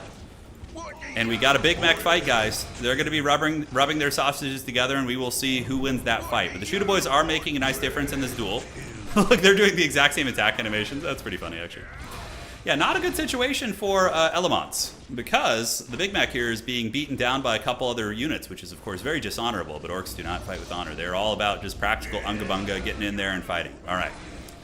So, red versus blue. I'm very grateful the players picked a different scheme here. We do see both players taking a little bit of map control. Meanwhile, Elamont, very gremlin on the map, actually stealing his opponent's wreck point at the backside, but then his opponent does the exact same thing to him. So both players have been fighting over the scraps and trying to get each other's requisition points here. The fight continues to rage on. Is this red alert? Yeah, no, it's red versus blue. The old Halo. You guys remember the old Halo red versus blue series? Takes me back. So, if we're looking at the colors, D-Star is blue and Elamont is red. Oh, sync kill right there. We do see the Big Mac getting the karate chop, but aside from that, it looks like the red Orks do lose a lot of their units here. And D-Star really getting a lot of pressure on Elamont here, actually. As a matter of fact, it looks like he wins the fights pretty decisively. Shooter Boy's going to be tied up in melee. Listening posts here are going to be karate chopped as the Slugga Boys do pull back here. And, yeah, Shooter Boy's going to be engaging against the Shooter Boys of Elamont, but with the pistol DACA coming in from the Big Mac, who actually has pretty good shooting, you guys. Able to melt a lot of the Shooter Boys here. And I believe we do see the game being taken over a little bit by D-Star. These games are very snowbally. I played a lot of RTS games in my life, and I think Dawn of War 1 has some of the more snowbally games. Like, I really dislike come from behind mechanics. Like, I hate them. I don't think they have a place in games. But some games, just the nature of how they are, you know, it takes a little bit longer to get such a big advantage. But in this game, it just really, really, yeah, it really gets going. You get going quick. Helm's Deep being set up, by the way. So we do see Elamont setting up here, as D-Star is going to be cackling and running about. So we're going to see who the big war boss is. Up in the north, Shooter Boy is going to be heading there and going straight up to the top. And he's basically going to knock down his opponent's listening post here and then just pincer him in the base and just out-eco him and muscle him down. All right, so these guys going to be doing it to it, attacking into the, or trying to capture the relic, but the Shooter Boys of Elamont are going to be gathering out there. Meanwhile, D-Star is setting up shop, and he is going to be knocking down the listening post right here, and that is really going to be crippling the economy of our Red Orks. So Blue Orks are going to be sitting at 92 for now. Red Orks are sitting at 86 after losing that listening post. And looks like the Red Orks do teleport down from the high ground with a unit of Slugga Boys to try and push back the Shooter Boys. But there are multiple Shooter Boys, which are going to be able to crossfire them and do good damage. Shooter Boy coming in here. They are going to be tied down, though, by these Slugga Boys. These guys running back to their blessed listening post, so just guiding across the map while these Slugga Boys do continue fighting. Now they're going to turn around, put a little bit of jacket into them from behind there. And the pit fight does begin. So Shooter Boys are here. We do also see Slugga Boys chasing, and the Gremlin fighting does continue. A better economy for our Blue Orks, for the French Orks. For the Red Orks, how are they looking on the map? Are they able to take their relic out front? Looks like the relic was taken, or no, it's neutral actually. Okay, so nobody has that. Big fight going down here. Two Shooter Boy squads for Blue are mowing down the Red Shooter Boy squads, and I think this could be the end of the game. We do see the Blue Slugga Boys getting in combat, tying down the enemy Shooter Boys. Oh man, and D-Star with the MLG Pro Player teleport to finish off the Shooter Boy there and cut off the retreat of the Red Orks. That has got to be a GG play right there. Looking really, really brutal. GG being called, and it looks like the Blue Orks just crushing it in that fight, man. All right, that's game one, guys. 6 minutes long. That is quick as hell, man. So, yeah, I'm glad they used contrasting color schemes, 100%. So the Orks getting it done. And now, ladies and gentlemen, we're going to set up shop and get ready for the next game. Okay, let's do this. And so it begins. Oof, GG indeed. So that is going to be game one, going to the mighty French Orks. They got in there, did some work. Never been to France, although I had a layover there. I wonder if I would like French food. What are like... Okay, question, do we have any people, any French folk here in chat? Do you have any French individuals hanging out? If so, my question to you is, what are like the most common aspects of French culinary food that are not like the stereotypical, you know, things that you would see at like, you know, fancy restaurants or whatever, right? Because, you know, people from other countries are mainly going to know about the stereotypes, right? But what is like the down-to-earth food that you have in France that is like, you know, really a staple of your diets and something that like if somebody were to come to your country, you would show them, be like, hey, this is like something we all eat. Bread, cheese, and wine, okay. A lot of potatoes. Yeah, seems pretty common in Europe. Fromage, eggs, okay. Cheese. Somebody says cigarettes. Oh my god. Croissant. Okay. I'm reading here. Butter, lots of butter. Oh, I would probably suffer with French cuisine then, because I can't eat butter. It gives me a bad stuffy nose. No, they're never going to balance this game, unfortunately, Dylan. Yeah. I'm only doing Dexter's Lab references. It's really based on regions. Okay, got it. Pressed duck for sure? Well, if you live in California, Southern California has amazing Mexican food. I'll tell you guys about some of the Mexican food we have here in a minute. In Paris, the food is very international, so you guys have like pretty diverse culinary options. Charcuterie? Yeah, my wife loves that stuff. All right, so let's break it down and find this one here. We're going to join the game. There we go. And so it begins. Cool. So this is going to be game two between these individuals. Thank you for the answers. Cheese platters were a thing of our French teachers. Stress was common. Cool. So just all foods I can... A lot of dairy, basically. No, Southern California has very good Mexican food. Like, because, you know, we have a lot of immigrants from Mexico who come here and, you know, set up businesses. And you can get very authentic Mexican food in Southern California, at least where I live. I live about 2 hours north of Los Angeles, maybe like an hour and a half, give or take. And, yeah, you get really good food. Like, there's a couple of homies that I'm friends with that set up down the street. They have a food truck, not even a food truck. They set up a tent. And they do like tacos and burritos, and they're there 6 nights a week. You can just walk there at like 10 p.m. and just get bomb Mexican food and like agua fresca, and oh man, it's so good. I love Mexican food. It's in my top 3, top 4 for sure. All right, guys. Yeah, San Diego has really good Mexican food. Yeah, there's a lot of immigration. You know, a lot of those folks will come here and share their culture and make great food, and it's amazing. Yeah, I've heard that the French have very good sauces indeed. Yes. All right, guys. Let's break it down. Let's have some fun and see what is cooking. Ladies and gentlemen of the Grimdark future, we have D-Star on the Orks. And to the north, it is going to be Elmont on the Orks as well. He's going to be red Orks, and unfortunately, he switched to a red color scheme this time around, so it's going to be very tricky. A little bit sad, but it is what it is. Going to be harder to tell them apart, but I will do my best. So this map does have the solo victory point in the middle, which I think makes for some very fun Helm's Deep. So when I was a brand newbie to this game, and I'm still very newbie, but when I was even newbier, my power fantasy was to build like 8 turrets around this thing and just make a last stand for 6 minutes. It was always a great time. But the Orks are doing it. Big Mac's coming out from D-Star on the south. Elmont going to be doing the same thing on the north. Pretty much the exact same timing on both sides here. Oh, you guys are going to get me onto a food rant. Don't do it. Oh, I love Filipino food. That was the first time I got fat in my life, was from Filipino food. Yeah, that was like the first time I ever put on weight. This feels like an appropriate match for an Orc mirror. Yeah, it does. A little bit of fighting in the middle. What else is not to love? They throw down their axes and they're like, let's fight right here and let's figure it out. So, Elmont is going to be grabbing the point out of the gates, and we do see D-Star using his Shooter Boys to flank around here, and it's going to be Shooter Boys in heavy cover versus Shooter Boys in no cover. So, D-Star is going to want to get away from that particular fight. On the other side, Slugga Boys is going to be trying to grab the Relic, which is, you know, a power fantasy to get the Relic units. I don't think it ever really happens in high-level play. Over here on the far side, we do see the Big Mac coming across, and he is going to be heading towards the Western Relic. The Big Mac going to be joining forces with the Shooter Boys and getting his dreaded teleport, which is really nasty. You could like teleport back here, cut these guys off, and do a bunch of damage. So probably going to send the Slugga Boys in to tie them down, then cut off their retreat with the Shooter Boys. We'll have to see. He plants his feet, starts shooting here, and the Big Mac is the one who does a lot of damage. He hits very hard, 186 top-end damage on his pistol. So yeah, it looks like a couple of Shooter Boys do end up dying there. Meanwhile, on the other side, we do see the Slugga Boys grabbing this point right here and battling it out with these Slugga Boys of Elmont. So it is going to be a duel of fates. We will see who's going to be winning that one. Map control, pretty much dead even, more or less. Maybe slightly favored for D-Star since he's contesting both relics. And it's immediately going to get decapped by Elmont here, most likely. And the decap does go down, but now they're just going to be trading blows. Victory condition for Elmont in the middle. Pretty funny, so they are going to be fighting over that. And the Shooter Boys do teleport to the far side. And he's going to be controlling the relics here. Really, really nice. So, oh man, I don't think Elmont notices this. Oh man, his Slugga Boys there get massacred by the Shooter Boy teleport in.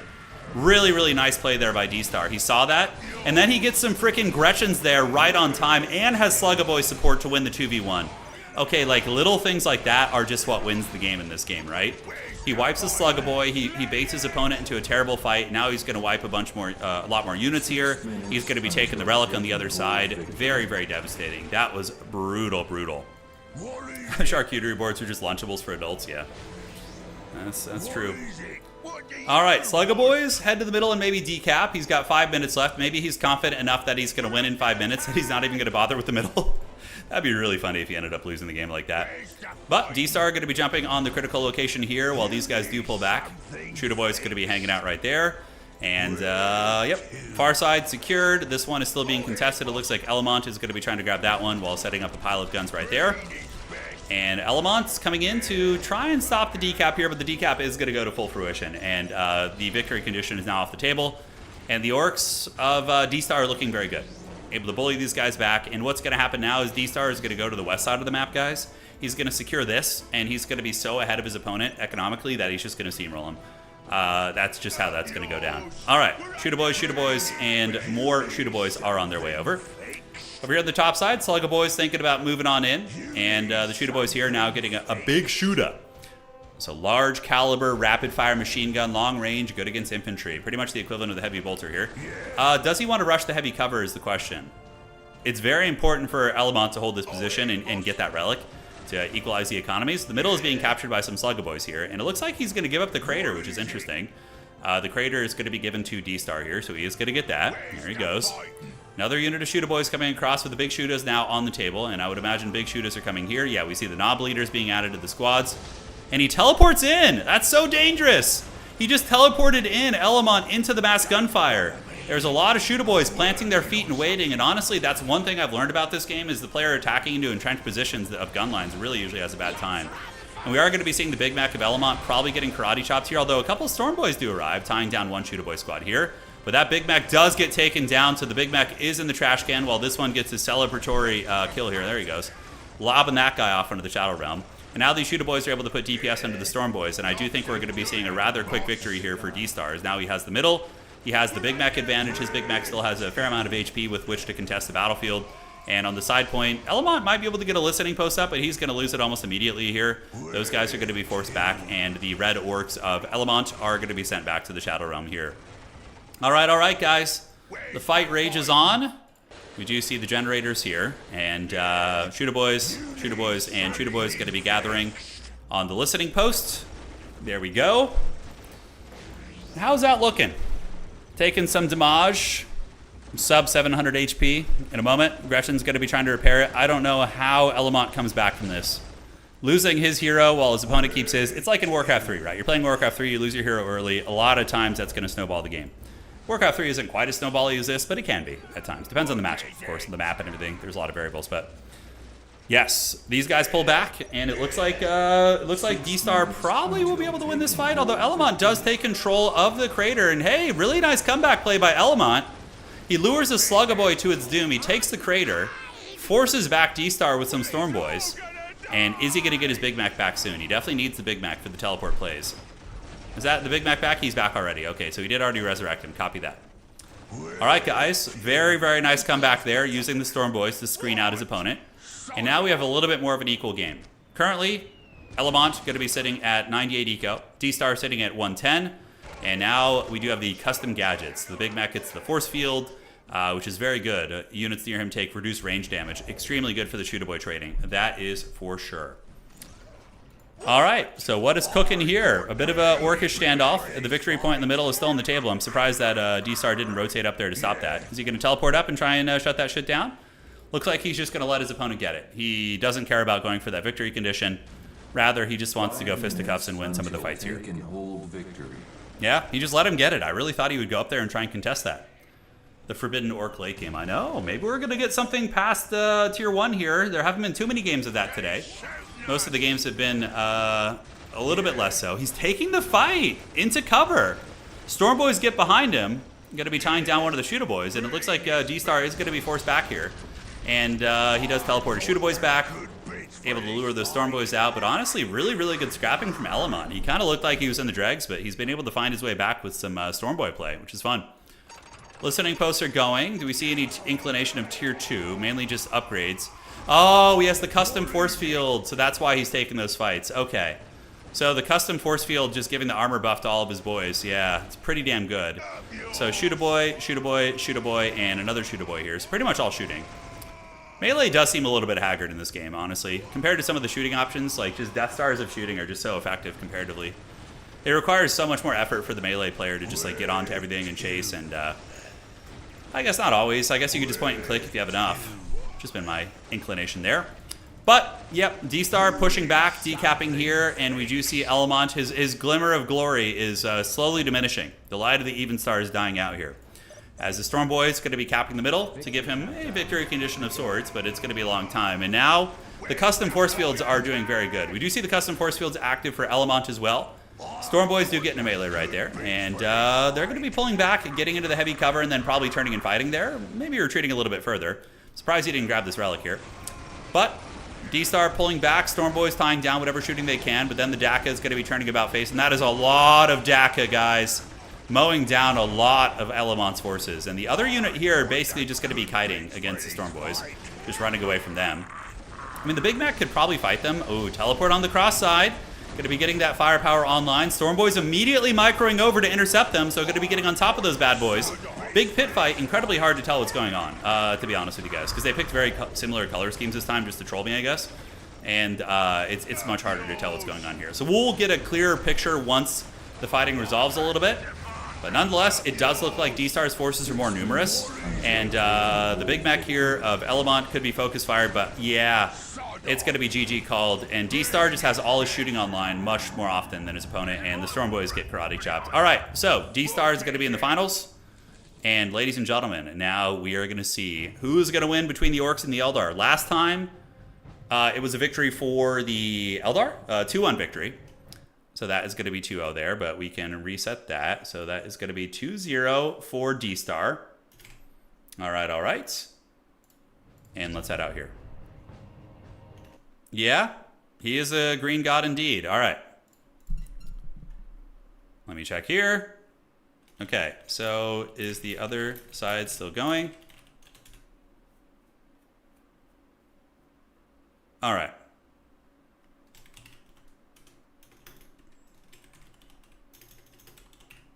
And Alex.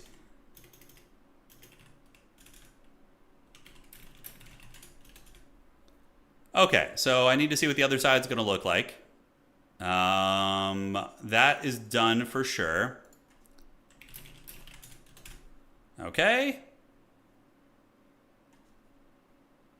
So he messaged me at 3:07, which was a while ago. I tagged him in Discord with who he's against in game 2. Okay.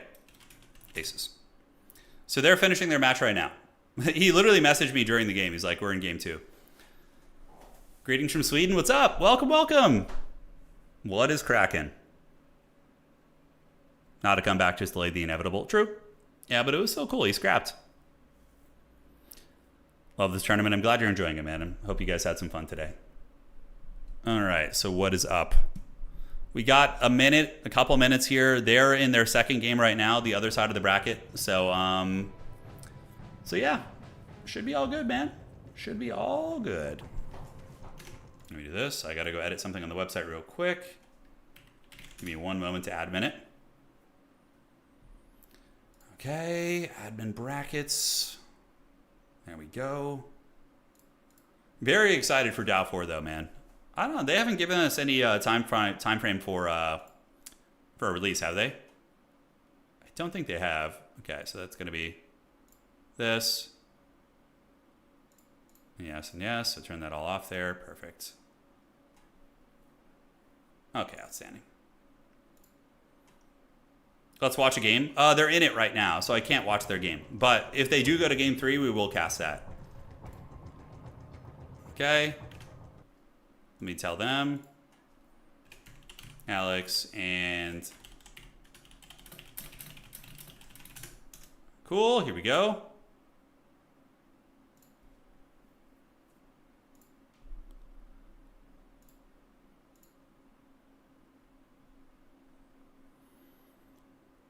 Okay. Just checking this, and it looks like we're all set. Okay, so quick question here, talking about some admin stuff. So there's a thing that during Soulstorm was considered an exploit where Eldar can go tier 2 without making an aspect portal, but the description said that it is required. Tournaments ban this practice. Okay. Oh, got it. Okay, so it's restricted, huh? So we'll add that in. Okay.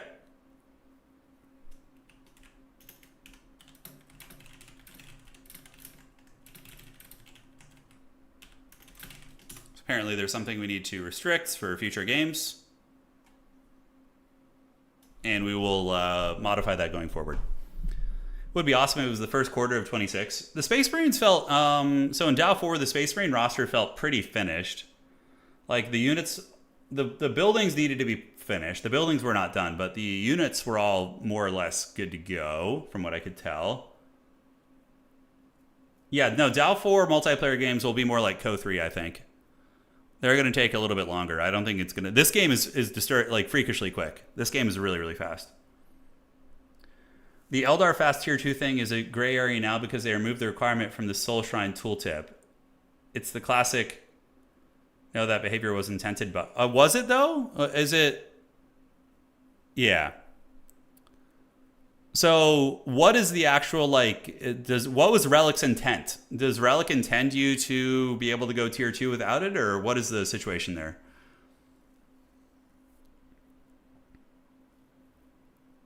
I'm curious. Let me know. Anyways, those guys are going to fight it out. All right. So now we have versus, okay, D-Star. All right, cool. So host and give me lobby name. Thank you. Cautiously hyped for Doubt 4. Yeah, I'm nervous and hyped, you know. It's always the thing with RTS games these days. You know, we don't get as many games, so, you know, we put a lot of faith into the ones we do get, and it's just crushing disappointment after crushing disappointment often, right? A lot of the best RTS games we get are like remasters or like, you know, just playing the old ones. Like Warcraft 3, StarCraft, you know, these type of things. All right. So let's see what's going on here. Yeah, it's been interesting jumping into a new scene. I don't know any of the players. I don't know any of these guys. I don't know their backgrounds or history. So it is all a new business here. Okay. Let's go in. And the password is going to be 1. So let's go find the game here. D-Star should have this, and there it is. Okay, so I think I need to wait for the player to join before I get in with the spec slot. What did he say the password was? It's going to be 1. All right. So there we are.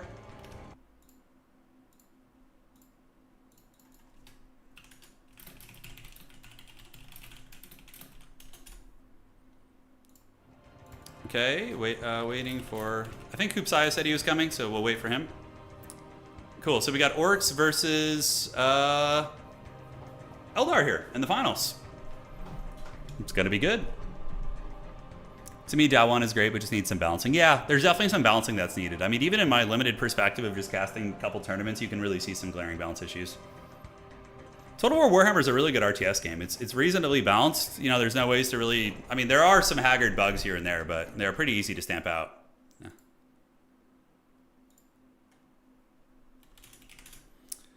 All right, outstanding. And here we go, loading into the game. So we need to update the scorecards here real quick. Let's do this. 0 and 0. And that is going to be, who is the host? D-Star versus, what's his name in Discord? I think his name is different in game. We'll check what it is in a moment. Okay, it's going to be Innocence. Okay. Innocence is going to be his name. Innocence. Does it fit in the brackets or do I need to adjust it? Pretty close to fitting there. That's what she said. Oh, get in there. Graphic design skills 101, baby. All right, let's get it. Ladies and gentlemen of the grim dark future, welcome to the grand finals of today's tournament. Spawning on the west side of the map, it is going to be D-Star and the Orks. And to the east, it's going to be Innocence and the Eldar. So these are definitely two of the sweatiest players we've had here in the events. Very, very ferocious. And we're going to see what is cooking with these bad boys.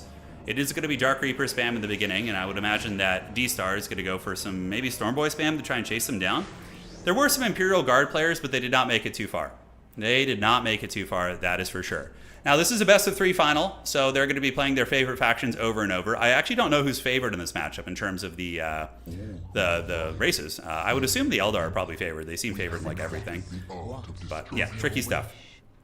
My passion is graphic design. That's right. You guys love it. All right, so Orks just doing their classic, spreading their mushroom fungus all over the map. Eldar with the Dark Reapers as well as the Guardians are going to be on the table. Farseer is coming out, and Happy Feet is also going to be coming out as well. So there they go. Sluggo Boy's going to be engaging in, looking to attack into the Dark Reapers, maybe tie them down. I mean, you certainly could. Or they're going to be running past the Eldar just to do some decapping harass. Listening post here might get finished. The Gretchens are going to take some deeps. They're not very strong, the Gretchens, and if a Dark Reaper gets on top of them, it could be a problem. And it looks like the Sluggo Boys are coming back, and the listening post is not quite going to get finished. Meanwhile, on the other side, we do see the Big Mech as well as the Sluggo Boys grabbing what they can. And down here, it looks like the Orcs' plan is going to be foiled. Sluggo Boys are trying, and it looks like the Gretchens are going to be trying to build this through, and maybe they're going to get it, actually. The little Goblins are going hard in the paint, guys. There's only a couple of them left. Are they going to finish it? And they do get the listening post up. Oh my god, he's like 1 HP away from finishing it. Oh, that's so unfortunate for our Orc player. That feels so incredibly bad. Although I think one Gretchen might have escaped there. Hold on. Oh no, they're still alive. Did he actually get it? Oh no, he did get it, I think. Is it shooting? Yes, it is. Okay, he did get the listening post.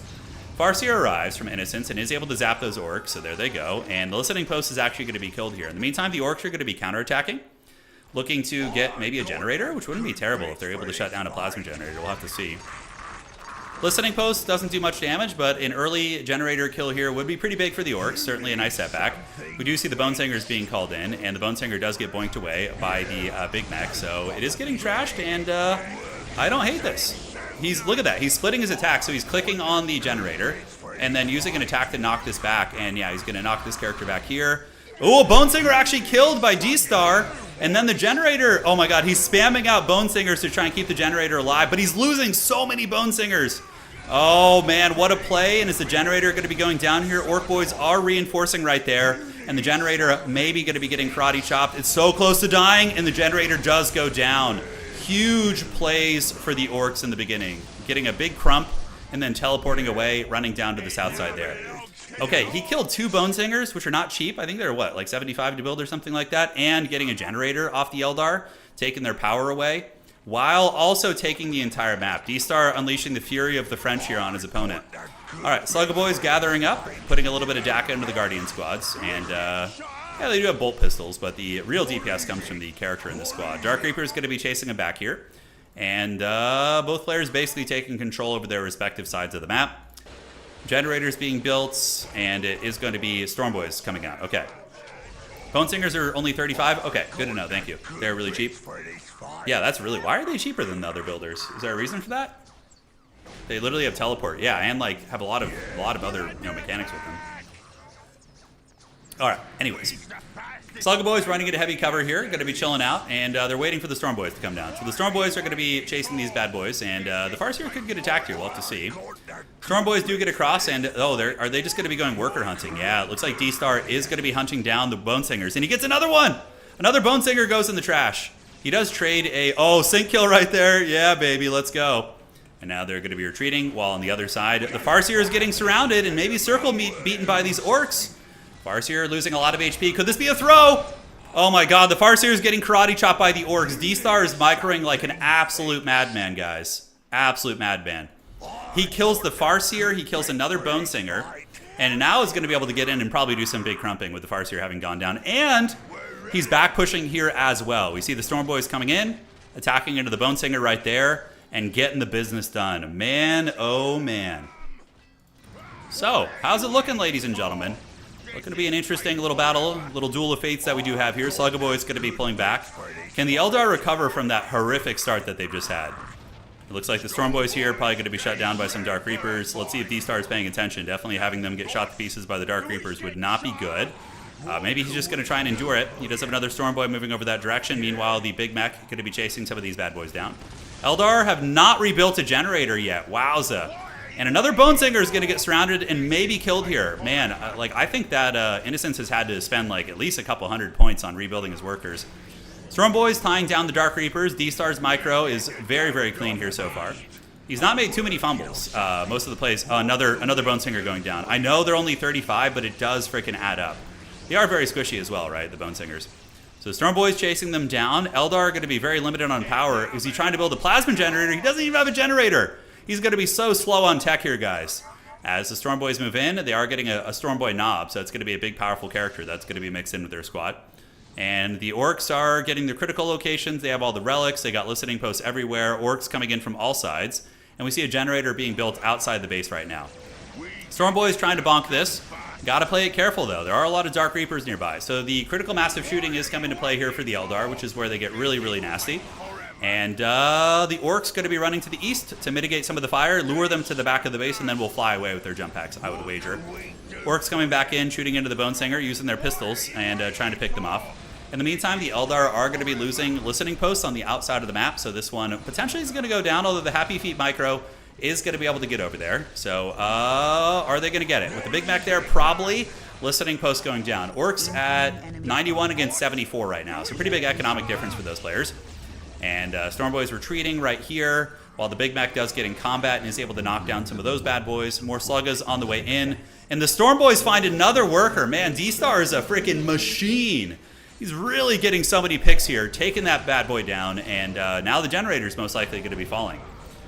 So even though we can't maybe take the Eldar in a head-up fight, his map play is intense, and he's going to get another generator, and maybe we're going to be seeing a GG getting called here. We'll have to see. All right, guys. Dark Reapers getting pushed back. Sluggaboys are on the retreat. In the meantime, the Orks are taking listening posts in the Eldar territory, and now this one's going to be getting taken to Pound Town as well. Sluggaboys coming across, and the Orks are going to capture this, it looks like, as another Stormboy does get on top of these guys, really taxing the micro here of Innocence, who, of course, has amazing micro. We've seen him be an absolute menace. And Orks on top of Guardians. Capture going down here. Innocence is going to be starved economically. 97 for the Orks, against 68 for the Eldar. So the Eldar are really, really in the dregs economically. And they're not going to be able to rebuild a whole lot, I would imagine.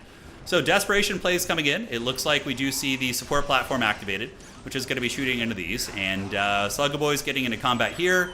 And Innocence has dropped out of the game, ladies and gentlemen. He has given up. The dreaded no GG. Victory coming in for the Orks. And wow, victory for the WA. All right, that was a fun-ass game. That was actually really good. That was like some proper high-level, interesting stuff. All right, so GG, well played. Let's see what's up next. The rage quit, maybe. I don't know. I don't know if it was really a rage quit or a language. I don't know. I'm just like, I don't know these guys, so I don't know what their personalities are like. All right, let's set it up here. So it's going to be 1 for D-Star. Orks, Orks, Orks. Yes. Funny how you lost on this map too. Ah, is it a bad map for Eldar, you're saying? I mean, Ork is their only matchup, and it's basically still a 50-50. Well, I'm glad at least we have an even matchup here. So the Orks are the only faction that can give Eldar trouble, is what you're telling me. Okay. And it's still even. Got it. All right, so we're going to get into the next one. It looks like the lobby is being hosted here. And we're going to wait for them to join. Let's refresh that. So it looks like Innocence has made the lobby here. Okay. A good rage quit to start the best of 3 is the best a viewer can ask for. It truly is. Truly is. All right. So now we have game 2. So that's going to be... Okay, let me find these guys. So D-Star and... Okay. Password is 12. I guess he has game 2 here. That lobby is up. We're going to join this one, and there we go. Okay. It says the password is incorrect. Is it this? Okay, just 1, 2, 3. All right, guys. So here we go. It's going to be Fata Morga for the next map, Orks versus Eldar. And let's see what's cooking. Game starting. Good luck. Have fun to all the players. I'll say it for them. And we have, of course, Hoopseye casting on his channel as well. Always fun to see. And so it begins. The greatest battle of our time. The grand finals. Everything on the line here. The $0 in prize money. D-Star versus Innocence. Yes, yes. So let's break it down. Spawning on the north side of the map, it is going to be Innocence with the Eldar. And to the south side, it's going to be D-Star, the Lord of the Wa, looking very, very strong and getting it going. And let's see what's cooking. Let's see what players are going to change. So we got Sluggaboy, Gretchen, Sluggaboy, Sluggaboy. So triple Sluggaboy is going to be on the call out. Wa banner being dropped. And I think the name of this Ork color scheme was like charcuterie board or something like that. I don't know if he changed it in between games just to do something funny, but we will see. All right, who are you guys rooting for? Do you want the Eldar to get crumped, or do you want the happy feet to walk all over the Orks here? Let us know in chat on both YouTube and Twitch who you guys are rooting for, and thank you guys all so much for joining today. Message effect. Hey, Kyle, does Dow 4 have the ability to increase squad sizes and upgrade them with weapons? Oh, so the squad sizes, I think, are limited to a certain number, but you can get weapons upgrades on the squads, to answer your question. Sorry I missed that, buddy. Hopefully that answers your question. All right, guys. Crumpet is the best. Okay, I'm seeing mostly people rooting for Orks. I think there's a lot of anti-Eldar sentiment around here, for sure. And you want to see a game 3. Hey, I respect that. Yeah, that's probably the best answer. If we can get a game 3 out of these two guys, then that's going to be pretty sweet. All right, moving down here, our Guardians. Dark Reaper's going to be heading over to the middle. And the Orks are going to be running across the map to... ooh, I really like this. Going to contest the Relic here. So he's bringing Gretchens. He's bringing some Sluggaboys. Most likely going to see a Big Mac popping out and running up there next. I really like that. Like, the fact that he's so aggressive against his opponent. He moves in here. And yeah. We do have a rule against like toxicity, so if people are toxic or BM their opponents in a serious manner, then you know that's going to be enforced. So that is something that's very strict for my tournaments. We do that in general. Okay, guys, he's setting up freaking landmines. Is he just flexing on his opponent here? What is going on with landmines right now? Why would he do that? Why would he do landmines? All right, so he chases these guys off. The big mech is here. He's stealing his opponent's capture. He's using Gretchen's here. And what are these landmines about? What is that? I don't know, man. He literally just dropped landmines right in his opponent's face, and now he's going to be going across, capturing his opponent's business while he gets his own relic. So his playstyle is very, very nice. He like aggroes his opponent, caps his own home shit with huge aggression, and then in the meantime is securing his important stuff back here. Slugga is getting in combat, and we do see a Farseer coming out as well. He blocked a point with it. Yeah, I mean, I guess he did. And now he's getting a listening post up, which is so incredibly troll. And where's the Big Mech? The Big Mech is in the base right now, chasing a little bit. Couple Slugga Boys in combat with Guardians. Like, look, that's not terrible. One Slugga Boy here is going to be reinforcing. The Guardian squad doesn't do much damage. So if you just tie down the Shooter Boys, or excuse me, the Dark Reapers, then you're not really worrying about damage too much. Big Mech is here, and dude, homie has a freaking listening post in his opponent's base already. It's called defensive land. I've never seen anybody do that with landmines before. Kind of cool. So Big Mech versus Farseer. The Orks are delving a little bit greedily and deeply here, and a support platform being pulled up. So the Bone Singers come out and build a support platform right there, and that's going to force the Orks back for sure. But during all this, the Orks are securing their listening posts, and the Eldar are forced back in their base, right? So this aggression is just so incredibly good. All right, so we see the grenades down. The listening post is going to be shooting. The Orks, are they going to get wiped here? Oh, man, the Orc Boy does get wiped, which is, you know, unfortunate for him, but nice for Innocence there. And the listening post here does kill a couple of these guys on the way out, so it is going to be trading and giving a little bit of a delay on the recap here. In the meantime, Farseer is going to be getting circle crumbed. So the Farseer does get surrounded again, but does get the knockback animation, able to push those guys away. While the Big Mac is going to be shooting, putting some DPS down, and the Eldar finally going to be getting their goodies back. So he's going to attach these Slugga Boys to the Big Mac and then go base harass, maybe look for a generator. And then that will keep the Eldar in the base, and he'll go from there. So we do see the Wraith Tomb. Allows the Bone Singer to use the Wraith Tomb ability. Oh my god, the landmines have been revealed. So now he's like killing the landmines there. That's so funny, man. Oh my god, the trolling landmines. Alright, generators coming up. Orcs are capturing critical locations of the map. So the Orcs aren't really trying to finish their opponent here so much as they're just being annoying and buying time and you know, keeping the Eldar trapped up in their base. Because the Orcs are economically way far ahead. 86 against 56 for the Eldar right now, man. Oh my goodness, that's brutal. Alright, so Orcs teleport away using their Harry Potter magic. And now what are they going to do? They're just going to keep harassing in. It looks like the Eliciting Shrine is finally going to be getting set up. Slugga Boys coming to the middle. In the meantime, Shooter Boys and Storm Boys coming out. Nope, just Storm Boys. Looks like another pile of guns is going to be getting set up, and the Orcs are in a very, very good composition. Although some people in chat who are more experienced than I are saying that this isn't that big of a deal for the Eldar, the economic disparity. Good to know. Thank you. All right, so Slugga Boys getting into combat with the Happy Feet and getting shot up pretty good. We do see the Farseer eating some damage. She is taking a lot from the pistol fire. As the Storm Boys are now arriving, and they're going after the Bone Singers. We got to watch out for the support platform. So this time the Eldar are playing a little bit more cagey, a little bit more defensive. Farseer almost dying there. It was very, very tough. And retreating back are the Slugga Boys, going to be heading that direction. Oh, and he's going to deny the relic cap. That's so clean. Like, pushing the Eldar back and then denying the capture here, that relic is still not taken. So, Eldar, 86 against 80. So the Eldar have been able to close the disparity a little bit.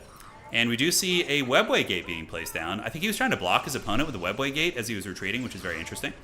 Storm Boys up at the base, and they're going to be going after Listening Shrine. So just harassing the economy. In the meantime, the webway gate is canceled. I think he was legit trying to body block his opponent with that, which was pretty cool. Gretchen's building on the map, and critical locations being taken by the Eldar in the corner here. And an Orc Boy squad going to be destroyed. So well played here by Innocence, able to get some picks, finally getting back a little bit of a blood tide there as the Listening Shrine may be going down. There is going to be a Bone Singer coming to try and repair it, but I don't think he's going to get it. I think there's too many Storm Boys there. And do they get it? Oh my god, is he going to get it? He needs to stay on it, and he does get it. So the Storm Boys knock down a Listening Shrine to the base. That's going to be putting Eldar down to 74 against the Orcs 86 right now. So where's he going to go with the Storm Boys? He's going to try and kill this. We do have 2 Storm Boys in here, 2 separate squads.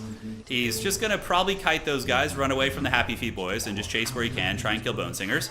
Trying to tie these guys down is dangerous, although 1 Storm Boy on each of the big shooters isn't going to be terrible. Big Mech's coming across, and yeah, the battle continues, guys. The battle continues on. Extreme sweaty micro from both these players. Very, very sweaty, man. This is stressing me out watching this. You know, this is a lot of micro, and a lot of game knowledge required too, of like interactions, how things work. Support platform being set up. Eldar really trying to get to late game. They're trying to get past tier 1. Seeing the support platforms being set up is very indicative of that. And Big Mac, is he going to get the Bone Singer? The Bone Singer teleports into the base, and then the Storm Boys are like, surprise! They're going to jump on them there. And the Bone Singer does get killed. We do see another Dark Reaper being built. And wow, another Listening Shrine could be going down right now, guys. We do see the Sluggo Boy squad with the Big Mac running away from the Happy Feet. They're going to have to use their teleporter, just kite around. But so far, these Storm Boys have been a menace. And they're killing a lot of Bone Singers, and that's really hampering the economy here. As we see another Listening Shrine going into the trash, potentially. It's getting very low. They've got it surrounded here. The Bone Singers cannot get in. And another Listening Shrine is down from the Orks. Man, oh man. All right. So Bone Singer, 17 HP here. And now he's even decapping it. He's even decapping it. Wow, that's freaking brutal. And another Storm Boy is going to be coming across. Oh, the Harlequin is out, though. The Harlequin is going to be doing some ninja moves here. It's flying around. It's karate kicking some of the units. So there she goes. We are going to be doing it. And, yeah, the fight rages on. The Harlequin is going to be pretty good at picking off these models, I would imagine. Wow, does that thing just, like, insta-kill a model? It's pretty savage. All right. So Orks still bonking. And we do see the Big Mac knocking this down. So even though there are casualties being taken, the Harlequin really, really going bananas. Okay. The Juggalos out. The Insane Clown Posse, that's right. Decaps going down on both sides. Orks pushed back, though, by these units, as well as the Harlequin here. And we do see another decap coming in. I don't even know what the Harlequin does, but it's pretty freak nasty. Right now, it's getting shot. It doesn't have the most HP, so I assume when it gets focus fired, it's a little bit dodgy. Storm Boys do get back here. Going to be trying to take down another Bone Singer, keep the cap going. Meanwhile, the Storm Boys in the middle going to be capturing this. Could this squad not beat this Harlequin? I'm not sure. I am not sure. And another decap. Oh my god, man. He is so aggro with these decaps and this aggression. And it looks like there is going to be another Harlequin coming out. Is that the second one? I think it is. Because this Harlequin... Dude, how do you even kill this thing? Look at it. Just like punting. Is it going to kill the entire squad? Oh my god. Okay. Well, nonetheless, Storm Boys pushing in. Decaps going everywhere. How the hell do you kill this weeb shit? How do you kill it? They're just going bananas. They're ripping apart everything. All right. Look at it. Look at this. What is that? How do you kill it? Oh my god. I don't even know how you get that. All right. So he's going to be running away with this. In the meantime, we got 2 generators and a Soul Shrine over here. So he was able to get 2 Plasma generators and a Soul Shrine proxied outside of the base. The Eldar economy is not great. We do see 92 against 56 right now. Yeah, I mean, these solitaires are just bullying the... Look at this. It's doing backflips. Look at that. What? How do you deal with that? Oh, my God. All right. So, I guess that's pretty brutal. And now suddenly the Orks looks like they're on the back foot. Mech Shop is coming out, so the Orks are going to need tier 2. Okay, so they're going to get war trucks, I guess, and take advantage of the fact that the Eldar have been economically strained for so long and hope they don't have fire dragons? I don't know. All right, so listening posts are up. Orks are forced back by the Harlequins. They do cost 125, 125, so they're relatively expensive. Okay, and they are a tier 2 unit, too. He has the Soul Shrine and everything for that. Storm Boys are out, and they don't want any smoke from that Harlequin right now, that's for sure. Repairs going down on the Listening Shrine here. And now we're going to see the first vehicles coming out, right? Generator, and he's going to need some armor. He's going to need a big truck or something, right? Like the war truck? What is it going to be? Setting up another pile of guns back here, another generator, perhaps. Orks don't have a lot of power right now. They might be on the back foot, guys. Innocence may be able to rat his way back in the game with the Harlequins. Maybe so. The ultimate parkour. Dude, he just parkoured all over his opponent's face there, for sure. Okay, Jenny's going to be trying to get online for the mech to get the armor transition. You can't kill them with commanders. You must pray anti-infantry vehicle kills them. Okay.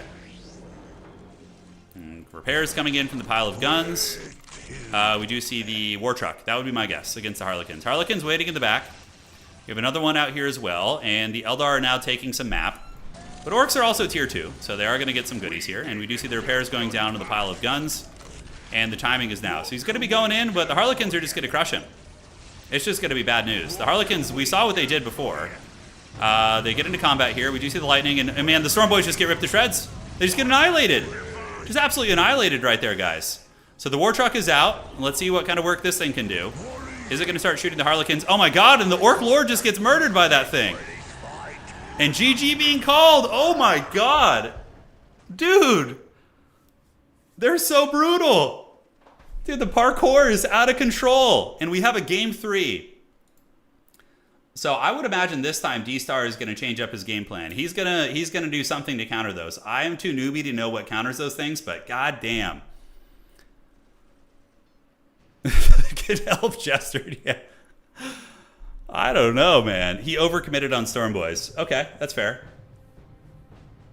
This is why you don't mess with the insane clown posse. Yeah, I mean, we learned today. All right. So let's see what's cooking, guys, and go to game 3.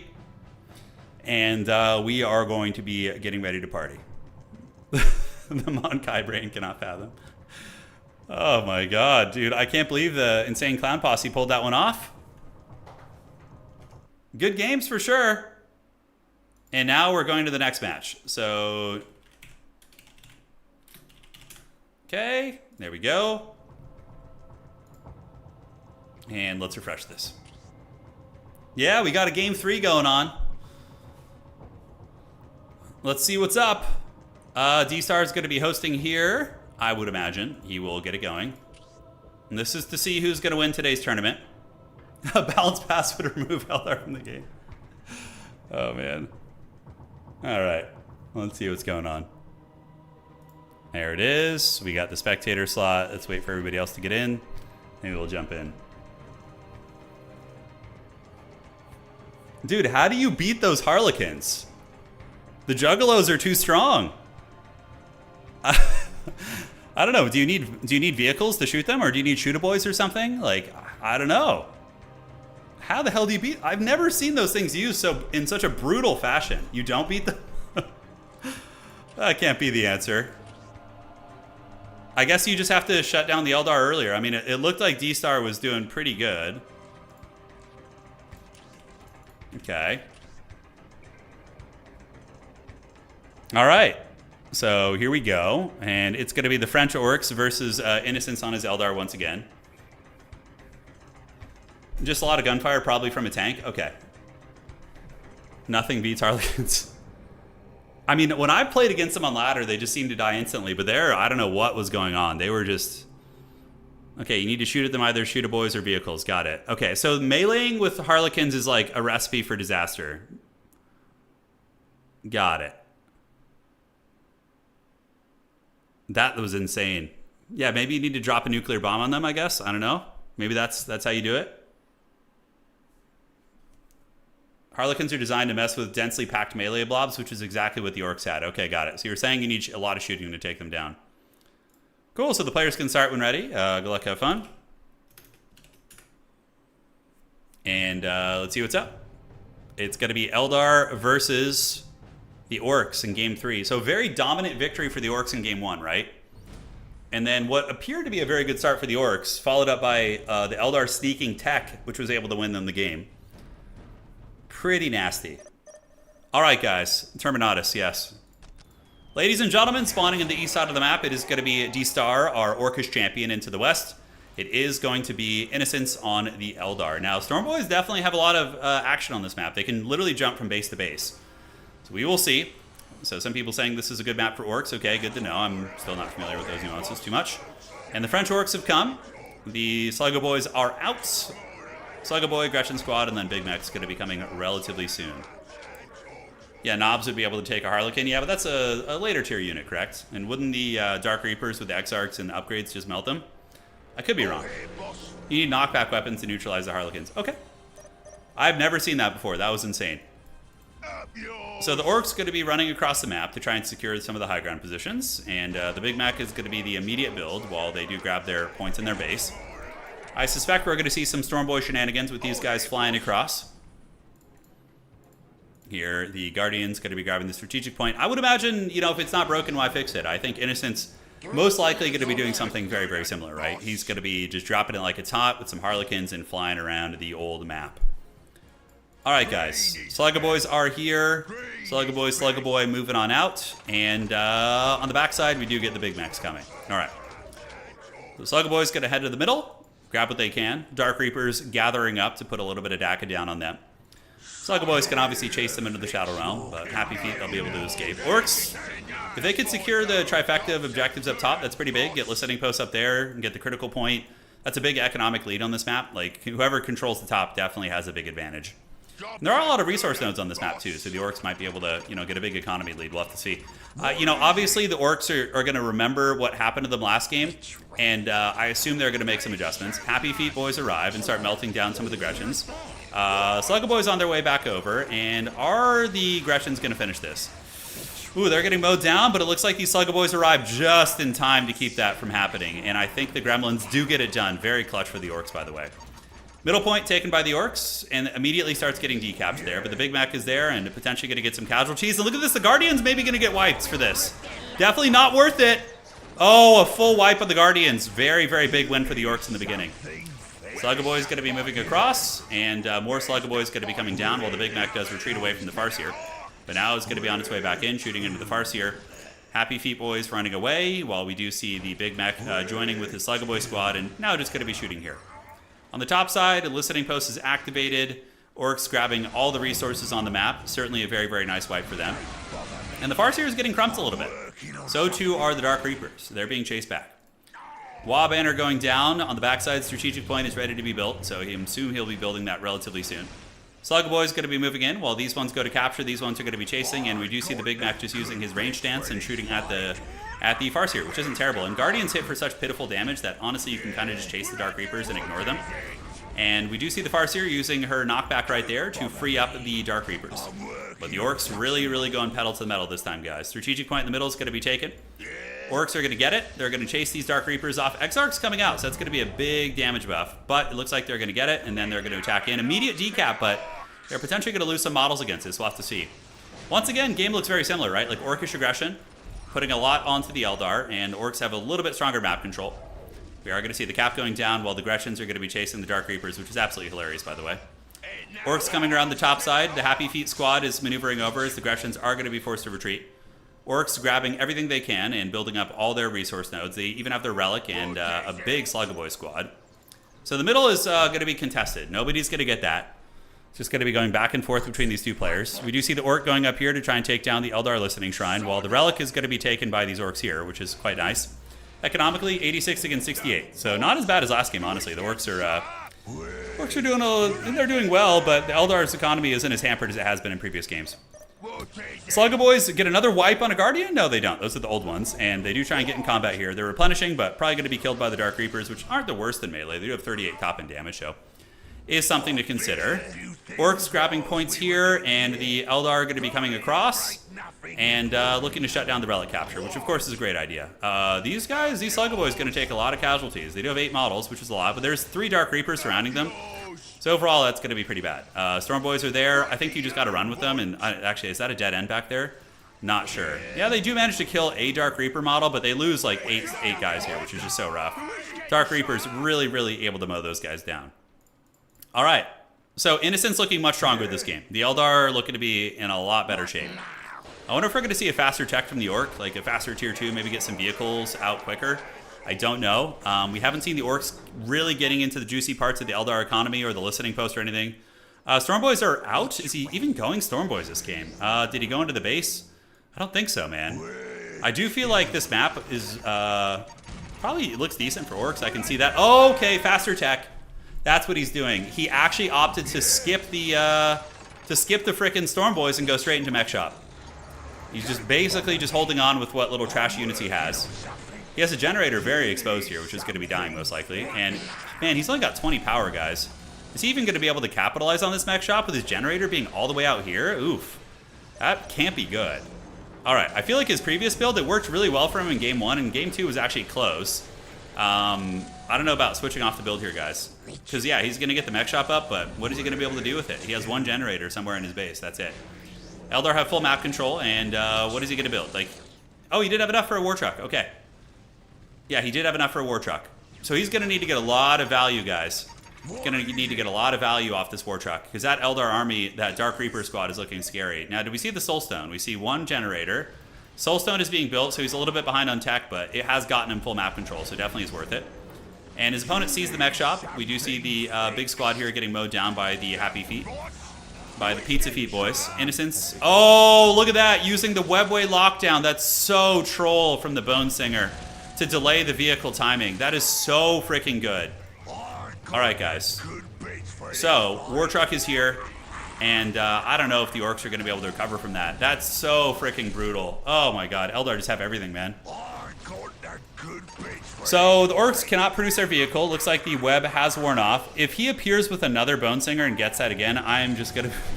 that's going to be so brutal. Back in the base, he produces more infantry. Nope, just going to be going straight up on trucks. Dude, he gets it again. He gets it again. And he deletes it, and the Orc player taps out. GG, Eldar win the tournament. Savage. Savage indeed. All right, guys. That was ruthless. And a victory for Innocence. Coming back from, you know, a deficit in the beginning. Exact same as our last tournament. We had the Eldar come back and win a reverse sweep. All right, guys. GG, well played. Hopefully you guys enjoyed this tournament. If you did, please do drop a like. Wraith Tomb Savagery, yes. And for future Dawn of War tournaments, probably I'm going to come up with, now that I've gotten a feeling of the meta, probably going to come up with more restrictive rules regarding army picks, because I think there is some serious imbalance in this game. That probably we would need to do something to have like bans in each series to create a little bit of diversity. Otherwise, it's just going to be Eldar and Orks in every single tournament finals. Yeah. All factions but Sisters of Battle banned. Just have a Sisters of Battle duel. 2 picks, 1 ban. Yeah, something like that could work for sure. We'll figure it out. Yeah, no, Innocence is also a god tier player. True. True, he is. All right, guys. GG, well played. We're going to see you guys around. Well played to Innocence as well as D-Star here. Both of them were absolute chads today and played very well. But yeah, we'll come up with some other formats. Fun things on the horizon. We are going to be doing a Dawn of War 2 Elite tournament. Total War tournaments this week. Probably another Iron Harvest stream. And yeah, some other good stuff as well. All right, guys. Take care of yourselves. We will see you guys around. Adios. Do widzenia. And folks, that is going to be it for tonight. You guys take care of yourselves. And again, for all of you guys on YouTube, if you want more of this game, do drop a like. It's how I gauge what I'm going to stream. Yeah, Star Wars Galactic. That's right. We'll look into that as well. I think that could be very, very fun. And for all of you guys on Twitch, consider subscribing and following if you're not already. All right. Adios. Appreciate you guys. See you around. More RTS coming soon. And folks, that is it for today. GG. Well played.